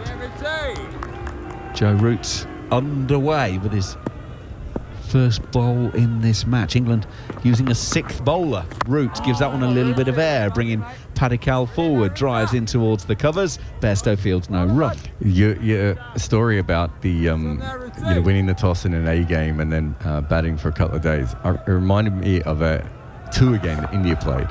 Root around the wickets. Padikal's trying to play this leg side, can't, no run. I can't remember what the situation was, but the Victorians and the Indians had a disagreement before this tour game, and Brad Hodge took it really, really personally. And so India made 266 on day 1, and then Brad Hodge batted for 2.5 days, but faced 380 balls for 264. Root is forward, Padikal opens the blade, guides it to third, and will take 1, and only 1. He goes to 38. India 357 for 3. And he did it completely on purpose because he was so frustrated with something that India had done. I can't remember what it was. Ganguly. Yeah, it was something. Ganguly had done something at the toss that they had. I think they'd agreed on something where you bat on day 1, we'll bat on day 2, you bat on day 3, we'll bat on day 4, because both teams needed the practice. And then India said, no, we're not going to do that. We're going to play it like a proper game. And so Brad Hodge batted for 2.5 days. And there are all these Indian fans coming down, desperate to see Sachin Tendulkar bat, and the other little master wouldn't go out. It's not like Hodgie to be stubborn. Not at all. Great man, Brad Hodge, great man. It was an incredible knock, to be fair, but geez, it was quite clear what he was doing. Root around the wicket to Sarfaraz, and that one I think slipped out the hand a little bit because it ended up as a loopy full toss. Sarfaraz though only finds Bashir at backward square and can't get a run from it. Ian Harvey made 71 of 126 balls. Might have been his slowest innings in his entire life. Root around the wicket. Sarfraz back down the pitch to Joe Root to end the over. So we have got to 80 overs. We'll get the signal on the new ball or not fairly shortly. Some more thoughts from Harmy, and Neil Manthorpe will take you through to tea. Yeah, I remember in 2002, Alan Border Field in Brisbane. Is it Alan Border Field? Alan Border Oval. I think it's Alan Border Field, I think it is. And I think Steve Waugh turned up halfway through the game when England played. Wasn't sure if it was an Australian A or a select 11, but he basically said, "You're not declaring." I mean, it was the flattest wicket going. Martin Love got runs. I'm sure Martin Love got runs, and he made sure that the Australian team kept the England team out in the field for as long as they possibly can. I mean, it was flat. And England I think we feel it for about 2 days, 2.5 days in a 3-day game. We just made sure before the first test we stayed out there as long as you possibly can. So sometimes warm-up games go against you. There's no warm-up games now at all in international cricket. And England have decided to take the new ball with Shoaib Bashir, which is a little bit of a surprise because I'm not sure he does feel as comfortable with the lacquer on the ball. It's more than a little bit of a surprise, isn't it? We thought Jimmy Anderson would do this job. Here's Bashir then. First delivery round the wicket to the left-handed Paddy Cole. And there's a yelp that no doubt you've heard, but it's not an appeal because there was an inside edge. It's flicked the inside edge of the bat onto the pad. It's a bizarre concept that... I mean, even the talk. Here's Bashir again, Paddy Cole forward, playing defensively, no run. As you were saying, Jared, it is bizarre, isn't it, that two captains would agree before a competitive first-class match that this is how it'll play out. Will each bat for this many overs? I mean, it's an alien concept, I think, to many sports.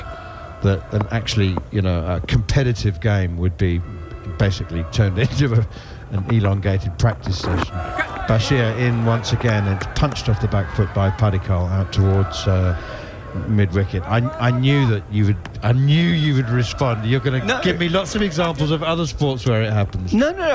What I was going to say is that it's incredible to think a player of Brad Hodges' status would be playing against the Indian touring team because, by that stage, I think that was 2003, 2004.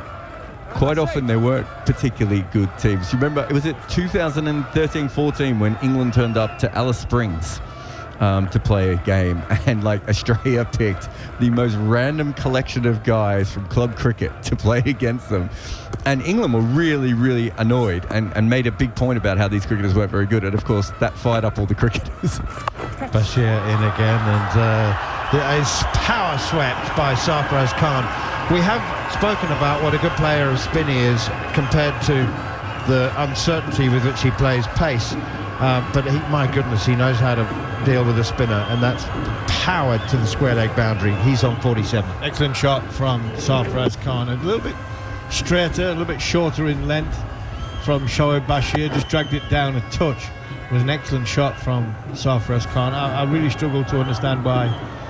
I know Jimmy Anderson probably will take the new ball straight after the tea break, but if that was the case, then just don't take the new ball. India's lead is now a massive 144, 362 for 3. The other apparent weakness in Sarfraz Khan's batting game, is his running. Oh, he's running. He's terrible. He is terrible. Not only does he run on the pitch, but which he's just been warned for. He's been warned for, yeah. But he's like a tail ender, isn't he? He struggles with his running between the wickets. He's a massive ball watcher. I don't think India, Pakistan, Sri Lanka are like that now, but they were in bygone years. Swept again by Sarfraz Khan in the air this time. Same place, same result, and he's got 50. And he's quite the showman as well, is Sarfraz Khan. Anybody would think he just scored 150. I wouldn't say he's acknowledging the applause so much as milking it. Yeah, he's milking it. He's excitable. He's played 50 of his short career. Somebody who looked a little bit frantic in his first 25 balls, he now looks, especially against the spin, more accomplished, more comfortable. Some very, very good sweep shots. He's been told off by Joel Wilson about he's running between the wickets. I think in years gone by, players from the subcontinent were renowned for struggling between the wickets running, but I think that's that's gone. But he's definitely an old school runner between the wickets. He does ball watch a hell of a lot, but he's now getting himself in a position where they have got great players coming back, but he's certainly enhancing his reputation to be back being one of the sort of first names off the sheet if there was an injury or loss of form to one of the more established players who are coming back in K. Rahul and Virat Kohli. 366 for 3. His first-class record is astonishing, Hami, and I'm sure you asked a few people yourself. I certainly asked all of my Indian friends and cricketing colleagues, media colleagues in India, why it was that he hadn't made his debut. He was included in the squad for the Hyderabad Test, wasn't he? Here's Jimmy Anderson, then he is taking the new ball at the other end, and this one is pushed away out on the onside. I think the thing to remember is he actually wasn't always a good first-class player. I know that sounds ridiculous because he has like the 4th highest first-class average of all time. But he had quite a few years where he didn't make any runs. There were behaviour issues. Obviously, the team was getting fitter. He's not that kind of an athlete. All those sorts of things were happening back-to-back. And then he averaged about 120 for 3 years in a row. And, you've got someone like Patidar coming through, Debutant Padikkal. Shreyas Iyer couldn't get in the side. Like, there's some pretty... Prithvi Shaw's not in the side. It's punched off the back foot by Padikkal to cover Bairstow Fields, no run. Prithvi Shaw was one of the wickets in the 36 all-out in Adelaide and hasn't played since. And he's probably... Jaiswal, I would have Jaiswal maybe at a slightly higher level of natural talent than him, but Prithvi Shaw's at the same level as Sarfaraz Khan for me of actual talent. Got some other off-field issues again, but that's how hard it is to get in this side, right? So everybody that I spoke to all mentioned his personality and character and said that a lot of people found him objectionable and difficult to get on with and prickly and bombastic. He's all of those things. Punched away off the back foot by Padikkal again to cover, and there's no run. So it just goes to show that as much as coaches and selectors say, well, just knock the door down, just score the runs, it doesn't always work that way. No, he's got a bit of Marnus Labuschagne, Johnny Bairstow about him. There's a lot of energy, there's a lot of talking, there's a lot of telling you, I'm going to be doing this right now, Hami, I'm going to be doing Hami, I'm talking right now, and I'm going to be talking right now, and you're just like, can I just take a breath? I just got hit with a bouncer. Calm down sort of thing, yeah. But our Ashwin's a bit like that as well. Defended by Padikkal now. Jimmy Anderson bang on the money, 366 for 3. I think the difference between the two is that Ashwin is probably seen as an older, wiser head, whereas Sarfaraz is maybe seen as the young guy that chats a lot. But some people just have different energy, right? It's a normal thing. Virat Kohli, when he first came in, he was somebody who was very excitable. Very excitable. I remember being on the plane a couple of times. I'm in 2008 series, and he hadn't made his Test debut then. He had played a couple of one-days, and you're looking at him going, who is this? Here's Jimmy Anderson again around the wicket to Padikkal, pushing defensively, no run. Lead is 148. Always singing, always dancing, jumping around on the aeroplane. I'm like looking at him, what earth is this? And clowning around, and what a player he's turned out to be. So I think you have to have different qualities in different types of characters in a squad. Somebody commentating on this game for TV. Graham Swan, a great friend of mine and Jude's and stuff like that. But any more than 10 minutes in the dressing room with Swanee, and I wanted to rip his head off. I really did. Honestly, I couldn't any more than 10 minutes. And I would want to assault him because this is the character he was.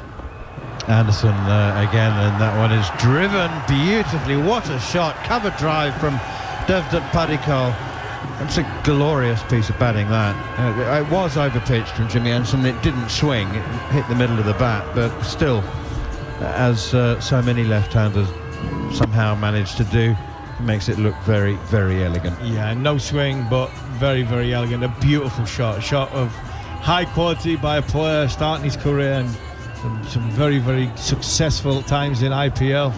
Played well against England Lions, has managed to get his chance, and he's batted beautifully. But to finish on Sarfaraz, he is a different character. I mentioned about Swanee. Swanee was excitable. Swanee was brilliant on the field. He's ridiculous skill sets. But there were a lot of times where he was very, very annoying, and a lot of players wanted to beat him up. Didn't a player actually beat him up? Yeah, there was. Yeah, there was a time, but that wasn't cricket related. That was Swanee being Swanee in a bar, and Goffey decided that he was going to just bring him down a peg or two, or make him like the soles of his feet look at the sky for 5 minutes while Swanee managed to get his breath back. But yeah, there are times where he did go over the top, but these characters make the game, in my opinion. And as much as they did drive you up the wall, they were great for the dressing room, and you just want them in small doses. Can I just say, Harmy, that I've been on the same commentary team as Graham Swan. I've shared a commentary box with him. Pushed away out on the offside, and there's no run. Did you want to punch him? Many times. Swanee, I just had a look at Swanee and I was like, right, I need to shut up now. Yes, you do. But Yeah. I see you as someone who occasionally would feel that way, Harmy. Pushed away by Sarfaraz Khan behind square on the leg side. Neil May I just Mansour say does get angry. Don't get me wrong. I mean, anyone who's seen some of these YouTube videos will know how angry he could get. But I don't think I ever think of Manners as someone who wants to punch someone. So that tells you what level Swanee is at. Swanee brings the best out of people, though. Yeah. Well, can I just say that he made me laugh as much as he made me want to punch him. He does. He does want to make you laugh as much as you want to punch him. But yeah, there's the point of no return gets he gets there quicker than most, should we say? It's Bashir again. It's pushed out towards extra cover, and there's no run. You just want him to not crack a joke all the time. We go on this golf trip, with the national footballers and international cricketers always in September. It's a brilliant golf trip. Swanee's our captain. Here's Bashir again. Forward comes Paditar, no run. And you get all the footballers going, God, Swanee's great and he's fun. And yeah, he is. And he's brilliant to be around. But the most dressing room from a footballer's point of view is about 15 minutes. So if we win the toss on a flat one, we could have him for 6.5 hours. And so it's not quite the same as 15 minutes. Here's Bashir, and that's a drag down. He's got away with it as well. Didn't bounce much, but he's really dragged that down very, very short. And Paditar's only managed to nudge it down to long on for a single. And there was one game, it was a hilarious game at Durham. He opened the batting in the Pro 40 for Notts. 40 over game, white ball, he opens the bat and he comes walking out of Durham, Chesty Street, chest out, pumping away, gets towards the 30-yard circle. Bashir in again, and Sarfaraz plays it off the back foot for another single behind square on the leg side. And Swanee was a good number 8, but he was, he stayed leg side of the ball, good number 8. He was talented, but he stayed leg side of the ball, and he wasn't. I don't think he fancied the quicker stuff. And this was the one time I was going to get him back without actually, physically trying to harm him. And he comes waltzing out. And he had a decent record in the Pro 40 opening the bat, and he gets the edge of the 30-yard circle. And we had Shoaib Akhtar bowling at one end, and I was bowling at the other end.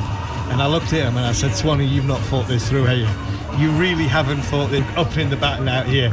And he was like looking, and he was like, I don't think we had Liam Plunkett as our first change. So there was one or two times where you played against him, but as much as I did assault him a couple of times and wanted to assault him many, many times, he was a brilliant cricketer, a great cricket brain, and somebody who, you knew when he was on your side, he had a great big heart and a great big character, and he was always in the opposition's face.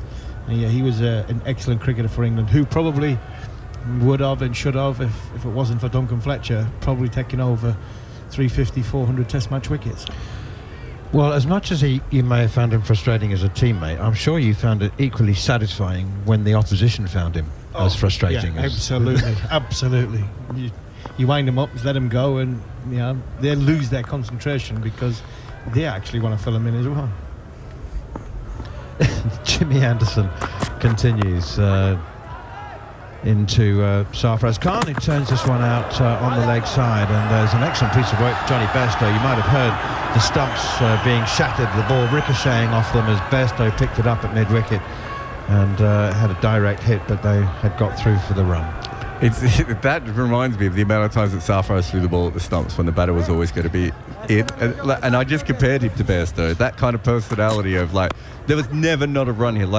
Debutant was walking towards, and yet Bairstow threw it as hard as he could. I'd like to see this again. You think it was closer than? I think it's closer than what? Oh no, it's close because he was walking, but I mean, he was clearly going to make it. He's in by 3 feet, but no, I can understand why Bairstow did it, but I can also understand being the fielder behind going, I've now got to chase this. Peterson was like that. Peterson used to throw at the stumps when there's no need to throw it at the stumps, and sometimes you would hit.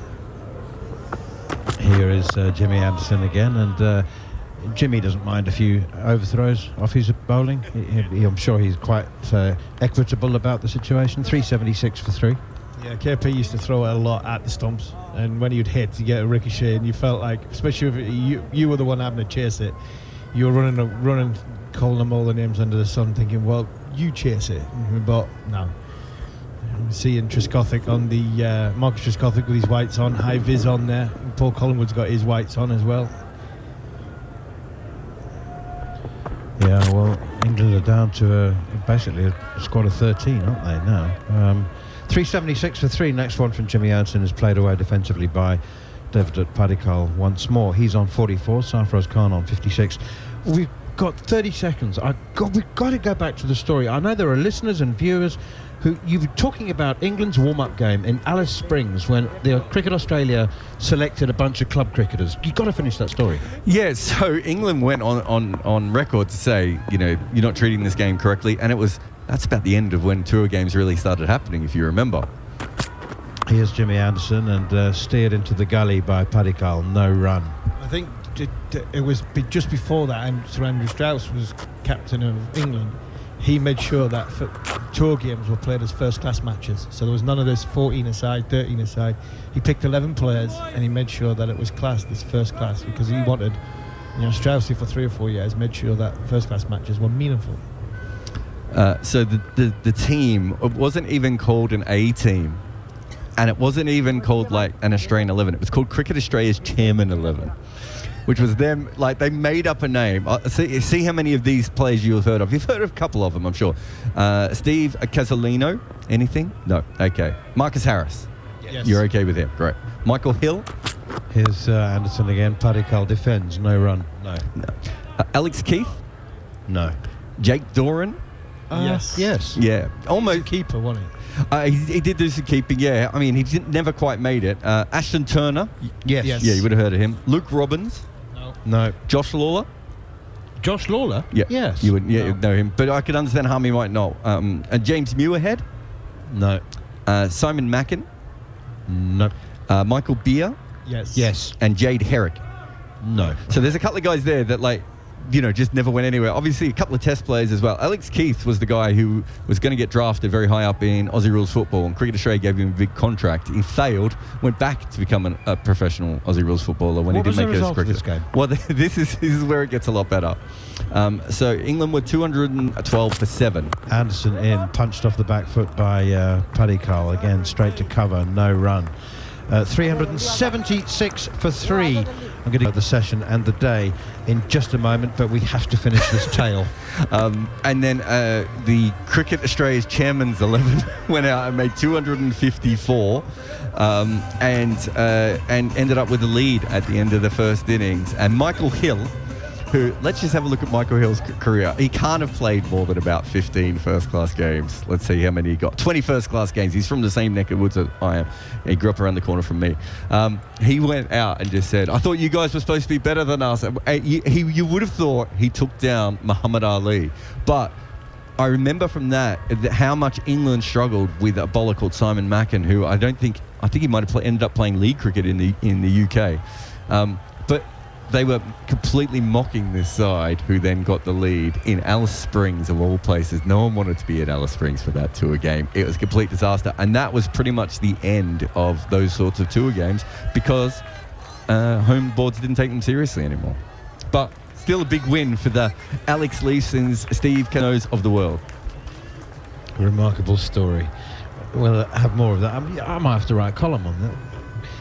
It's tea time on the second day of the 5th and final test match between India and England at the Himachal Pradesh Stadium in beautiful Dharamshala. The home side have reached 376 for 3.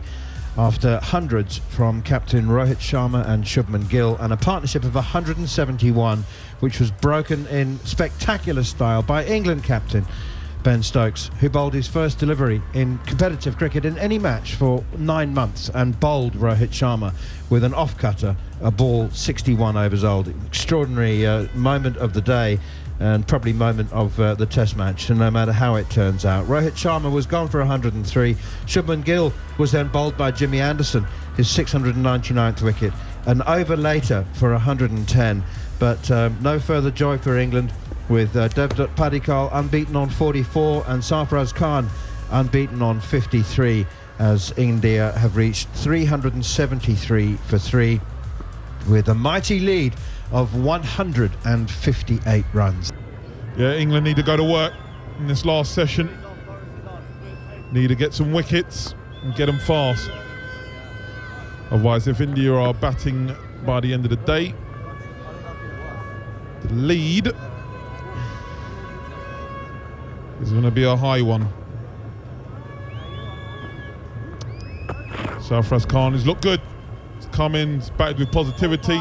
59, not out. 1684s. 56 not out, sorry. 59 balls, he's getting on with it. And Padikkal at the other end on debut. He's looked assured. 44 not out from 77 balls. Looks like it's going to be young Shoaib Bashir to start proceedings in his final session. Hello, Macca. Afternoon, Shoots. Well, late morning in the UK. I say late morning, it's 9 o'clock. It feels an awful lot later than that when you've been up since daft o'clock. And Bashir will bowl the first over and first ball after tea, and he's got Sarfaraz caught at slip. Turns, bounces, and Sarfaraz has guided it straight to Joe Root. And we said England needed quick wickets. You can't get any quicker than that. Bashir's got a 2 for. Sarfaraz goes for 56. India 376 for 4. Yeah, as you say, with the break can sometimes be lapsing concentration, and it looks so. Just a normal off break, really. He's played back. He's gone for a little bit of a late cut, but it's like he's giving catching practice to Joe Root there at slip. Easy catch. And Sarfaraz Khan has to depart for 56. India 376 for 4. I reckon he's missed out there. He should be disappointed if ever, you know, when you're in and you started well and you're thinking, yeah, let me get my first 100. I reckon this would have been the wicket to get it on. It's actually quite weird when you think about it, because the two guys with two of the highest first-class batting averages of all time have given away pretty soft hundreds here, all things considering. You know, Jaiswal just ran past one, and now you got Sarfaraz guiding one to slip. You could say it was the prime mark of wickets, Shoots. You lot ain't going to let me live that down, are you? I wasn't saying that. I know, I'm not saying anymore. I just didn't know Primark were famous for glass lifts. That's all I'm saying. Well, they are. Roald Dahl wrote a book about that, didn't they? Primark and the Great Glass Elevator. Let's get off that. It was World Book Day yesterday, not today. It's comeback day for England. Jadeja walks to the crease. The number 1 all-rounder in world cricket. And it now means that there's 2 lefties at the crease. I did enjoy Bashir's celebration, by the way. He was strutting around like a peacock. Which, bearing in mind his figures now say 2 for 127 from 26 overs and 1 ball. Might have been overdoing it a touch, but I like that. I like a bit of confidence and a bit of a strut in a player. Right. 376 for 4. The lead 158. Bashir around the wicket to Jadeja. Takes a big stride forward inside half of the bat, and Ollie Pope will field under the helmet at short leg. Lovely buddy. Right, this is where England need to go to work, and go to work quickly. Bashir around the wickets. Jadeja solidly forward, no run. Joe Root at slip. Ollie Pope under the helmet. There's a short extra cover as well on the drive. So England putting pressure on, but not going completely OTT with the new batter. Bashir in. Jadeja clips to mid-on, takes the single, and will get there safely. Hartley fields it mid-on, gets the throw away pretty quickly, but can't prevent the single being taken, so Jadeja's off the mark. 377 for 4, 159 the lead now. More I see that wicket, it's a man who's still in the dressing room. It was such a lackadaisical way to play. It's like a coach giving catching practice off a slipper. That's what it was. Very laxed, and that's what a break can bring. As you say, always add 2 to the total. Well, England got Rohit and Shubman Gill in quick succession. Can they get Padikkal as well? In goes Bashir bowling to Padikkal. He takes a big stride forward out on the offside. No run. Yeah, they managed to get Rohit and Shubman Gill 7 balls apart. 103 for Rohit, 110 for Shubman Gill. Can they get Padikkal as well? That one seems to grip in the surface. Didn't really bounce as much either, but it was well wide of off stump on that occasion to end the over from Shoaib Bashir. So he's now made another breakthrough. India 377 for 4 here on TalkSport 2 and the TalkSport Cricket YouTube channel, of course. India's lead 159. It's a vast one for India. England will have to do well, but listen, as they do in this team, they'll try and take the positives. They can get a couple of wickets, get into that lower order, and then get batting, as you said, as John Norman said. England will want to try and bat by tonight, by this evening. Late morning here in England, in the UK. But if India are still batting at the close of play, it's, you know, they're going to be nearly 500 runs. Looking down the barrel. Yeah, the lead's 159 at the moment. A lead of over, not even 250 is going to be problematic, because that means England have then got to score 450 minimum, really, to set India anything like in the final innings. It's always the time, isn't it, with England, because they don't bat a lot of overs. I think they've only batted 80 odd overs. I think it's twice in 10 innings or something like that. Yeah, they don't take a lot of time out of the game. Right, Hartley to bowl around the wickets, and it is the left-handed Jadeja playing out on the onside, and there's no run. I've just realised that we're at 85.1. Did England take the new ball? I don't know when they did. I might have been off at that time, but they obviously did, because that ball looked fresh. Yeah, They did. so it's interesting that they're straight back after the break with the spinners and the new ball. Hartley left arm around, Jadeja off the back foot, out to Dan Lawrence, who is coming off the cover boundary. Single taken. I think it was Bashir and Root who took the new ball, if I remember correctly. Certainly Bashir. I remember him taking the first over of it.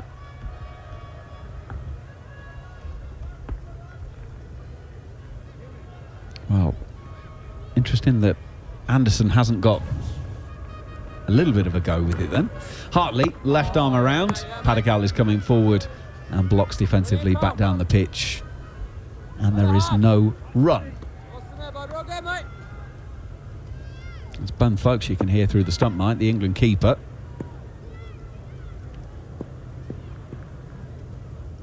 He's waiting now as Hartley comes in. Left arm over, pitching it about leg stump. Padikkal is playing it out on the offside, and there's no run once again. Folkes is very noticeably louder after tea. Yeah, a wicket. The first ball of a session can do that. You sort of feel like you can smell a little bit of blood, even though they're way behind the 8 ball here. Still Hartley aborts. And his run up. Yeah, clearly didn't get the ball quite in his fingers as he wanted it, so did the sensible thing, bail out. Don't send it down if it's not properly there. Hartley goes in once again. This one's pitching round about off stump. Padikkal deep in the crease, plays it out on the offside, and they take the single. 379 for 4. India's lead 161 as Padikkal goes to 45. Gerard was telling us that he's predominantly literally batted in the top 3 for most of his career. in the longer format of the game, doesn't get forward much. Especially when that ball's new and it must be, not say it swings round corners in India. It's Hartley, left arm around the wicket, takes Jadeja on the pad. That must have hit him outside of leg stump and going further down the leg side, I'd have thought. Yeah, it had nothing going for it whatsoever. But I think it's a little bit of a win, even hitting pads, isn't it? As I said, if batters are missing it on this, they should be out. I suppose that's what they're trying to do, isn't it? Yeah. They're trying to plant a seed to Jadeja that actually it's doing more than it is, it's more dangerous than it is. It's sort of trying to get into his head. Yeah, 100%. We have seen some balls keep lowish. I wouldn't say we've seen anything keep low. I mean, compared to last game, balls are bouncing. But we have seen balls occasionally just, what would you say, skid on further is maybe the best way. And there are some cracks out there as well, but it's certainly not a major factor in the game at the moment. But something worth noting. I've noted it. Matthew. Thank you. Did you hear them play the Macarena before? No. Bashir is going to start a new over, and Debutant Padikkal has just walloped him back over his head into the pavilion for 6 to bring up 50 for Debutant Padikkal on Test match debut.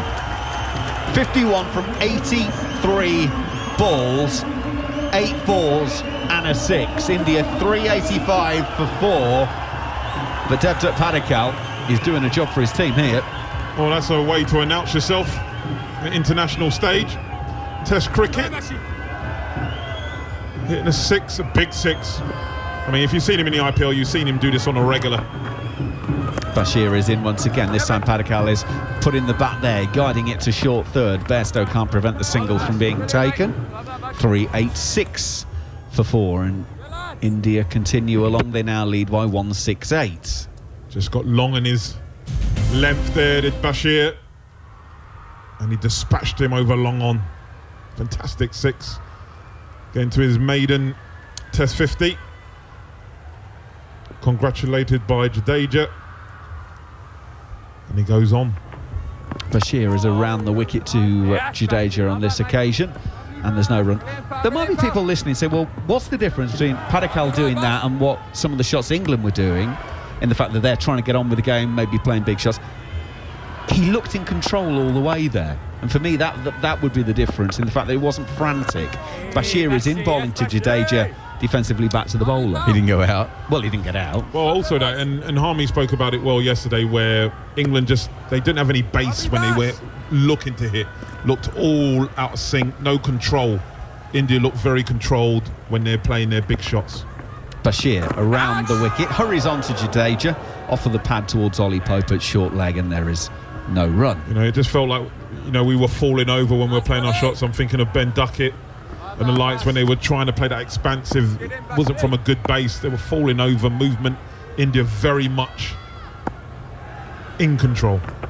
Bashir around the wicket for the final time in the over, outside half of Jadeja's bat, drops out on the offside, and it's the end of the over, no run. 87 overs gone for India here on TalkSport 2, and it is 386 for 4. I mean, you kind of jokingly said, Jared, well, they didn't get out, but that is Ben Stokes' argument a lot of the time, isn't it, in the fact that the difference between a good shot and a bad shot sometimes is, well, player X didn't get out. Well, if you're caught on the boundary, that might be as little as 10 centimetres worth of difference between the ball going for a maximum and being dismissed.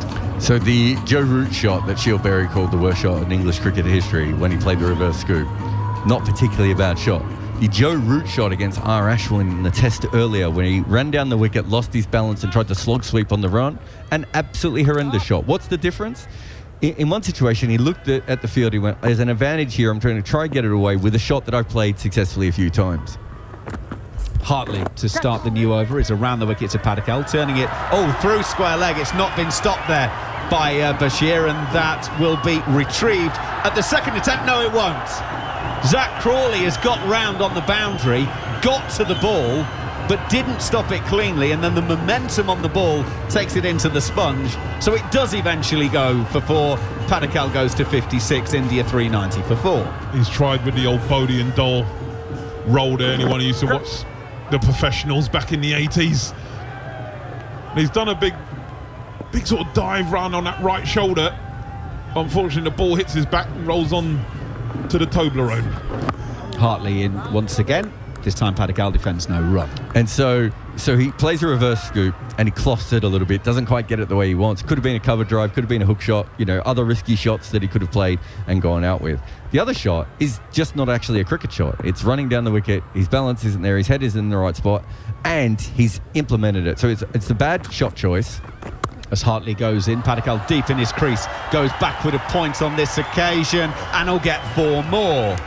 8 from the over in 3 balls. India 394 for 4. If there's any good news for England, at least it wasn't another fumbled 4, which I think we're up to about 5 of so far. And the other shot, it's a wrong ball to choose, wrong bowler to go against. He hasn't implemented the shot correctly, and he's lost his balance and everything else. And so it's very fair to say to some of these shots, like the Crawley one yesterday, or the Duckett one yesterday, it's a perfect example of that shot is a low percentage shot, even if he hits it for 4. Hartley is around the wicket to Padikal, clipping out on the onside, no run. He's having to drag it from about 2 foot outside off stump with a bowler who's spinning it the other way, who's getting top spin, so there's also always a chance with an angle bat you're going to hit it straight up in the air. Compared that to a similar shot that Bairstow played against the spinners. Hartley in, left arm around, defensively played by Padikal, no run. He played a slog sweep to a ball that was outside off stump but was spinning back into the stumps. He got himself out a little bit outside the line, so his head was near the line of the ball. The difference is really, in both cases they saw a gap and they went for it, but it's about the right ball, the implementation of it, and then also staying balanced and getting yourself in the right position, actually playing the shot the way you should be. Hartley gives that one a little bit of air. Padikal plays defensively, no run. And what you're talking about here is when India are playing attacking shots, we are seeing them do it from a position of strength. They are making sure that that they're not boldly swiping across the line. And when Jaiswal did, he still went out. They're getting themselves to the pitch of the ball when they're coming down to the spinners. If they're hitting through the line of the pace bowlers, they've still got their front elbow up with a straight bat to be able to do it. When Rohit Sharma played the forehand drive down the line of Mark Wood, there were no fielders in that area, and he made sure that he completely controlled the shot. They're still attacking shots, but they're doing it from a position of strength, which is what a lot of the baseball cricket has been, to be fair. And then there's occasionally the rash slogs, and we're seeing both teams with some rash shots at times in this series that haven't been as good. We should be able to call those out without being seen as anti-aggressive cricket, because we're not anti-aggressive cricket. Yeah.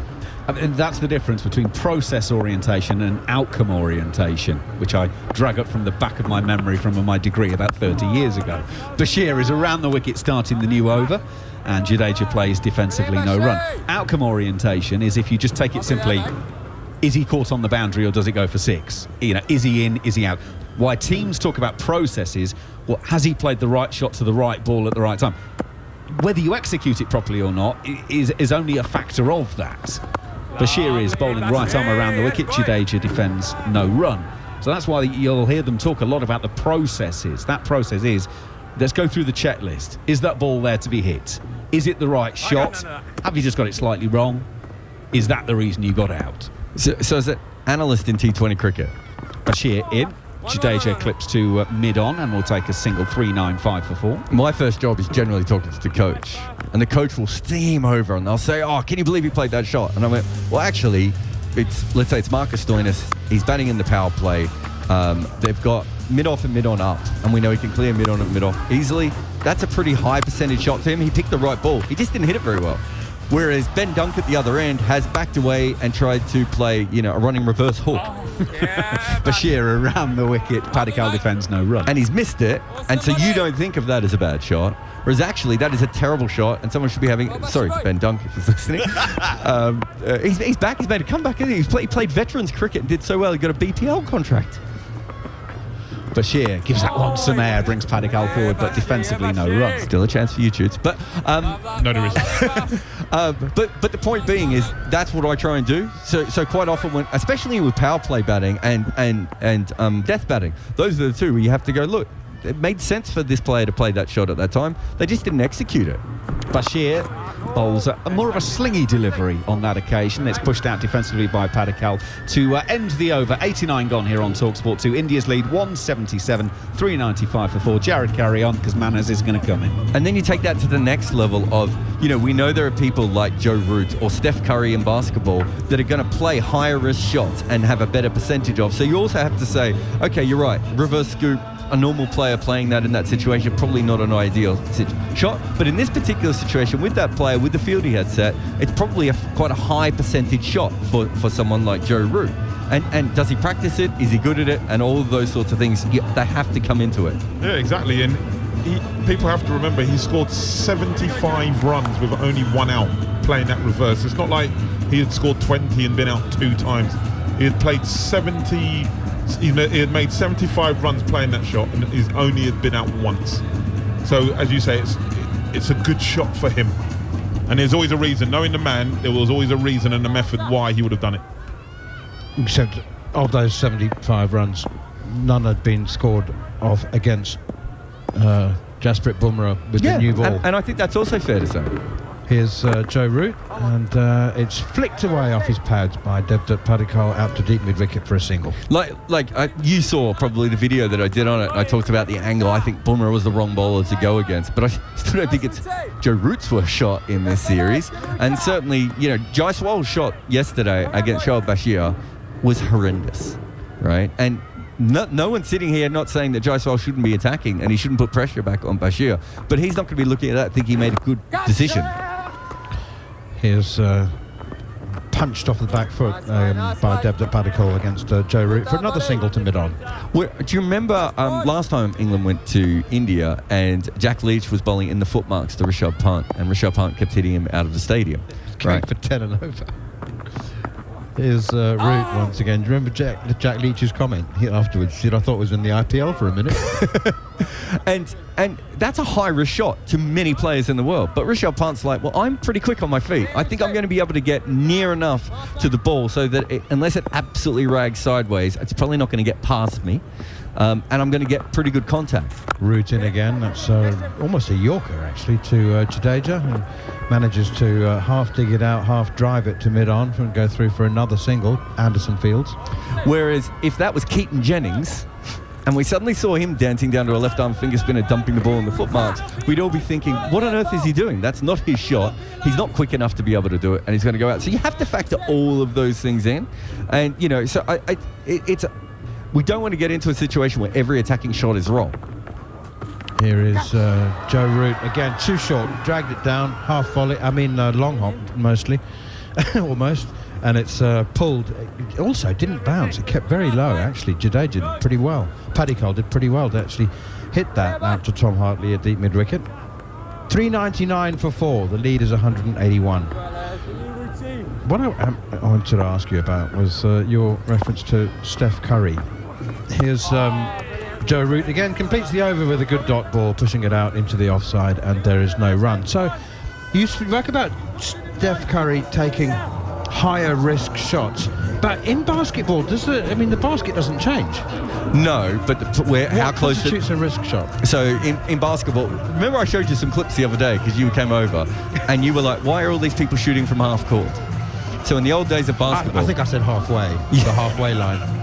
In the old days of basketball, obviously, you would shoot from under the ring, and that was the best shot. And then as the three-point line has come in, that has been stretched out. And Steph Curry will take a shot from 40, 45 feet, but he'll also take a shot from 40 or 45 feet with someone in his face.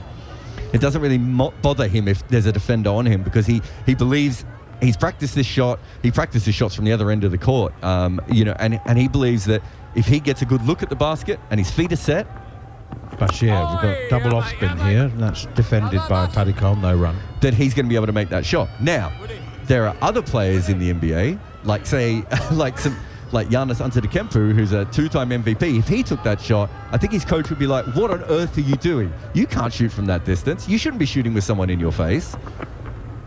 Bashir, forward comes Padikkal defending. 399 for 4. And it goes back to the Keaton Jennings versus Rishabh Pant. Keaton Jennings is a brilliant sweeper of the ball. If we suddenly see him dancing down the wicket trying to hit the ball out of the footmarks, we think something's probably gone wrong in what Keaton Jennings is trying to do. Unless he's been out practicing and that's a new shot. Here's Bashir. Oh, that's a good ball.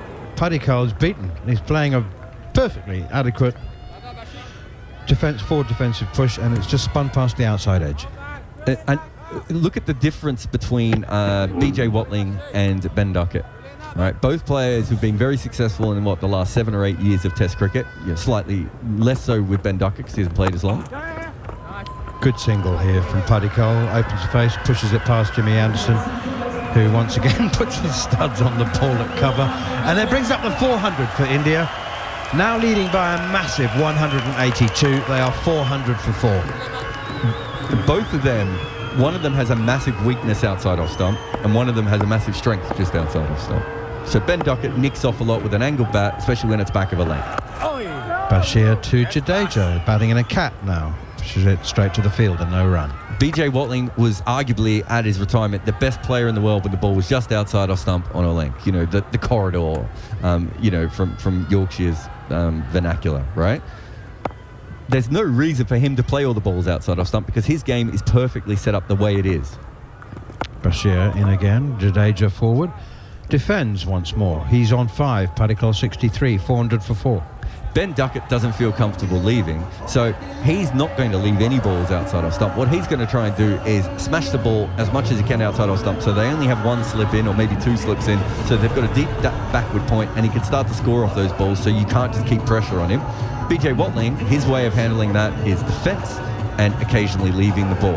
And it's different methods. If BJ Watling suddenly came out in a test match and didn't leave a ball and was slashing everything to backward point, we'd check his temperature, right?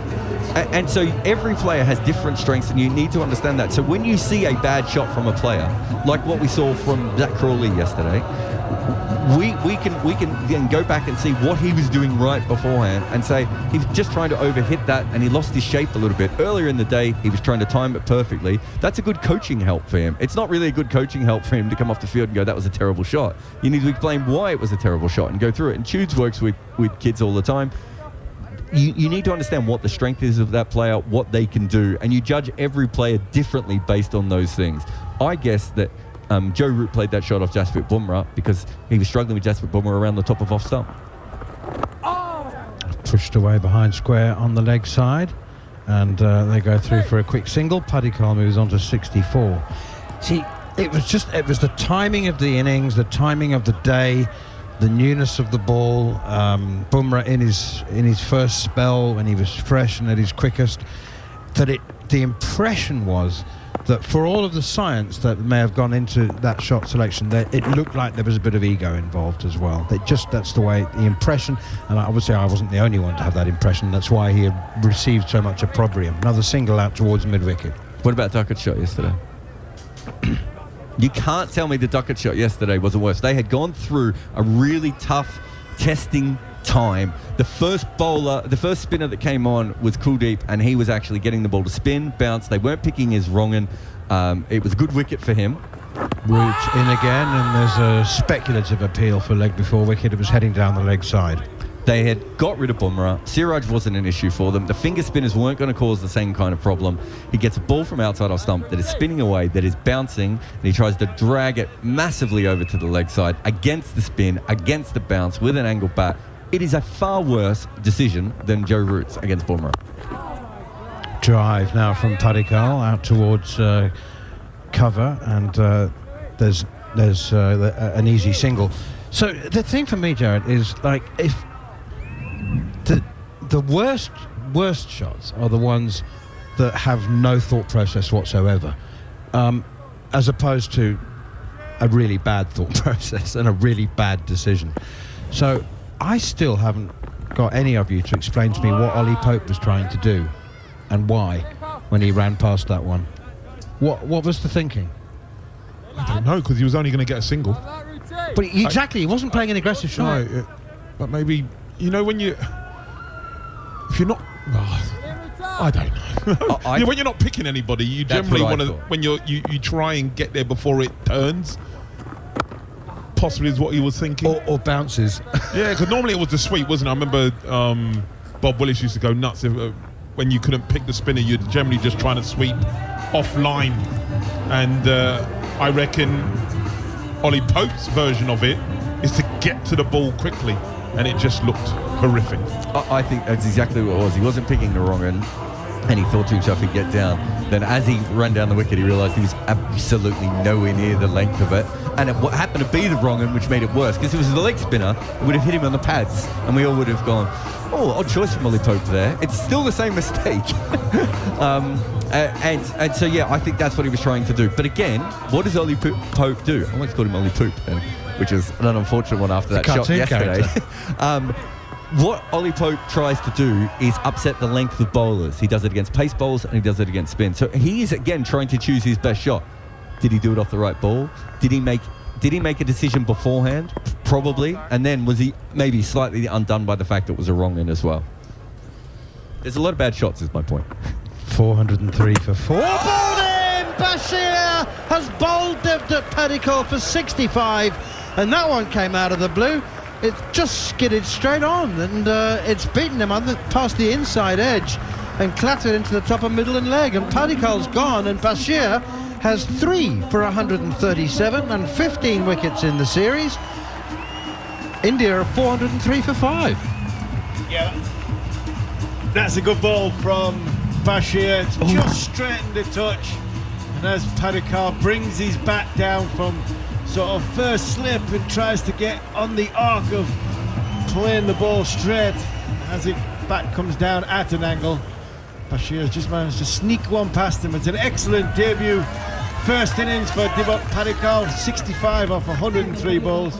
And Shoaib Bashir is just showing everybody again he's got wicket taking deliveries in him, and bowling absolute beauty there. And I think he said to himself, that was a good ball. I think he did say to himself, yes, that was a good ball. He didn't say it once. He said it several times as he walked down the wicket. He is, to be fair, I was going to say, he has shown incredible confidence after each wicket. The attitude and everything else, especially considering it's 403 for 5. There's something to Bashir of this isn't a timid, 20-year-old spinner who's been thrown in. He's quite confident, even with the score the way it is. And he's right, to be fair. That was quite a good ball. Yeah, he was. He was right. It's quite a good ball. And, I was intrigued. Bats didn't want to... Obviously, he had the Surrey hat on, and he was talking about, Bashir yesterday. And it's difficult for Bats because, Surrey didn't let him go. I don't think in a way that it was forced on them. I think it was a call for the...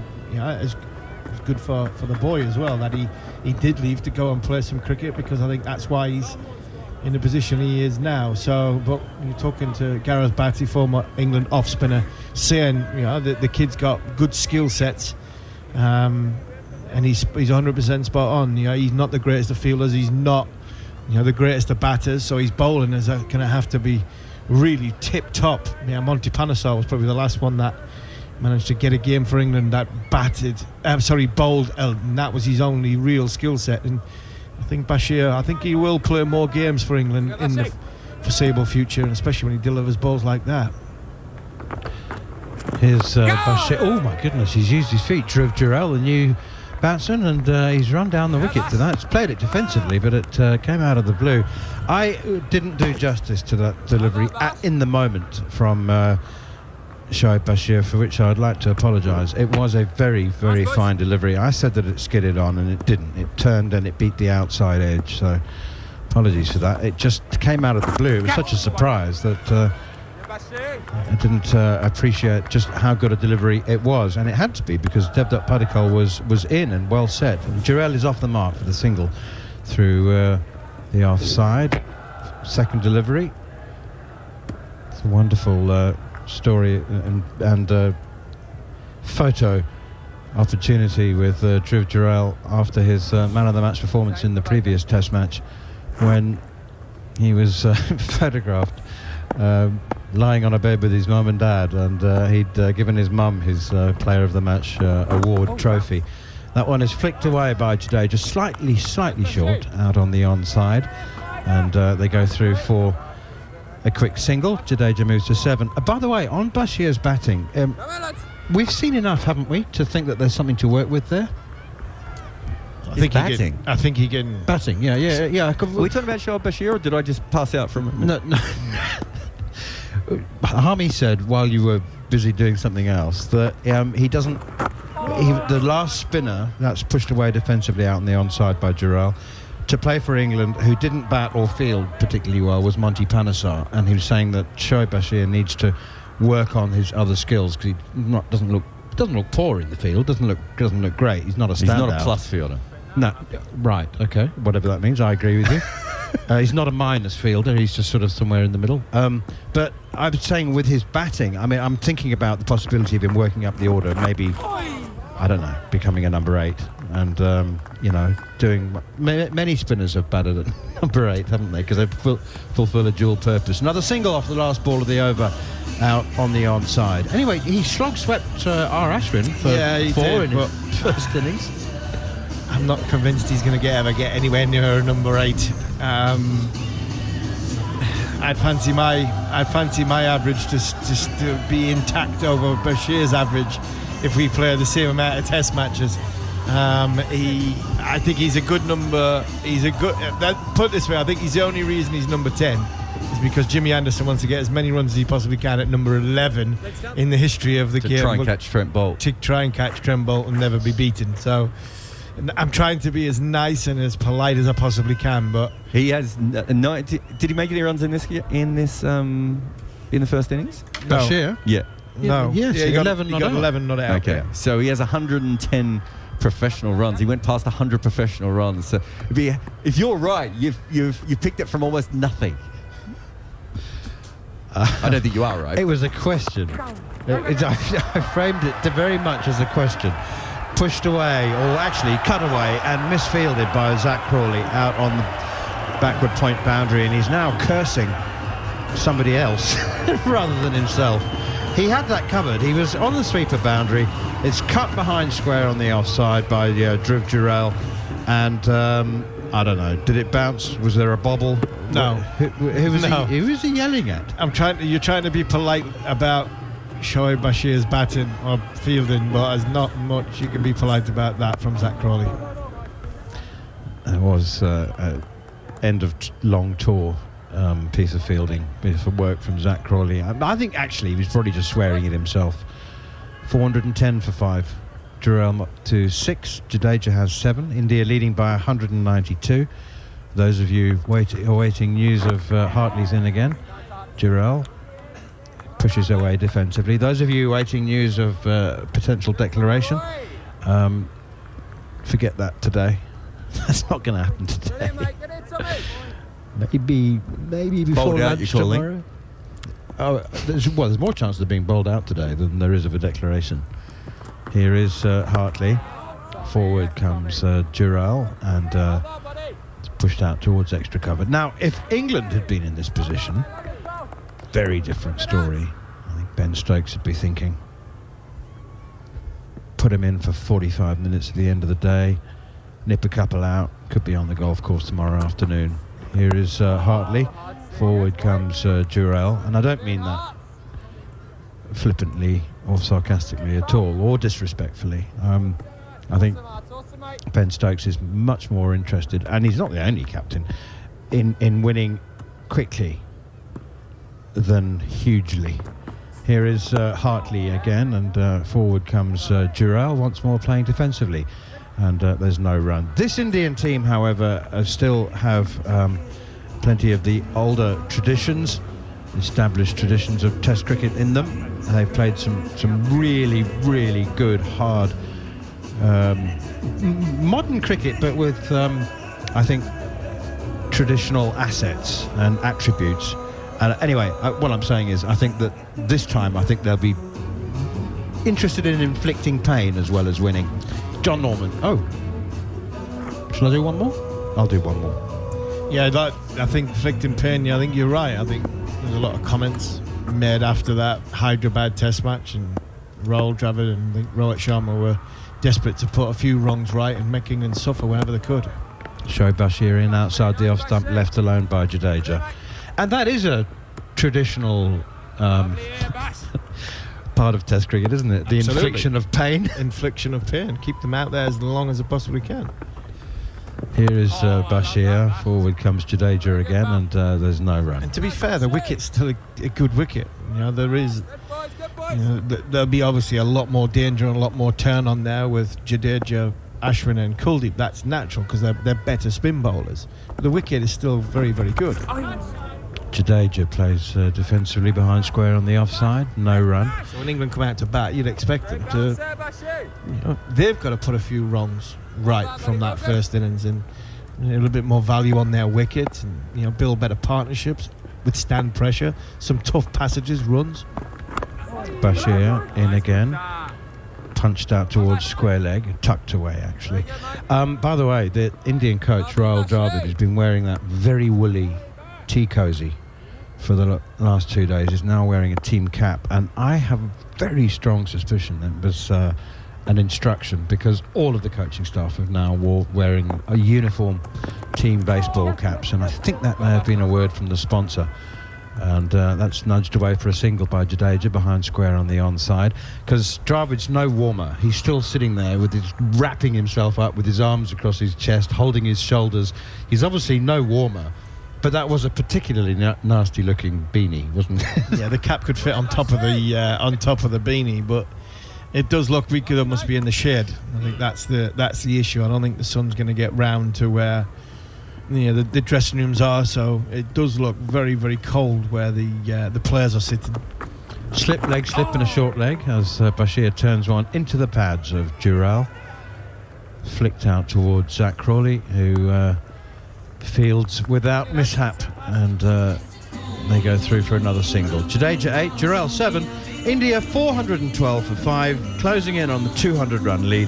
They're ahead by 194. More from Steve Harmison, and then it will be John Norman for the next 20 minutes or so.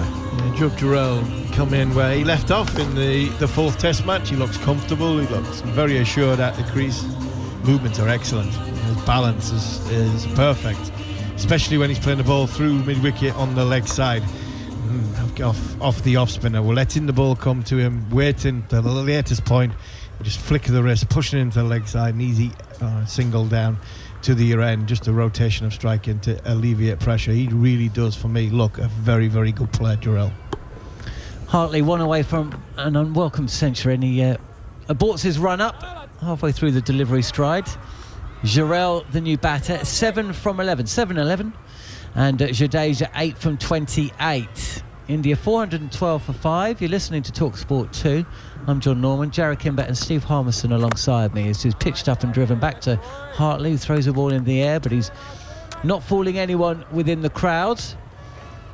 194 runs then the lead. England have been here before on various occasions in this test series. They overcame a deficit of 190 runs in that first test match. It does seem like quite some time ago now. Hartley again is drawing Jurel forward. What a test match. What an introduction to test cricket he had in the fourth test. And we're just seeing a replay of that dismissal of Padikkal, another debutant. India have fielded a few debutants, as of England, in fairness. Most of the debutants for England have come in the bowling lineups, or the bowling lineup. Hartley again. This is plenty of flight, some good loop, but Jurel's forward and pushing it out to the offside.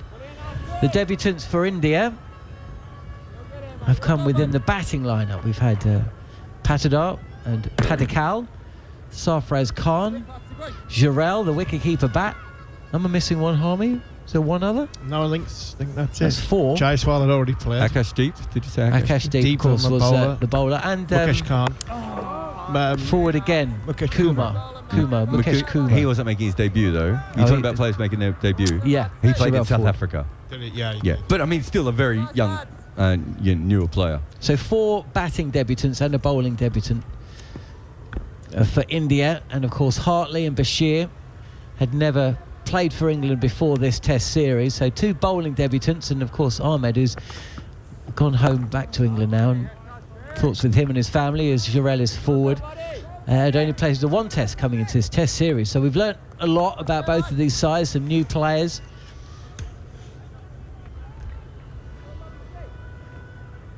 But here we find ourselves with India 3-1 up and in a incredibly dominant position. Runs and all their top 6 average over 40 for the series, and they've continued that into this test match.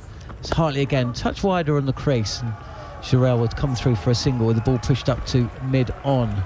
Jaiswal with a 50, who's had centuries today for Sharma and Gill, and 50s for Khan and Padikal. So that's pretty much a full house, isn't it? It is. Crickviz don't keep stats on fielding for test matches, but Gary's just gone through his notes as a scorer. We have 6 occasions where England have fumbled the ball on the boundary and the ball has gone for 4 today. Hartley's done it 3 times, Crawley's done it twice, and Bashir's done it once. It's an awful lot of runs. Not all of those would have been, you're not saving 4 runs. Quite often you're saving 3 runs because the fielder's out on the boundary. Sometimes you might have only been saving 2 runs because they come back for 2. But that's I can't remember another team in a test match in, 2.5 sessions. Almost more than that, I suppose, now. But I can't remember too many teams who have fumbled that much with the ball near the boundary. It's been 2 guys, really. It's been Crawley and Hartley, who are both very good athletes and move quite well, but they've just not picked the ball up. Some of them have just been schoolboy. Yeah, very, very much schoolboy. They weren't going hard, they were just trickling. Here's Bashir. He's picked up a couple of wickets in the session, and Jarrell pushes this out to Johnny Bairstow, playing in his 100th test match. Might have missed that news. Jarrell is 8 Jadeja on the same score. Did you talk? I wasn't on comms when Bashir picked up those wickets, but did you remark on his body language?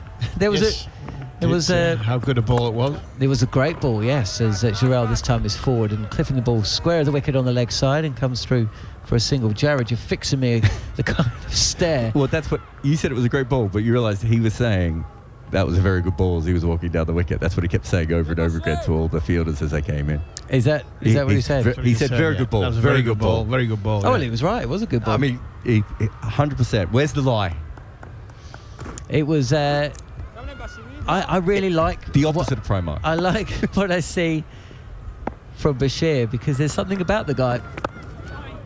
As Jack Leach, as Jadeja steps forward, another slow left armour, and there's no run.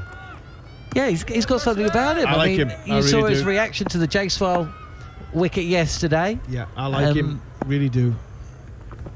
And for a young man, a young off spinner, as this ball is pushed out to point, or cover point by Jadeja. For a young man, 20 years of age, very little first class experience. And he's playing in just his 3rd test match, and he's got a bit of a strut about him. That's something I like about him. I think he might turn himself into a better fielder. This one's left alone. There's a little bit of turn, but away from the wicket and the bat of Jadeja. I'm not convinced he's going to get to number 8. That Manners thinks he potentially could bat, but I think, first impressions, I think we've got a bowler on our hands. I think we've got a bowler on our hands, possibly not for home conditions, but definitely for away conditions. I think he'll prove as a fielder. One slip in place, but this is dead batted by Jadeja. He gets forward and defends. 414 for 5. He does another thing that we don't talk about, that we haven't talked about a lot. But so I don't think he speaks Hindi or Urdu, but I think he understands it, or at least knows a little bit of it. And have a look. Sometimes he does really slow walks past the batters, and he's trying to pick up what they're saying. And I think someone told me on Stump Mic that he had a very brief conversation at one stage between them. But I just like the idea of just trying to eavesdrop on what they get, just in case there's anything important that he needs to know. It reminds me of a story you told at the start of the series, actually prior to the first test, and we did that show with Monty Panesar, didn't we? And you picked up on the fact that he used to walk very, very slowly between overs as he walked from mid-on to mid-off or whatever. And Hartley it's cut away this time from Jarrell, and a diving backward point can't prevent the ball from running to the boundary and away for 4. Jarrell moves to 13. The score 418 for 5 India, and the lead has now reached 200. So Monty's, it's 2006. Monty wasn't it? First test. Monty Panesar's in the side, and you're coming up against. I mean, when you think of the, He couldn't stop staring at Sachin. He's gone from mid-off to mid-off. It's like, Monty, he's not going to bite you. this is a straighter from Hartley, but he overcompensates the touch. The last ball too wide, this too straight.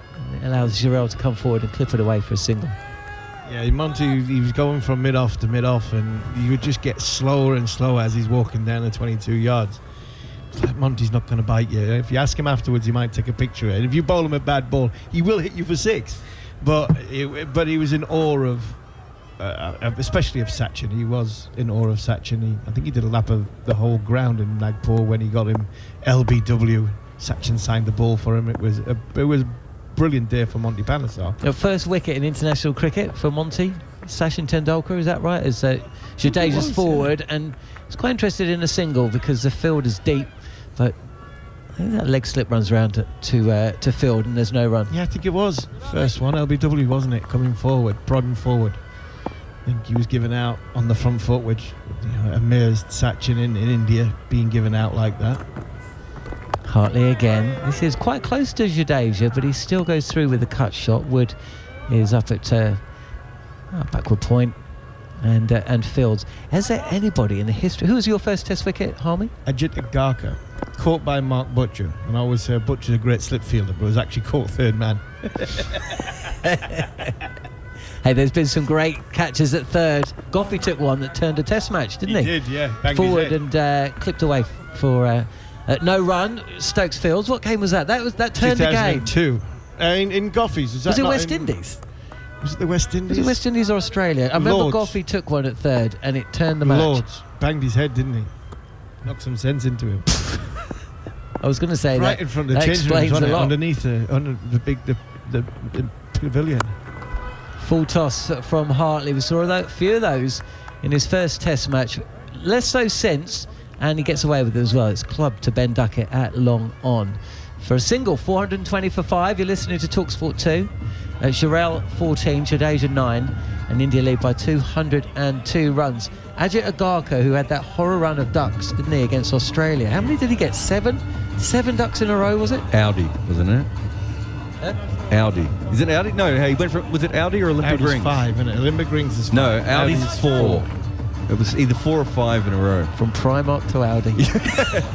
But that was what his nickname was in Australian cricket. It was either Audi or Olympic Rings. I can't remember which one he got to. But And when he finally scored, though, he got off the mark in his 8th innings, and the Standing reaction ovation. that was brilliant. he's still famous in Australia for how bad he is. And I remember doing the Lords tour and seeing his name for batting, and I was like, what the hell happened to England bowling that they allowed Agarkar to get 100? But he could actually bat a little bit. He was a handy number 8, wasn't he? Handy number 8, number 9. Well, you would say that, Harmy. Yeah. Forward and defence. He had a few runs at the time, but he picked one up and hit it down to third, where Butch was standing and caught it. And we've seen him in the press box in the first 2 Test matches, along with he's the head selector. He's head selector, yeah. So he was along with, and it was brilliant because that Test match, my first Test match, was also Parth Patel's first Test match, and Parth was working out there for the TV broadcaster Hindi, Owen Shah was working with. So I had a good chat with Parth Patel and Ajit Agarkar, 2 really good fellas. Continues round the wicket to Jadeja, left alone, no run from Bashir. Yeah, I used to work with Ajit. He's a lovely guy. So this is the start of his Test career. He played against Zimbabwe and he made 4 and 5. He then made 19 in Adelaide. He then made Golden Duck, Golden Duck, Golden Duck, Golden Duck, second ball duck. Improvement. Struck on the back pad. There's a big shout for leg before, but that's going down. And I don't think England will review this. The funny thing is, he then goes and plays against South Africa and he made 41 not out. Then he made 3. Then he made 34, 12. Then duck, 6, duck, 1, 2, 109. It's the stupidest progression of anyone I've ever seen. Inside edge onto the pads as well and going down. That 109 wasn't against England, was it? Yeah, it's the one at Lords. Oh, brilliant. Forward and once again, Jadeja actually overbalanced the touch as he comes down, but this is pushed to straight mid-wicket. No run again. 420 for 5. You're listening to TalkSport 2. India's lead 202. So, yeah, makes 109, then 34 and 32, which is the ones that Harmy was talking about. Here's Bashir and forward is Jadeja. He pushes this out square of the wicket on the offside, and he calls Jarrell through. Just have a little question about whether there's a single, but there isn't. 420 for 5, the score remains. Then later in his career, he makes a duck 1, 2, 2 again. Like, he just had some of the. He ended up with a Test 100, no 50s, an average of 17. Flatter from Bashir, and this is helped through mid-wicket for a single. The lead up to 203. End of the over. India 421 for 5. Should we say he was a nervous starter? I say this, so I don't know if you know, but like obviously we talk about batting averages in cricket, but sometimes there are some people who think, especially for good batters, we should look at the median, because it actually tells you, because someone like Brian Lara probably has quite a low median, whereas Tendulkar probably had a high median. He's a more consistent scorer. I think Agarkar's median would be -7. It's ridiculous. His median wasn't very many balls, was it? I like Marvellous Marvin Atapatu. He had an interesting start to his Test career. Graham Gooch is another one. Well, everybody mentions Gooch, right? But no one ever mentions Atapatu. So he made a pair on debut, was dropped for 2 years, came back, made another pair, was dropped for another 2 years, came back, and I think he scored 0 and he might have got a score. I'm not sure. I'm sure Jared can pick up on it. It was 0, 0, 0, 1, 0. I'm coding at this point. It's like watching the basics. So 0, 0, 0, 1, 0, 0, 25, 22. But hang on. But look at the gap. No, you're right. There was 2 years. Yeah. 2 years between first and second Test. No, so it's 0, 0. That's 1990. Then it's 0, 1, that's 1992. It's then 0, 0, that's 1994. And 1997, he makes 25 and 22. But he gets another Test, and he makes 0 in the next innings. So he gets 1 run in 7 years, and they pick him again. It's incredible. Whenever I hear people talk about Gooch, I was shouting at the radio, What about Marvellous Marvin? And how is he called Marvellous with the start to his Test career like that? Full and straying into full toss territory again from Hartley, but this is pushed down the ground to long on for a single. Do you want another good one? Go on. Ken Rutherford. Father of Hamish?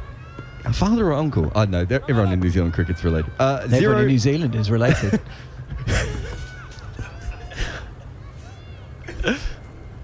Would you like Apologies. to apologise? To your wife? To your wife's family? And my children. This is straight from Hartley and helped around the corner for a single. 423 for 5. A man named Rutherford who may be related to other Rutherfords. Duck, duck, 4, duck, 2, 1, 5, 65. Duck, duck, 50.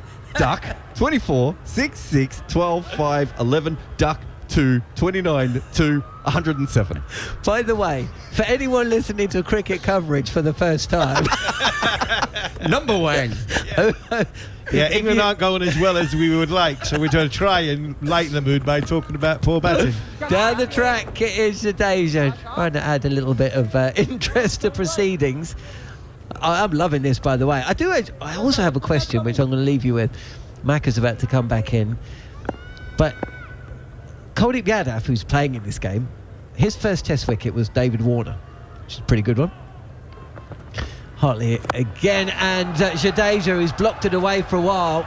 This is tossed up a little bit, and he's freed his arms. That's a good bit of fielding, I think, from Ben Duckett. We'll just have to wait and see as he's signalling to the umpire that he might have touched the boundary. It was hit hard by Jadeja. There was flight on the ball by Hartley, and Ben Duckett running around from long on has done really well to get to this ball, and he has saved his side a couple of runs. So that's a couple back for the fielding stats for England. The lead, though, 207. 425 for 5. 2 balls left of Hartley's 31st over. He's gone for 110, and Jadeja again down the track. But instead of going through with the shot when he realises that he's not quite, the length isn't there to hit, he just covers up, allows the ball to hit him on the pad, and they come through for a leg bye. 1 ball left of the over, and I've got this question for you. It's for Gary Morgan, who is listening. Has there ever been a cricketer in the history of the game, obviously from a bygone era, who, when asked the question, who was your first wicket in Test cricket, could answer, yes, Don Bradman? Defended by Jarrell. And that brings up my stint to a close. I wonder if anybody has been able to answer that. Chudes is coming back as well. I wonder who his first Test wicket was. I reckon Manners might answer that. We shall find out. You're listening to TalkSport 2's coverage of the 5th Test match. England bowled out for 218 yesterday. In reply, deep in day 2, India 426 for 5. A lead of 208. Chudes is back. Jared's not going anywhere. And for the next 20 minutes or so, it's Andrew McKenna. Yeah, well, we have been talking about bad starts to Test careers just because this Test match is going out of control for England. But, you know, I think earlier today, I think Chudes might have said this when we were off air at lunch, that he thought there was a chance that, you know, Gill and Rohit would make big doubles. England have still managed to find ways to manufacture wickets, but with it being over 208 runs now, Chudes, it doesn't matter anymore. No, it doesn't. I can remember who my first Test wicket was. It's not a bad one. Drop it. Steve Waugh. Hit wicket. Bashir around the wicket. Jadeja is deep in the crease, guiding it to point where Anderson will field, and there's no run. Nip back, actually. Nip back. Hit the top of middle, not the top of off, the top of middle, old boy. Was he playing from the crease and not coming fully forward, and you trapped him? Okay, so we were playing at Perth, so you can imagine he was jumping around a bit. Bashir around the wicket. Jadeja is deep in his crease, bang in front of all 3, but plays it quietly out on the leg side, no run. Yeah, he was jumping around a bit. It was weird. As being a young guy playing, I think he was trying to get after me, but some people saying he was a little bit uncomfortable. I'm thinking, but he's faced a lot of fast bowlers quicker than me. Bashir in. Jadeja is deep in his crease. Late cuts it out to deep point, and will take a single. 427 for 5. India means they lead by 209 runs in this game. Could have been a lot worse. It felt like it was going to be one of those big horrible days for England at one point. Shubman Gill, Rohit Sharma both getting hundreds, but England managed to get shot of those pair within 7 balls of each other. Bashir is in once again. Jurel is going high into the leg side. He's not got all of it. He's got the height, but he won't get enough to clear. Duck it, and he's caught on the long on boundary. Jurel goes for 15. India are 427 for 6. And Shoaib Bashir is getting himself towards a fifer. He's got 4 now. 4 for 145. He's got rid of Jurel. Well, I said the only way, really, England were going to get wickets is by miscalculation from the batters. And Jurel's trying to take him downtown. Ben Duckett is at long on and takes it quite comfortably. Shoaib Bashir's now got 4 foot. And there's just this air of, let's say, confidence. And so he should do. You know, he's playing in his first series, playing against India in India. And he's picking up some wickets, and that's all he can do. Forget the runs column. He's getting wickets. He's learning on the job. Into his 35th over. And that cheer you can hear, because I guess Ravi Ashwin in his 100th Test match is walking to the wicket. Absolutely. He's getting a very good ovation as he makes his way out. Ravichandran Ashwin's 100th Test match. Averages 26.5 with the bat. 14 50s, 500s. Just one of those hundreds against England. And he's going to take guard. Jadeja's walked all the way down to the opposite end because Ashwin's playing a couple of shadow shots from the crease. So Jadeja's walked all the way down to meet him to have a little chat. Well, we've still got 19 overs left in the day at the completion of this. So we're going to be going well on towards 11:30 UK time. What state's this game going to be in? If England can go bang, bang, bang and mop up the tail... Yeah, finish the sentence. Finish the sentence. Well, look, they were 190 behind in Hyderabad on first innings. It's 209 at the moment. Bashir around the wicket to Ashwin. plums forward and plays defensively out on the offside. And there is no run. And, well, look, I'm not saying England are back in it, but they're certainly not as far out of it as they were half an hour or so ago. That's what I will say. Bashir around the wicket. My goodness, Ashwin is playing that very, very dangerously. I mean, it's one of those that if he misses it, he's in all sorts of trouble, but he doesn't miss it, so he's not in all sorts of trouble. It's 101 overs completed. India's lead 209. Jadeja's got 15 from 49 balls, and Ashwin has faced 2 deliveries and is yet to get off the mark. So come on then, Alex Tudor, let's throw this one forward. If, and there's still Kuldeep to come, who we've seen make some handy runs in the last couple of matches, Bumrah and Siraj less so. If England were to wrap this up with India 450, 460, so that's what, another 30 runs, the lead would be 240. As we mentioned earlier, England have still got to make 450, the thick end of 500, to really start to concern India. And the problem is, we were just laughing about this out the back of the box earlier, we're only an hour after tea on day 2. There's so much time left in this game. Hartley goes in, balls to Jadeja, rips one through and he misses it, and he's stone cold LBW. Hartley's worked so hard for that one. It's his first in the match. India have reviewed it, but Hartley was pleading the umpire to give that. Player, you fail BW. On-field decision is out. I have checked the feet. It's a fair delivery. You can go to front on spin shot. It was less an appeal, more of a plead from Hartley. So we're now seeing the first replay.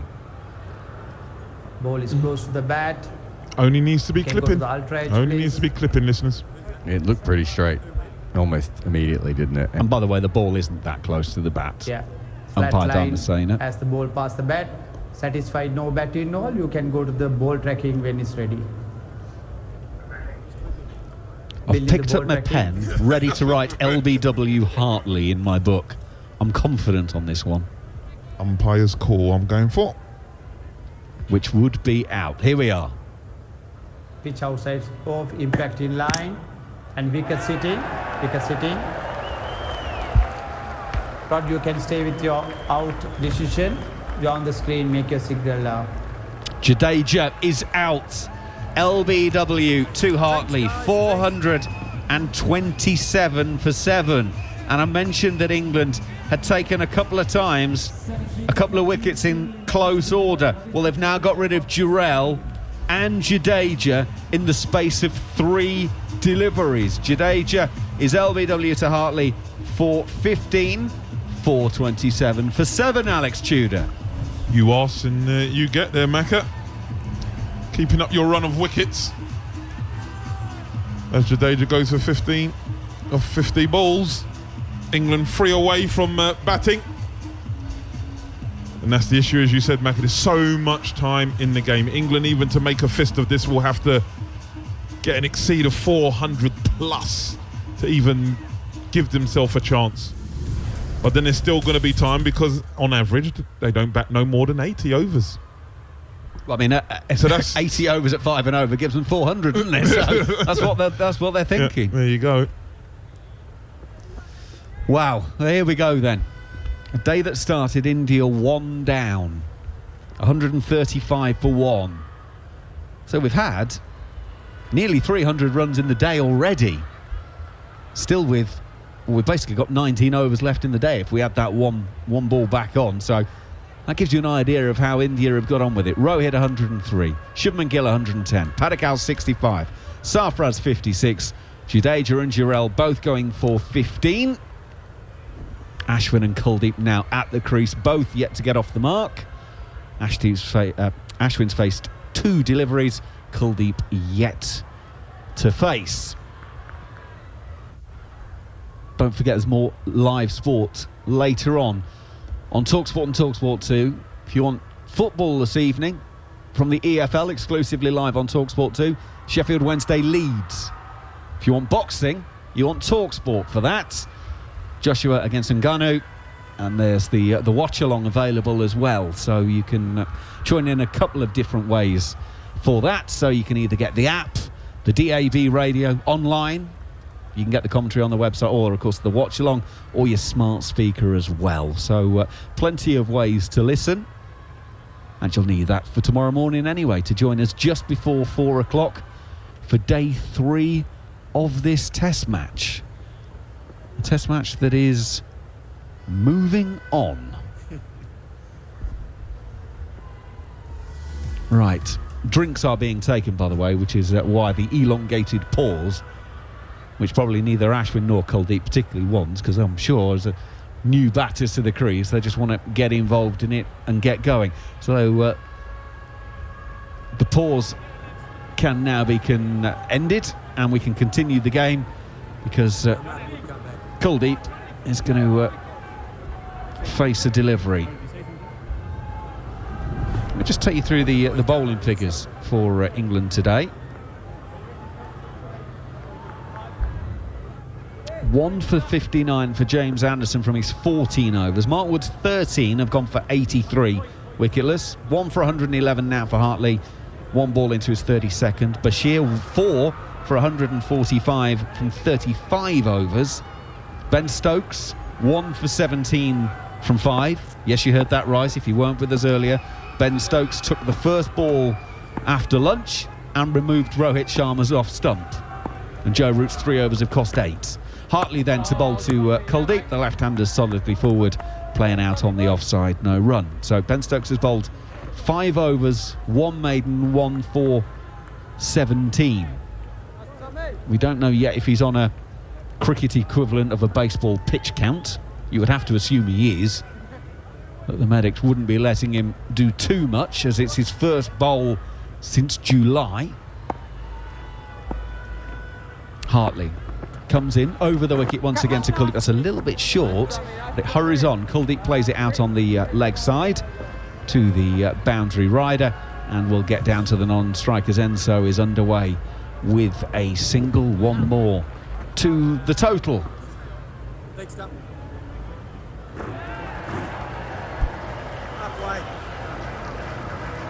Just showing a replay of the wicket, if you can hear the cheering in the background, as the England players were all stood watching the screen. Hartley now around the wicket to Ashwin, defensively forward. No run. Back to the bowler in his follow-through.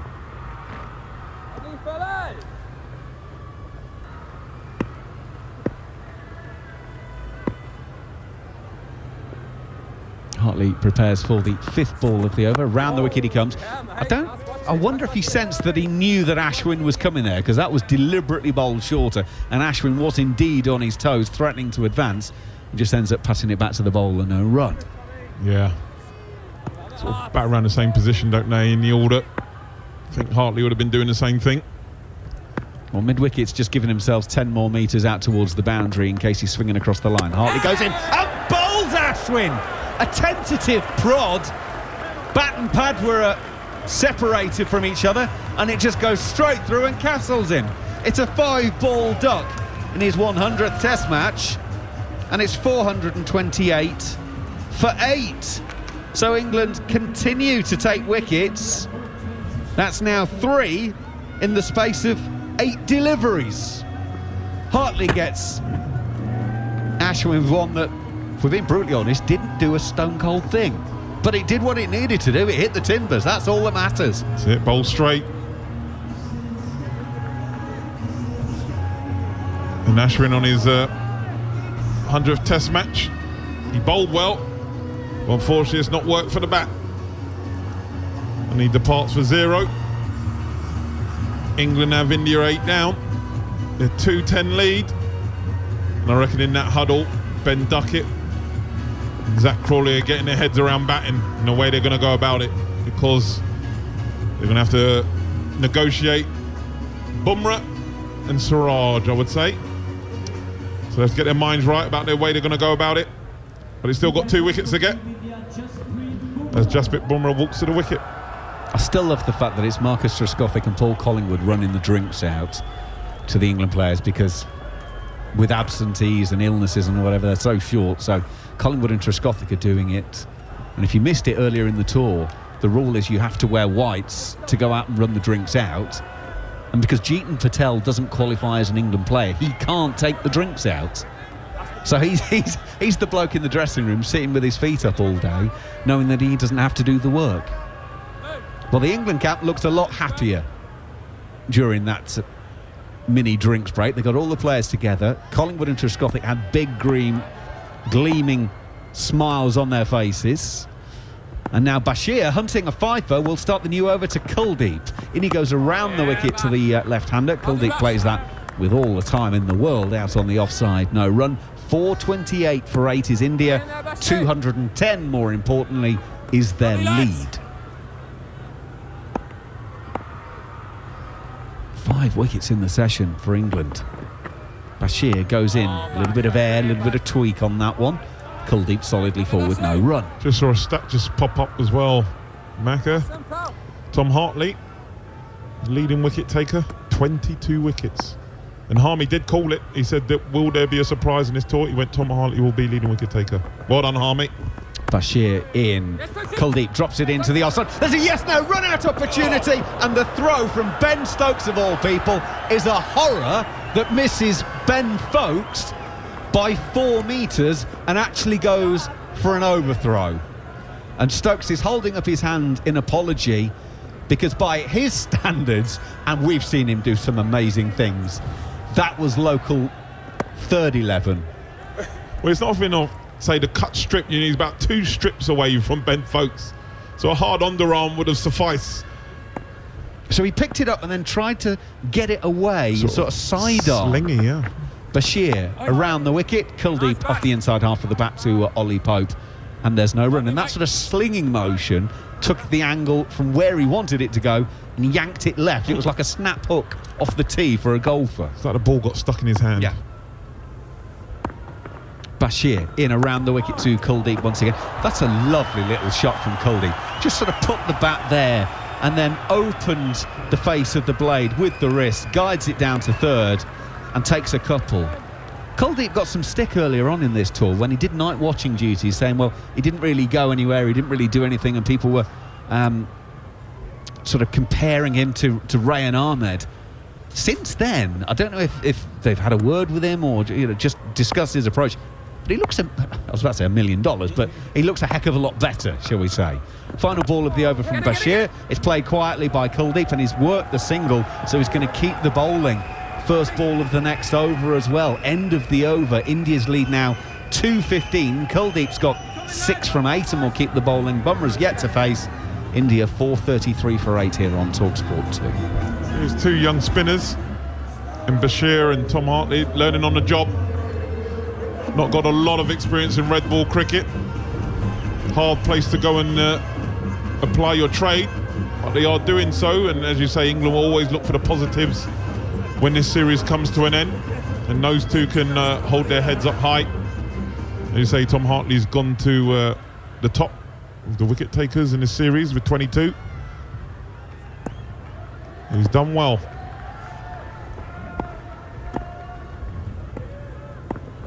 Hartley then to bowl over the wicket, left arm over to the left-handed Kuldeep, pushed out on the offside, and there is no run. Watching a replay of Ashwin, who's just played on the outside, so he's sort of, his bat's facing sort of cover. Just beat him on the inside.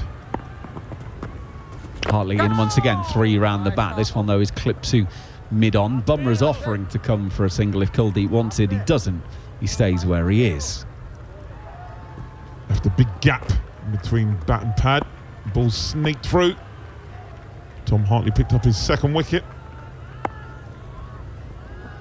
2 for 112 he's got at the moment. Hartley goes in. Kuldeep is turning this around the corner. There's a slip and a leg slip. He threads the eye of the needle between the pair of them down to Bashir at long leg, and they'll take a single, and England won't necessarily mind that because it brings Jasprit Bumrah on strike. The score 434 for 8. Crowd getting very animated because Jasprit Bumrah's on strike.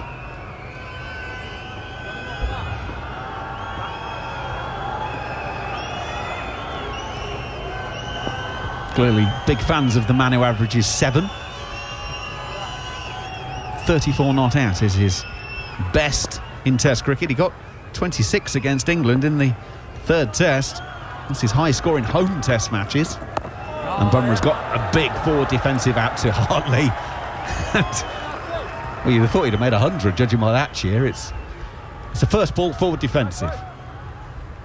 Looks solid though, didn't he? Good technique, good stride.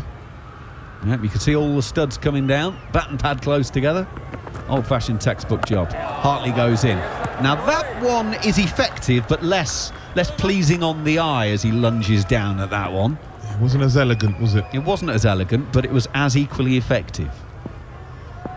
1 ball left in the over for Hartley then to work on Bumrah. Left arm around the wickets, and it's full and straight, and Bumrah again. He's got no inclination to do anything other than defend, and he achieves that. It's a single from the over. India's lead 216, India 434 for 8 here on TalkSport 2. Some more thoughts from Jude, and Neil Manthorpe will come in and pick up commentary. Yeah, Tom Hartley sort of just grown into this innings as it's gone on. Bowled better. Decent last over. And Bashir bowling in tandem. India 434 for 8. Kuldeep Yadav, Jasprit Bumrah in at the crease with India lead 216. England want them out early doors so they can get to batting. Shoaib Bashir looking for a 5th wicket and almost takes it. What a beauty that is. Kuldeep Yadav pushing forward defensively. Nothing wrong with the shot, as Gareth Baddy would tell us, offering only the outside edge and being beaten on it. It was a wonderful delivery from Shoaib Bashir, who's taken 16 wickets in just 3 Test matches. A brilliant performance. Without ifs and buts. It has been a brilliant performance. Off-spinners traditionally, statistically, do have to bowl more overs than any other type of bowler to take their wickets, and he's beaten Kuldeep again on the outside edge, and he says immediately to Ben Foakes, give it here, because he's calling for the ball back. He wants to bowl the next one. Yeah, the confidence as it's gone on from this young man, you can tell even when he's got his wickets, that steeliness, a little bit of air of confidence, and you need that at this level. It's not arrogance, it's just confidence. That's fine. Bowling nicely. The other thing that they often say about off-spinners is that it takes them longer to not to take their wickets, but to learn their trade. That one is cut away behind square on the offside, and they go through for an easy single. I mean, Gareth Baddy says that he thought he knew a lot about off-spin bowling in his mid to late 20s, but nothing. But by the time he got to 35, he realised he didn't know anything about. Shoaib Bashir's 20. 20 years old, and you have to have enormous patience. I'll tell you my favourite England off-spinner and what he became. Here is Shoaib Bashir around the wicket to Jasprit Bumrah, plays defensively and there's no run. Do you any idea who I'm going to say? John Embry. Oh, Ember's a huge favourite, but I particularly like Jeremy Snape because he's now a very successful sports psychologist, and he always tells the story that one slides across Jasprit Bumrah outside the off stump. He always says that the reason he became a sports psychologist is because he was an off spinner bowling at the Australians during the Ashes on flat Australian pitches, and he said you need a very thick skin. It's occasionally, literally, but emotionally and psychologically. Did he play against Australia? Jeremy Snape? No. Maybe he might have gone to the subcontinent. I can't believe. Gerald, come on, help us out. I can't believe he's played against. I may have added that. May have added that bit. He talked about being an off-spinner playing international cricket. I know he played one days, definitely. He played against India. That might have been a tough one. Right, yeah. He went in almost to run a ball against India. Forget that. Jeremy Snape didn't play in the Ashes. He might have played against him in a tour game. I like the fact that he went on an Ashes tour. I like the fact that you started the story talking about our good personal friend Gareth Baddy, and then said my favourite off spinner. English off spinner. For that reason, Not Batty. Sorry, Bats. India lead by 217. Where would Bats be So- on your favourite England off spinner? 7th? Where's Dom Bess? 6th? I'm talking personality. I don't know Dom Bess. I didn't see enough of Dom Bess. I think he took one of the more fortuitous fifers that I've ever seen in Test cricket in Sri Lanka. 3 caught on the boundary, 1 inside edge onto the boot. Robert Croft, Sean Udall. Yeah, Crofty. Yeah, I liked. Trouble is with both of those, I kind of liked them more for their gritty batting than. Mike Watkinson. Well, I preferred him as a seamer. Here's Hartley again. Sweep shot from Kuldeep Yadav. And that's gone for 4. He's actually played that really, really well. He's placed it superbly. Hit it hard, but very, very much deliberately into the gap. And I mean that about Mike Watkinson. I thought he was a tremendous seamer. He only changed to off spin as a result of injuries, didn't he? Yeah, I think against West Indies, I remember 95.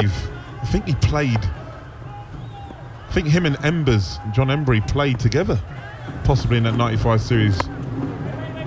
That one is driven straight back to Hartley, picks it up with his right hand. Why do I remember? Because Brian Lara got 100, and it was a very good one. And my good friend Dominic Cork doesn't really narrow it down, does it? What's that? Lara getting 100 against England. Well, half a dozen occasions. Here is Hartley again. Forward comes Kuldeep, pushing again nicely into the gap at extra Why cover. do I remember it? It was a day ending with Y. I also have this impression that this is one of those stats that Gary would be able to help us out with. But so I have this, this impression of there being almost a decade-long period where England would routinely play Embry and Edmonds. England played 2 spinners, doesn't matter where it was, on what surface, and this is where you find out that they only actually played 8 tests together. Eddie Hemmings, where's Eddie Hemmings on your? He'd be high. Him and Kapil sort of. Lords, oh lordy, was it 5 6s in a row? Was it 5? 4 to avoid the follow-on. 4 to avoid the follow-on. That was it, wasn't it? Yeah. Here's Hartley again, and the slog sweep from Jasprit Bumrah. He's almost missed that. He's hit it so poorly, it hasn't got halfway towards Johnny Bairstow or Ben Stokes, who's smiling and grinning at mid-on halfway back. I remember that well, obviously, because Gucci got 3 and got 100 in the second innings, but I remember it for Sachin. Sachin took a catch off Alan Lamb at long on, one-handed, in front of, I suppose you would say, the media centre now. It wasn't there in 90. It was a catch, literally taking it on his shoelace. Unbelievable. Alan Lamb was like, how the hell has he caught that? And that was, and then I think Sachin went on and got 100 at Old Trafford. And then the rest is history. Do you know the media box at Lord's used to be to the left of the pavilion at sort of wide third or wide long off? It was the worst press box in the world. It's the only one. Oh, that's a terrific delivery from Bashir around the wicket, slides it past the outside edge of Bumrah. You don't want to open that up, though, that conversation, do you? What about the one at Old Trafford that was side on because they changed the wicket? That was a bad one. Brian Lara in Test matches against England scored 700s and another one in 1 day. I'm just saying it's a lot of days to remember. He averaged 62 in Test match cricket against England. Yeah, I was a Badger, and obviously he was one of my favourite players of all time, so I would remember. Bashir to Jasprit Bumrah. He's sensing a fifer. His second. I tell you what, that'd be interesting. Look, we're keeping Gary busy now. Shoaib Bashir was one of only 4 England players whose maiden first-class fifer was in Test cricket. Imagine if he did it twice before taking a first-class fifer. Sweep shot here behind square on the leg side from Jasprit Bumrah. Played without the elegance of the Kuldeep Yadav version of the sweep, but he does get a single. He's off the mark. The question will be, will he get his county cap now at Somerset? Even though he's only played... Well, sometimes... it was a thing. What, for taking 10 wickets for Somerset and 16 for England? Because he's playing for England and doing... You know what I mean? He'll get his county cap, I guarantee. He's got 10 wickets for Somerset and 16 for England. Ridiculous. Forward comes Yadav again, pushing defensively out on the offside. Can you explain to me why you don't get a county cap when you get picked to play for a county team, like a normal situation? I've never understood that. Like, you get a baggy green when you get picked to play for Australia. You don't have to be good. Correct. You don't have to give it back, man. It's like being picked for a swimming team and only being given a costume after you've swum sort of in 6 matches. It's bizarre, isn't it? I mean, you do get a cap. Well, you're not capless. No, you're not capped. You either, you get into a side, you might have your second team cap, but the cap in county cricket back in the day, you had to earn your stripes.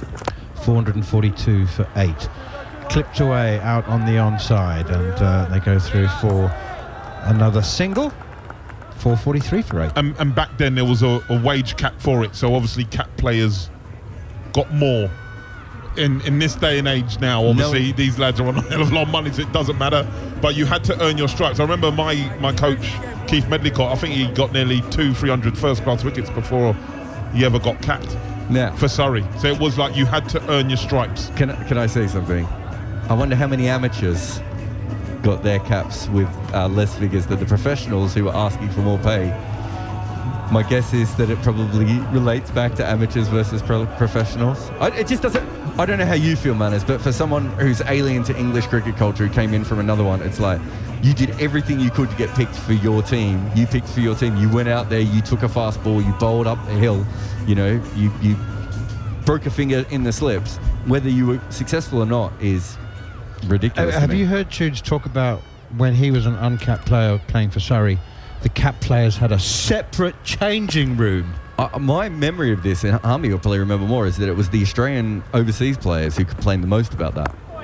Forward comes the left-handed Kuldeep Yadav, who nudges it into the offside, and they go through for a single. I just can't believe this. In the 1990s, the uncapped players had to change in a separate room. There was 2 changing rooms at Old Trafford, wasn't there? When I first played for England, there was an upstairs changing room and there was a downstairs changing room, and that used to be used to be amateurs and professionals, or what? Well, amateurs and professionals, or capped and uncapped, or first and second team players. I find it staggering. I mean, it's like a different century, but it was a different century. I think it was Stuart Law that might have changed. He might have come in as captain of a team. It might have been at Old Trafford. Forward comes Jasprit Bumrah, who is delightfully inelegant. Played for Essex first, did Stewie Law, but I think it was just the design of the change rooms. No, but I'm saying that, but there was he went to Lancashire. In the late 80s and 90s, there were still separate change rooms for different tiers of players. I think in the early 2000s, there was separate change rooms. Forward comes Jasprit Bumrah again. As I say, delightfully inelegant, but sometimes effective. I'm not sure in the early 2000s if it was first and second team, or it was just, we'll keep the youngsters, their music downstairs, and the old ones will stay upstairs. We're talking about, in a county championship match, they had separate change rooms. I just find it. I mean, did they have butlers, the cap players, as well? Here's Hartley again. Forward comes Bumrah, playing defensively. Back up the wicket on the offside, and there's no run. Back then, you probably had the ones uncapped players washing the cap players' kit. That was the apprenticeship in football, wasn't it? I don't mind that. That's fine. That's all right. I don't mind that. Manners was doing that to Sam Allard until the last tour. Forward comes Bumrah again, pushing defensively out on the onside. No, that's fine. An obvious joke. Whitening pads, yeah. Washing their boots and making sure their flannels. But they should be allowed to, make sure their flannels have got a crease down the middle of their trousers. We're going back a long way there, man. But I think you need to be on the same team, which means sharing a room, pushing out on the offside, or at least the facilities. I mean, did the uncapped players have to have cold showers as well, or were they allowed hot water? 444 for 8. India are ahead by a massive 226. Different toilet paper. Did you get the rough one? You know how this happens in football codes sometimes, where you go to the opposition and every time you go to that ground, there's no hot water in the showers. Does that ever happen in cricket? Yeah, you got Derby, and Derby was so depressing. I mean, Derby was so depressing. Yorkshire, Headingley was a shocker. Headingley had tinted windows, so it might have been it wasn't sort of cracking flags and blue sky all the time at Headingley, but it didn't matter. But you wouldn't know. You're sitting watching through tinted windows in freezing cold. Here's Shoaib Bashir, and that is swept away out towards deep mid-wicket, and there's no run. There's a one run, but just a simple one. I have to say, I need to preface this with, I think that the county ground at Derby has been refurbished and rebuilt and is now very pleasant. But the first time I went to the racecourse ground, and it is on the edge of a racecourse, and they hadn't planted those big trees as a windbreak. And there was a freezing. This is punched away nicely off the back foot by Bumrah down towards long on Duckett Fields, and they go through for another single. And I was extreme. I was as bleak as the weather at the end of my first day there, and all I could think of was I wouldn't like to live here. Yeah, I wouldn't like to have played here. It was bleak. It was depressing. It was cold. So the dressing rooms were just as bad when you were on the inside. It was, but. Fair play, talked about it. I can't remember who was talking about it. You did hear somebody from the ECB. Here's Shoaib Bashir in once again, turned away nicely by Kuldeep. Another single. But thankfully for the likes of the Aegeus Bowl, Chesley Street, Cardiff getting a revamp and a lick of paint for that 2009 Ashes, I think it was. More than a lick of paint. Yeah, but because of it, all of a sudden, Edgbaston had to get their gear, their stuff in order. That's a magnificent ground now. Old Trafford had to get their gear in order. That's a good ground, and so is Headingley. Steered away off the outside half of the bat, guided really, and steered by Jasprit Bumrah. He's effective, like I said. He's, I think, delightfully and entertainingly inelegant and unorthodox, but he scores a few runs. Just throw it above the eye. Just throw it up. It worked for England's top six. Surely it should work for Jasprit Bumrah. Just on the Derby, one of my favourite things about Derby is that they have their own pentagon, which is the roundabout just outside. Well, second most famous pentagon, isn't it? 52, I think it is. Bashir, forward comes Bumrah again, playing defensively. Yeah, there were some really bad facilities even when I came over in 2008. Some of the, I don't know if Kent's updated theirs, but I remember Canterbury not being a particularly good press facility, and some things going wrong with that. The old stand at Canterbury. I was in Canterbury for the first time in many years, a couple of years ago, and it's still charming. I remember broadcasting from it with the BBC at one stage and just thinking to myself, this is not ideal. But yeah, Hove was another one. That was there was three of us in charming. Yeah, charming. Maybe not that first word that comes to mind, but yeah, there's still some interesting ones on the circuit. 450 for 8. They get by on the reputations of the Cathedral and the Seaside, both of which haven't changed for centuries. Kuldeep is 17, Jasprit Bumrah 6. The 450 is up for India now, whose lead is a mighty 232. Never before in the history of Test cricket, all 2,800 plus games of it, has a lead of 230 plus been overcome to win a Test match. That one is short and pulled away out towards deep mid-wicket, fielded by Johnny Bairstow. So the good news is, if that's the bad news, that India lost having a lead of 190, and that was only 4 Test matches ago at the beginning of this series. So although they lead by 233, perhaps the hosts aren't feeling bulletproof just yet. Hartley in again, and around the wicket, Kuldeep Yadav pushes it way out in the offside. Didn't seem to be in any great difficulty or discomfort with that, but seems to be berating himself for some reason. Perhaps he thinks he should have pushed it into a gap and taken a run. Kuldeep on 17, Bumrah 7. Shoaib Bashir has 4 wickets at the moment. Tom Hartley's got 2. And he's toiling away. That one is defended by Kuldeep Yadav. 10 overs to go, still in the day's play, and we might just squeeze them in actually before the scheduled close of play. The extra half an hour scheduled close is 11 o'clock UK time, but we can continue till 11:30. So we'll be touch and go. Fit in the remaining 10 overs. Slipping a short leg in as Hartley is into Yadav, tucked away on the leg side once again. and there's no run. Nice, very good, mate. Lead of 233, Really, as we all actually have mentioned, not just an hour ago, but throughout the day. Don't anticipate India having a couple of quick, cheeky overs at England this evening. They'll bat as long as they can. And they'll bat on for nuisance value tomorrow, if not for additional runs. That one again defended by Yadav. Kuldeep 17 of 29. As we said, every test match he's played, actually. He worked exceptionally hard on his batting and knew that it was a weakness that counted against him when it came to selection, and has now done enough to be regarded by the selectors as a doughty and useful addition in the lower order. And he's learnt his limitations. He bats within them. A word on that, perhaps, or maybe on Canterbury or Hove from Steve Harmison, and then it'll be John Norman. Now, we were less said about rundown cricket grounds. They're better. Now, Kuldeep's is bowled.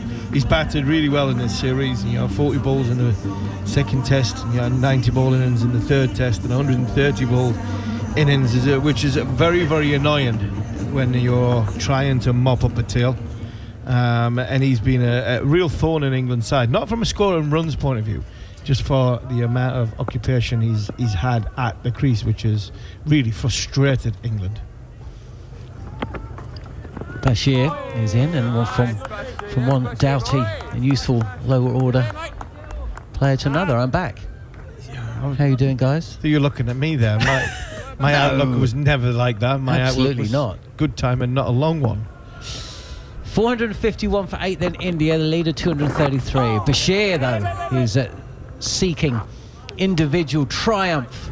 Can he pick up another fifer? He nearly did there. He squared Jasprit Bumrah up with the ball that turned.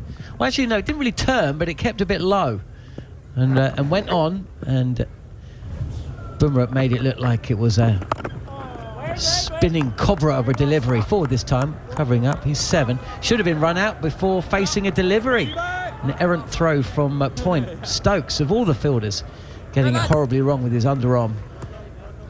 Throw towards the stumps. Folks was ready, but the ball went well wide of the fielder, and Bumrah was through.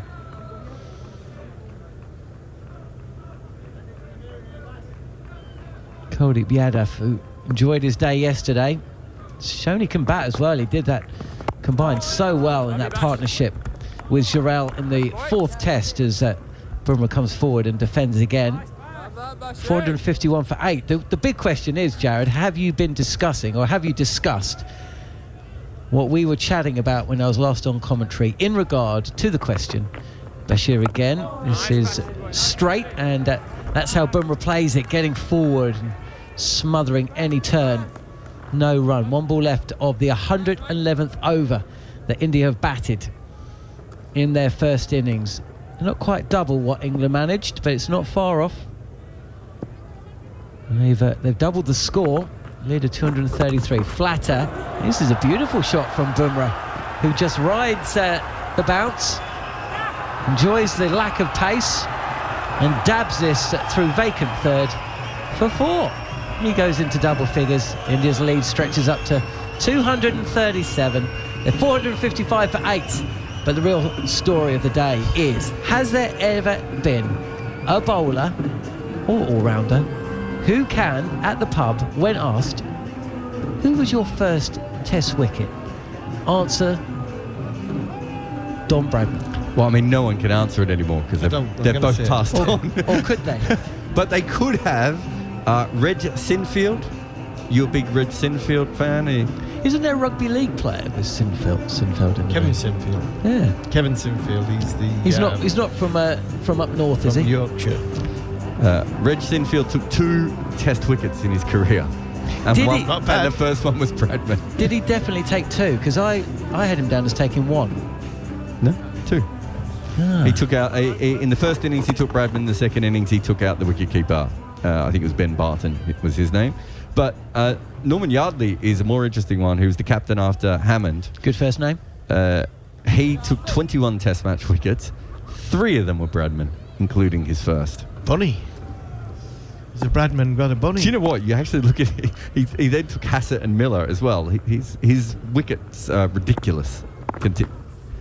Here is Hartley on the sweep is Kuldeep Yadav, and he's going to pick up runs. He won't take 4 of them. Crawley coming in from the boundary. Just a single, 455 for 8. I can't tell you the ball-by-ball splits of what his average was when bowling to Bradman, but I can tell you that in the 3 times he dismissed Bradman averaged 120 in those innings. So maybe they just brought him on too late.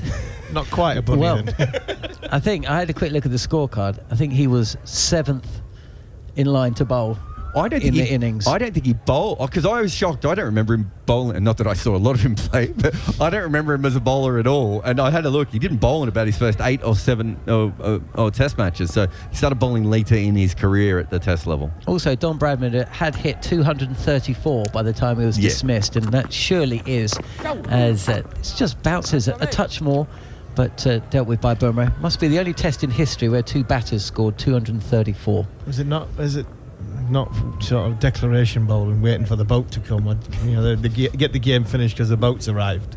Well, they were trying to... I don't think England were going to win that game, so I think they were quite happy to keep them out there. He bowled against Bradman in another game where Australia made 411 and England made them follow on because they made 637. Forward again is Bumrah. You ever played in a game, Harmy, where England scored 550, declared, and still lost? Yeah, we did. Yeah, once. It was a fateful game. It's interesting. That was an interesting game. Mr. Warren had us on toast second innings in that. Dug a big hole there. Defended again with that's not a straight bat. That's an angled blade from Bumrah. He's trying to get round to defend. Yeah, no indication at all that India won a couple of overs at England tonight. They'll be quite happy to get through to stumps and then come back out and just annoy England before getting to work. That lead, 238. It's Hartley, who's picked up 2 wickets, draws a defensive shot from Bumrah again. Maybe Kuldeep Yadav going for the shots at one end, although we have seen Bumrah swing for the hills. That famous over a couple of years back, Stuart Broad, world record number of runs coming from a single over.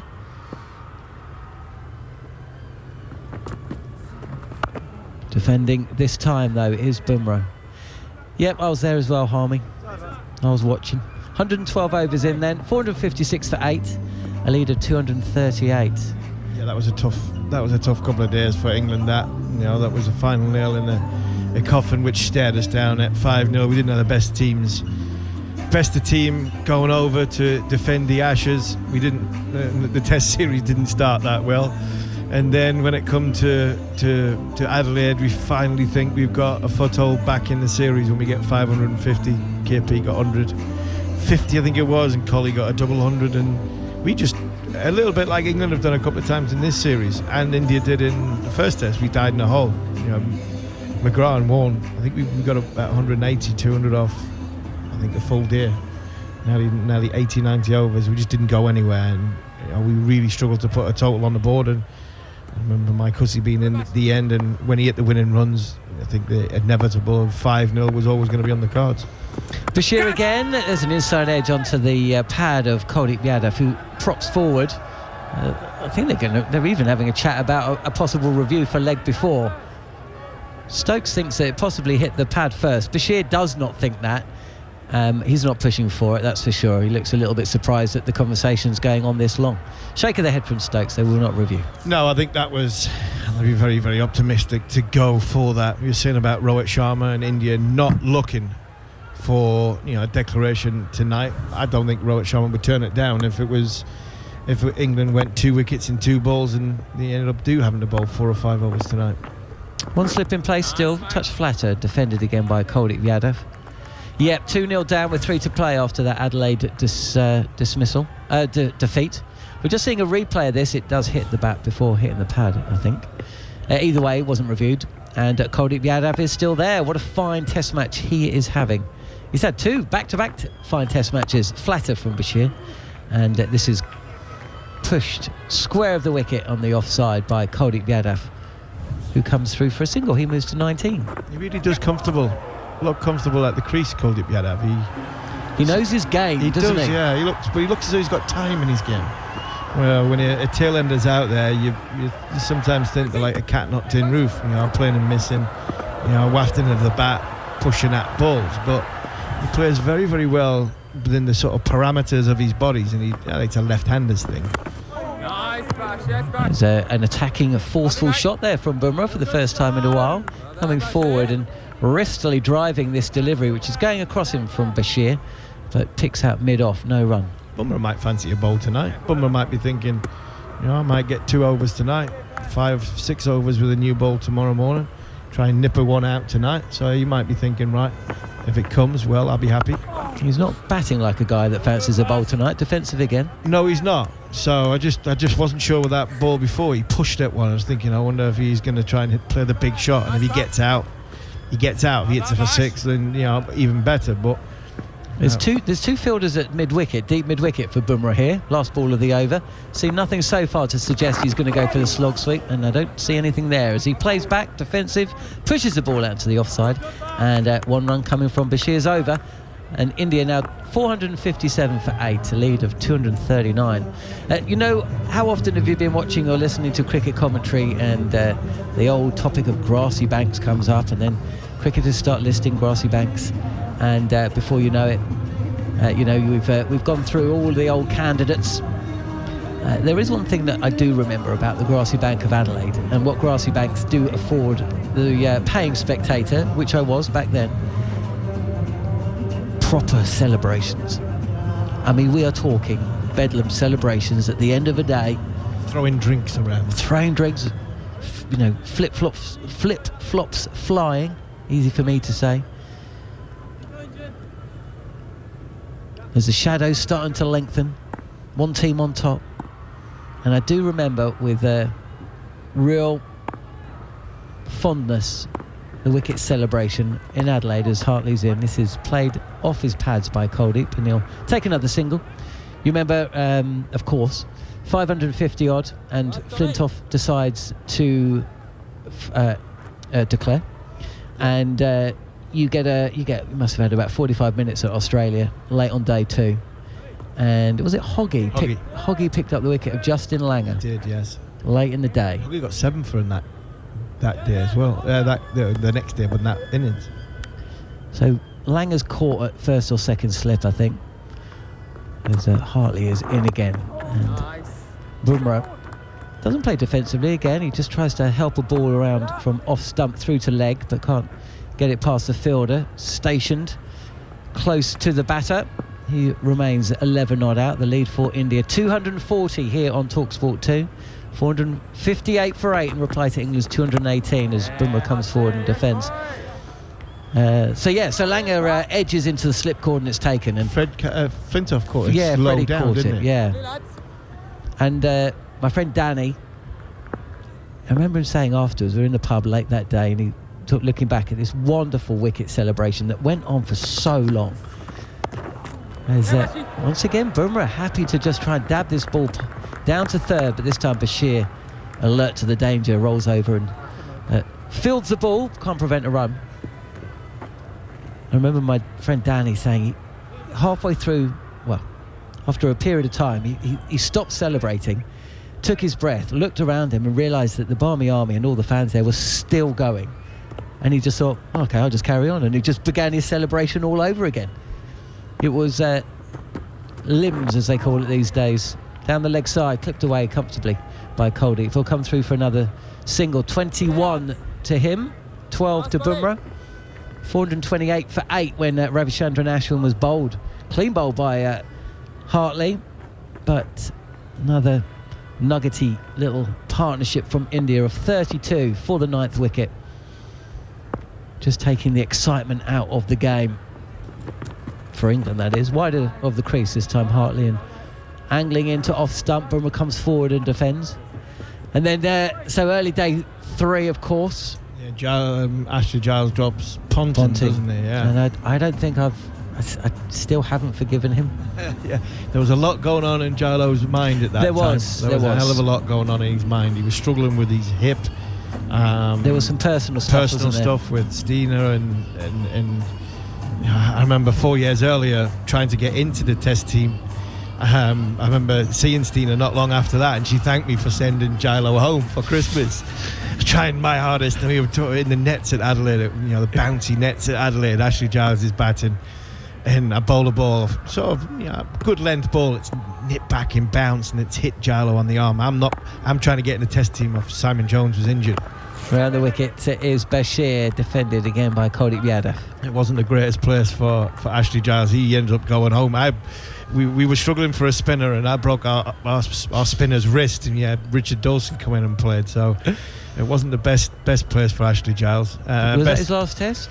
It was when he dropped the catch. Yes, it was. This was like the 4 years before, but I remember seeing Stina later after that, and she said thank you to me because she sent. I managed to break his wrist and send her husband home for Christmas, so you see the kids.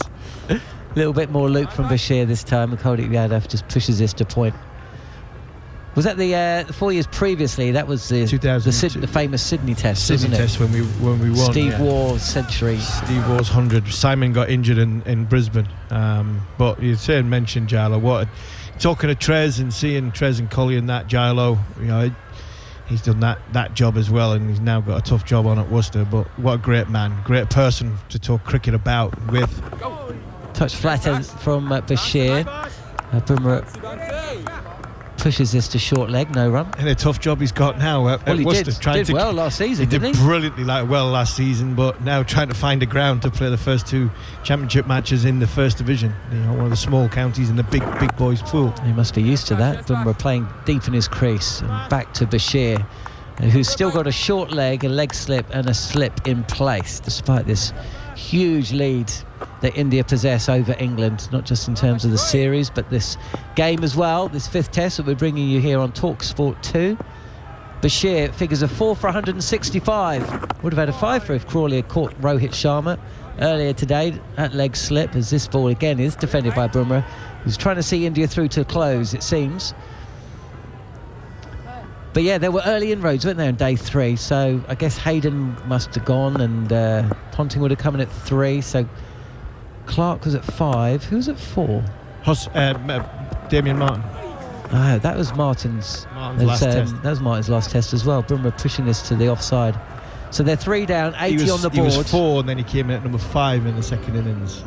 And he had a 6, then he had a 4, then got caught third ball and just walked off. I think Collie gave him a bit of verbal, and Damien Martin just walked past and went, I don't care, I'm loaded, I'm retiring, and just walked past him. It was one of the best comeback lines ever. Collie's given him it with both barrels, and he just gone, I don't care, I'm loaded, I'm retiring, and just walked straight past him. I think he might have all but disappeared at the end of that Test, didn't he? Nobody's seen him again. Yeah, I saw it. He got invited to the fifth Test, and he didn't. I don't think he didn't come back. Yeah, he and it wasn't the first time he'd done that. He done that sort of stuff before. It's the second weirdest thing about Damien Martin. The first weirdest thing is he's that a great man, and what a player. One of the most underrated players going, because they were so good.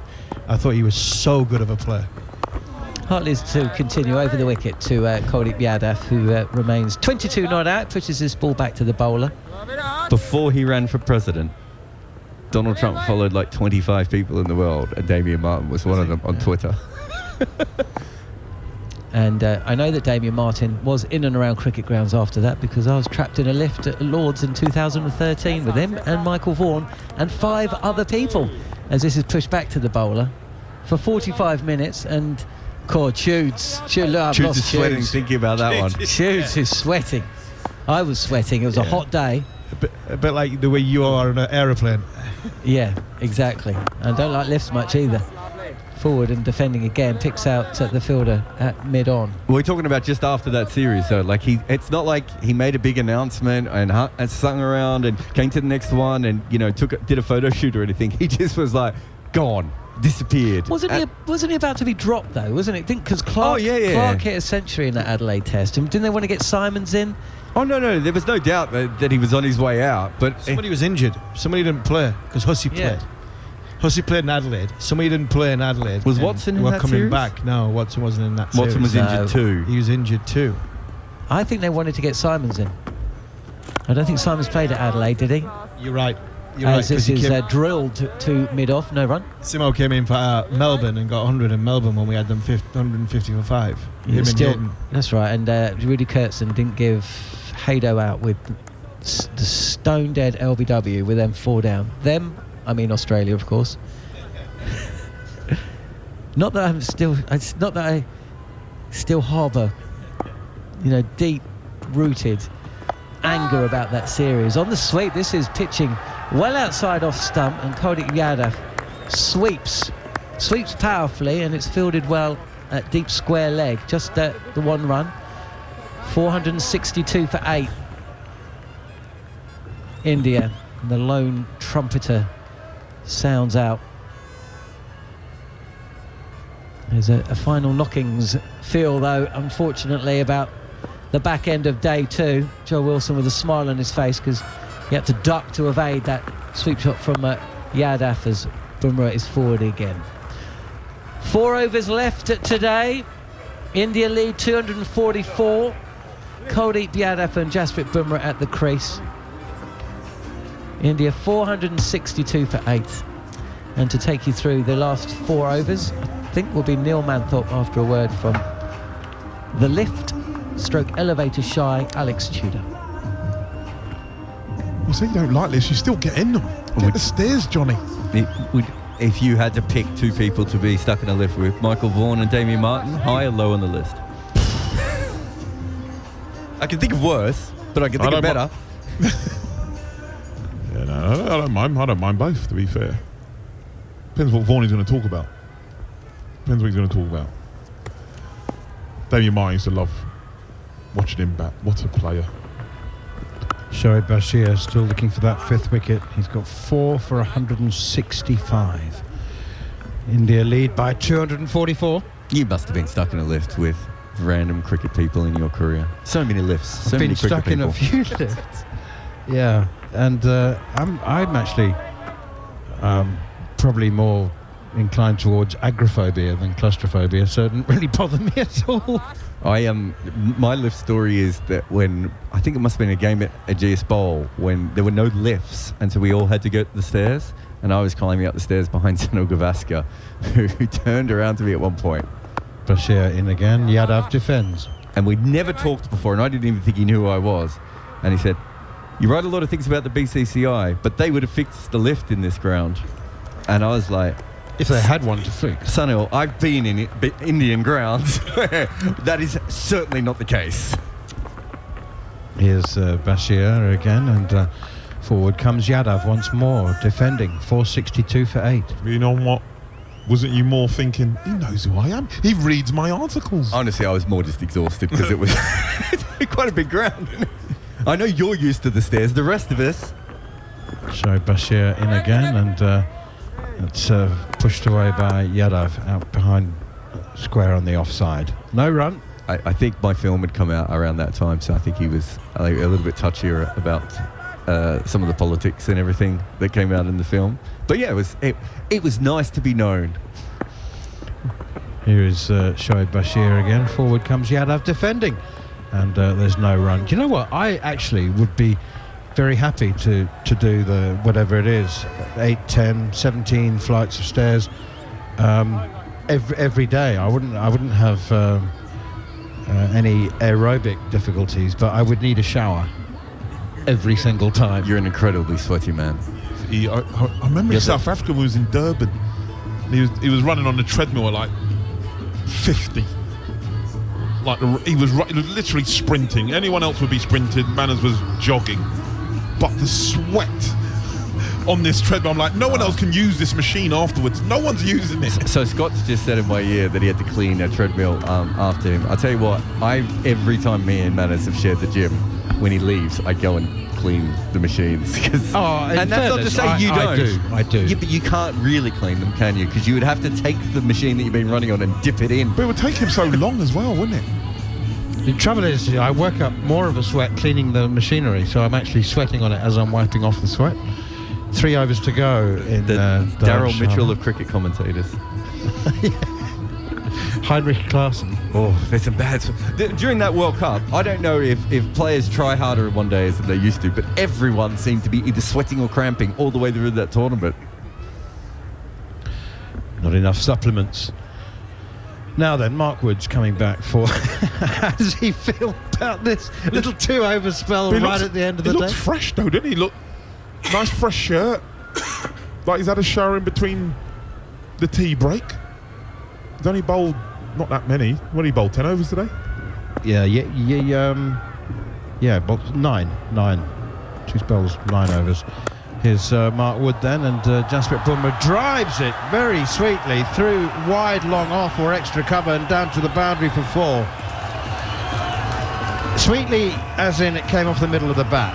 I don't think there was much to commend the shot aesthetically other than its result.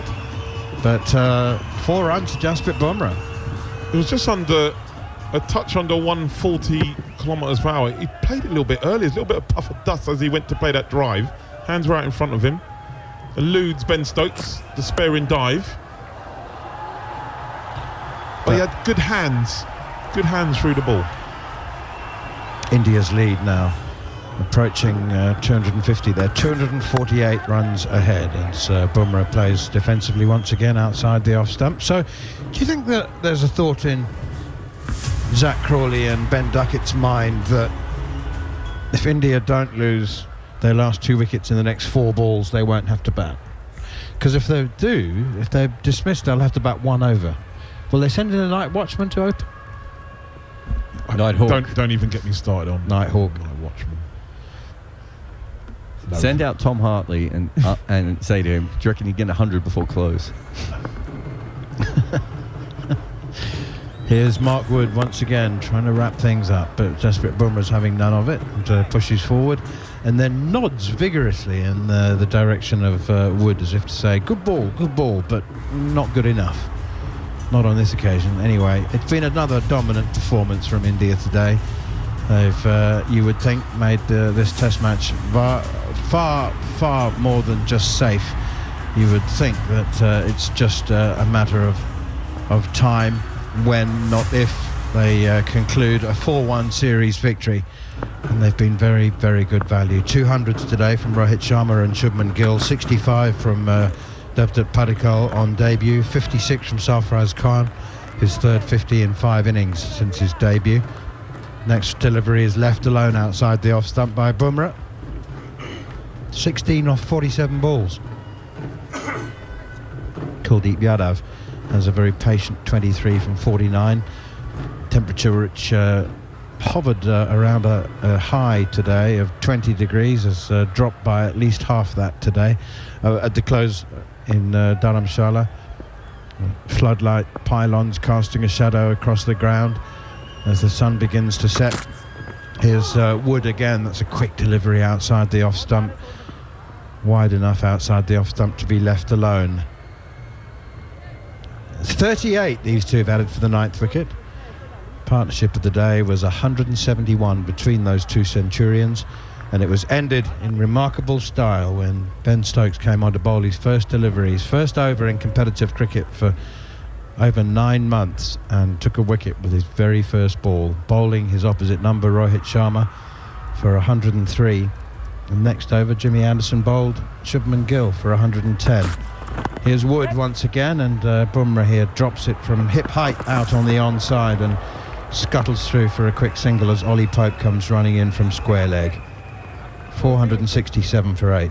May not be the appropriate time to ask this with just a couple of overs to go in the day, but has Ollie Pope grown a mullet on this tour?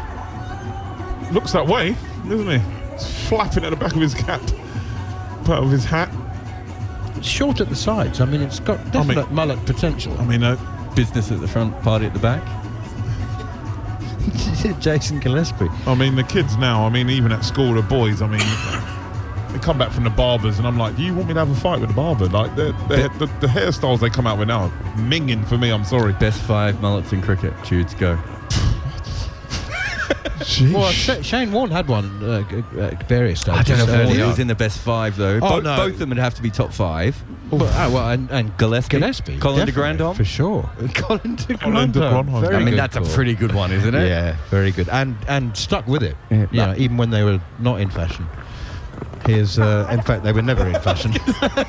Who's the lad at Somerset who got all the wickets in the T20 Blast maybe 2 seasons ago?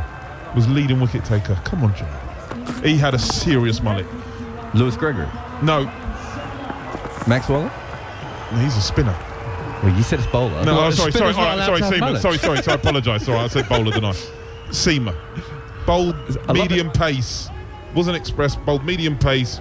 Got a lot of it. He had a serious mullet. Had a Tash as well. Tash mullet. Marchant de Glanham. Ben Green, you mean? Yes. Ben Green. That's the young man. All-rounder, Ben Green. When I did put up Somerset bowler mullet, quite a few came up. Pushed away defensively in the offside. The India's lead is 250. No, I You don't put think. Somerset cricket mullet. And, Bowler mullet. And you've got I mean, we got some bad 12 hairstyles options. here. Oh, 9 options. That's very impressive. Pushed away by, as I said, by Kuldeep Yadav, who's now successfully ensured that India will resume their first innings on the 3rd day with a lead of 250 or more, depending on how many they score in the remaining 10 balls. We've got David Boone's mullet from the 80s, which I'd forgotten. Do you think is Dhoni's a mullet or is that long hair? That's long hair. I don't think he had a mullet, did he? Oh, and there's a sweep shot here from Kuldeep Yadav. The ball spins off his pad and is rather well caught by Ben Stokes at slip. Damien Fleming's mullet was exceptional. I had forgotten about that. And James Pattinson briefly had. I mean, is that even a mullet at that point? When you've, it's almost like a faux hawk mullet. If you don't know what that is, I don't know how to explain a faux hawk mullet. The side of his head was James completely Patterson. shaved, and then he had a mullet at the back at the same time. It was extraordinary. That's a Mohican rather than a mullet. Mark Waugh? Did we say Mark Waugh? Robin Smith? Robin Smith have a mullet? No, No. the judge. No, that was No, a weak Georgie, no. sweep shot from Kuldeep Yadav, and it's 4 runs. It's beautifully struck. Beautifully struck by Kuldeep, who's sweeping against the spinners has been exceptional in this brief innings. It's a half-century partnership between these two as well for the 9th wicket. More frustration for England. Yeah, I meant Alan Lamb. Oh, Alan Lamb, Alan Lamb definitely had brief contender. definitely had a mullet. Oh yeah, Alan Lamb had a good one. And Macca just came in with Brian McMillan, another Macca. That would have been inadvertent, I can assure you. That's outside the off stump and padded away. A shout rather than an appeal. India are 472 for 8 in the 119th over. I was briefly correct. I was correct. Robin Smith did have a mullet at one stage. Damien Fleming. I think Robin Smith just hadn't forgotten to have his hair cut for a couple of months. Yeah, I don't remember him having a mullet. Just showed you a picture. That's rubbish. That's not right. Kuldeep Yadav on strike on 27. We've got 7 balls left in the day, 6 now as Yadav comes forward and nudges this straight back to the bowler. Very, very impressive, Kuldeep Yadav. I wonder whether he'll actually have an extended run in the team, maybe even ahead of Jadeja and Ashwin. It depends how long Ashwin keeps going, I suppose. 1 over to go, just 1 over remaining. India 472 for 8. Who have you found now? Nasser Hussain. Now, I think this is pre-England. This looks like a pre-England mullet. You need He's to- 60, You 70. need to put that out there. Put it out there on That's a social. picture from the England under-19 team, isn't It's got to be, doesn't it? You know, we've got the War Brothers here with matching mullets. I don't think Dean Jones had a one. Yeah. Dean Jones had a good mullet. I think it's a rite of passage as an Australian. I think at some point you have to have a mullet, don't you? It's like being a Kiwi with a tattoo. Do you know what? I'll say this. I'm not sure they ever went fully in or out of fashion in Australia. It's just a hairstyle. There's an episode of Bluey. I know you've seen the cricket episode of Bluey, which I'm sure me and John Norman will do a whole special on one day. But in Bluey, the dad gets a mullet at one stage. It really is a proper hairstyle in Australia. Not so much the rest of the world.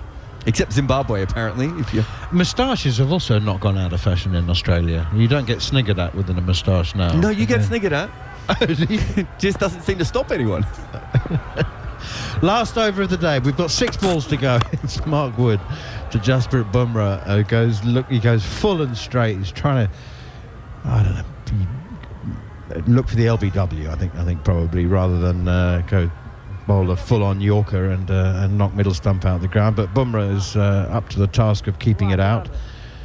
He's 18. Kuldeep Yadav's 27. India are 472 for 8. They lead by 254. And poor old Mark Wood has had as much of a slog, if not more of a slog, than anybody else in this England attack. He's been more expensive. He's gone almost 7 and over. None for 88 in his 15th over. As Wood is in again, bowls a bouncer and a pull hook shot. A shot. A hook pull. I think he was shaping to hook, and then it didn't bounce as much as he thought, Jasprit Bumrah, and he played a very Bumrah-esque hybrid of a shot, which he missed, and it missed him. And gone through to Ben Foakes. Day of hard toil and slog for England. Can they bat for a full day? They've only batted 80 or more overs. Was it 3 times in the last 10 Test matches? Twice, I beg your pardon. Thank you very much, Scott Taylor, the producer in our ear. Twice in the last 10 Test matches, 80 overs. It's not even a full day. 90 is a full day. But at least Ben Stokes has been good to his word by providing us with what will be a long-lasting memory. His first delivery back. Ian Botham took a wicket with his first ball after he was banned for... suspended for, I think that's the right word. Just written in the stars for some sports people, isn't it? Ian Botham was suspended for a couple of years from international cricket. Came back as a more rounded figure, literally, into the England test team, and took a wicket with his very, very first ball back. 472 for 8. He had a mullet then. Do you remember? He's come back. Yeah. Well, you saying he enjoyed himself while he was suspended? Coming back as a more rounded fellow. His wine. 472 for 8. Kuldeep 27. Jasprit Bumrah 18. Now then, 2 balls left in the day. India have 2 wickets. Not that number 11 will be required to bat today, because everybody will walk off and call it a day if Mark Wood strikes now. The penultimate delivery of the day. It's short and it's pulled very successfully by Jasprit Bumrah. Good work from Johnny Bairstow in the deep. Still running about. Knows that he's got one last chance to make his 100th Test match memorable with the bat, rather than for what looks probably most likely to be a heavy defeat for England and a submission of the series 4-1. 473 for 8 now. India leading by 255 runs.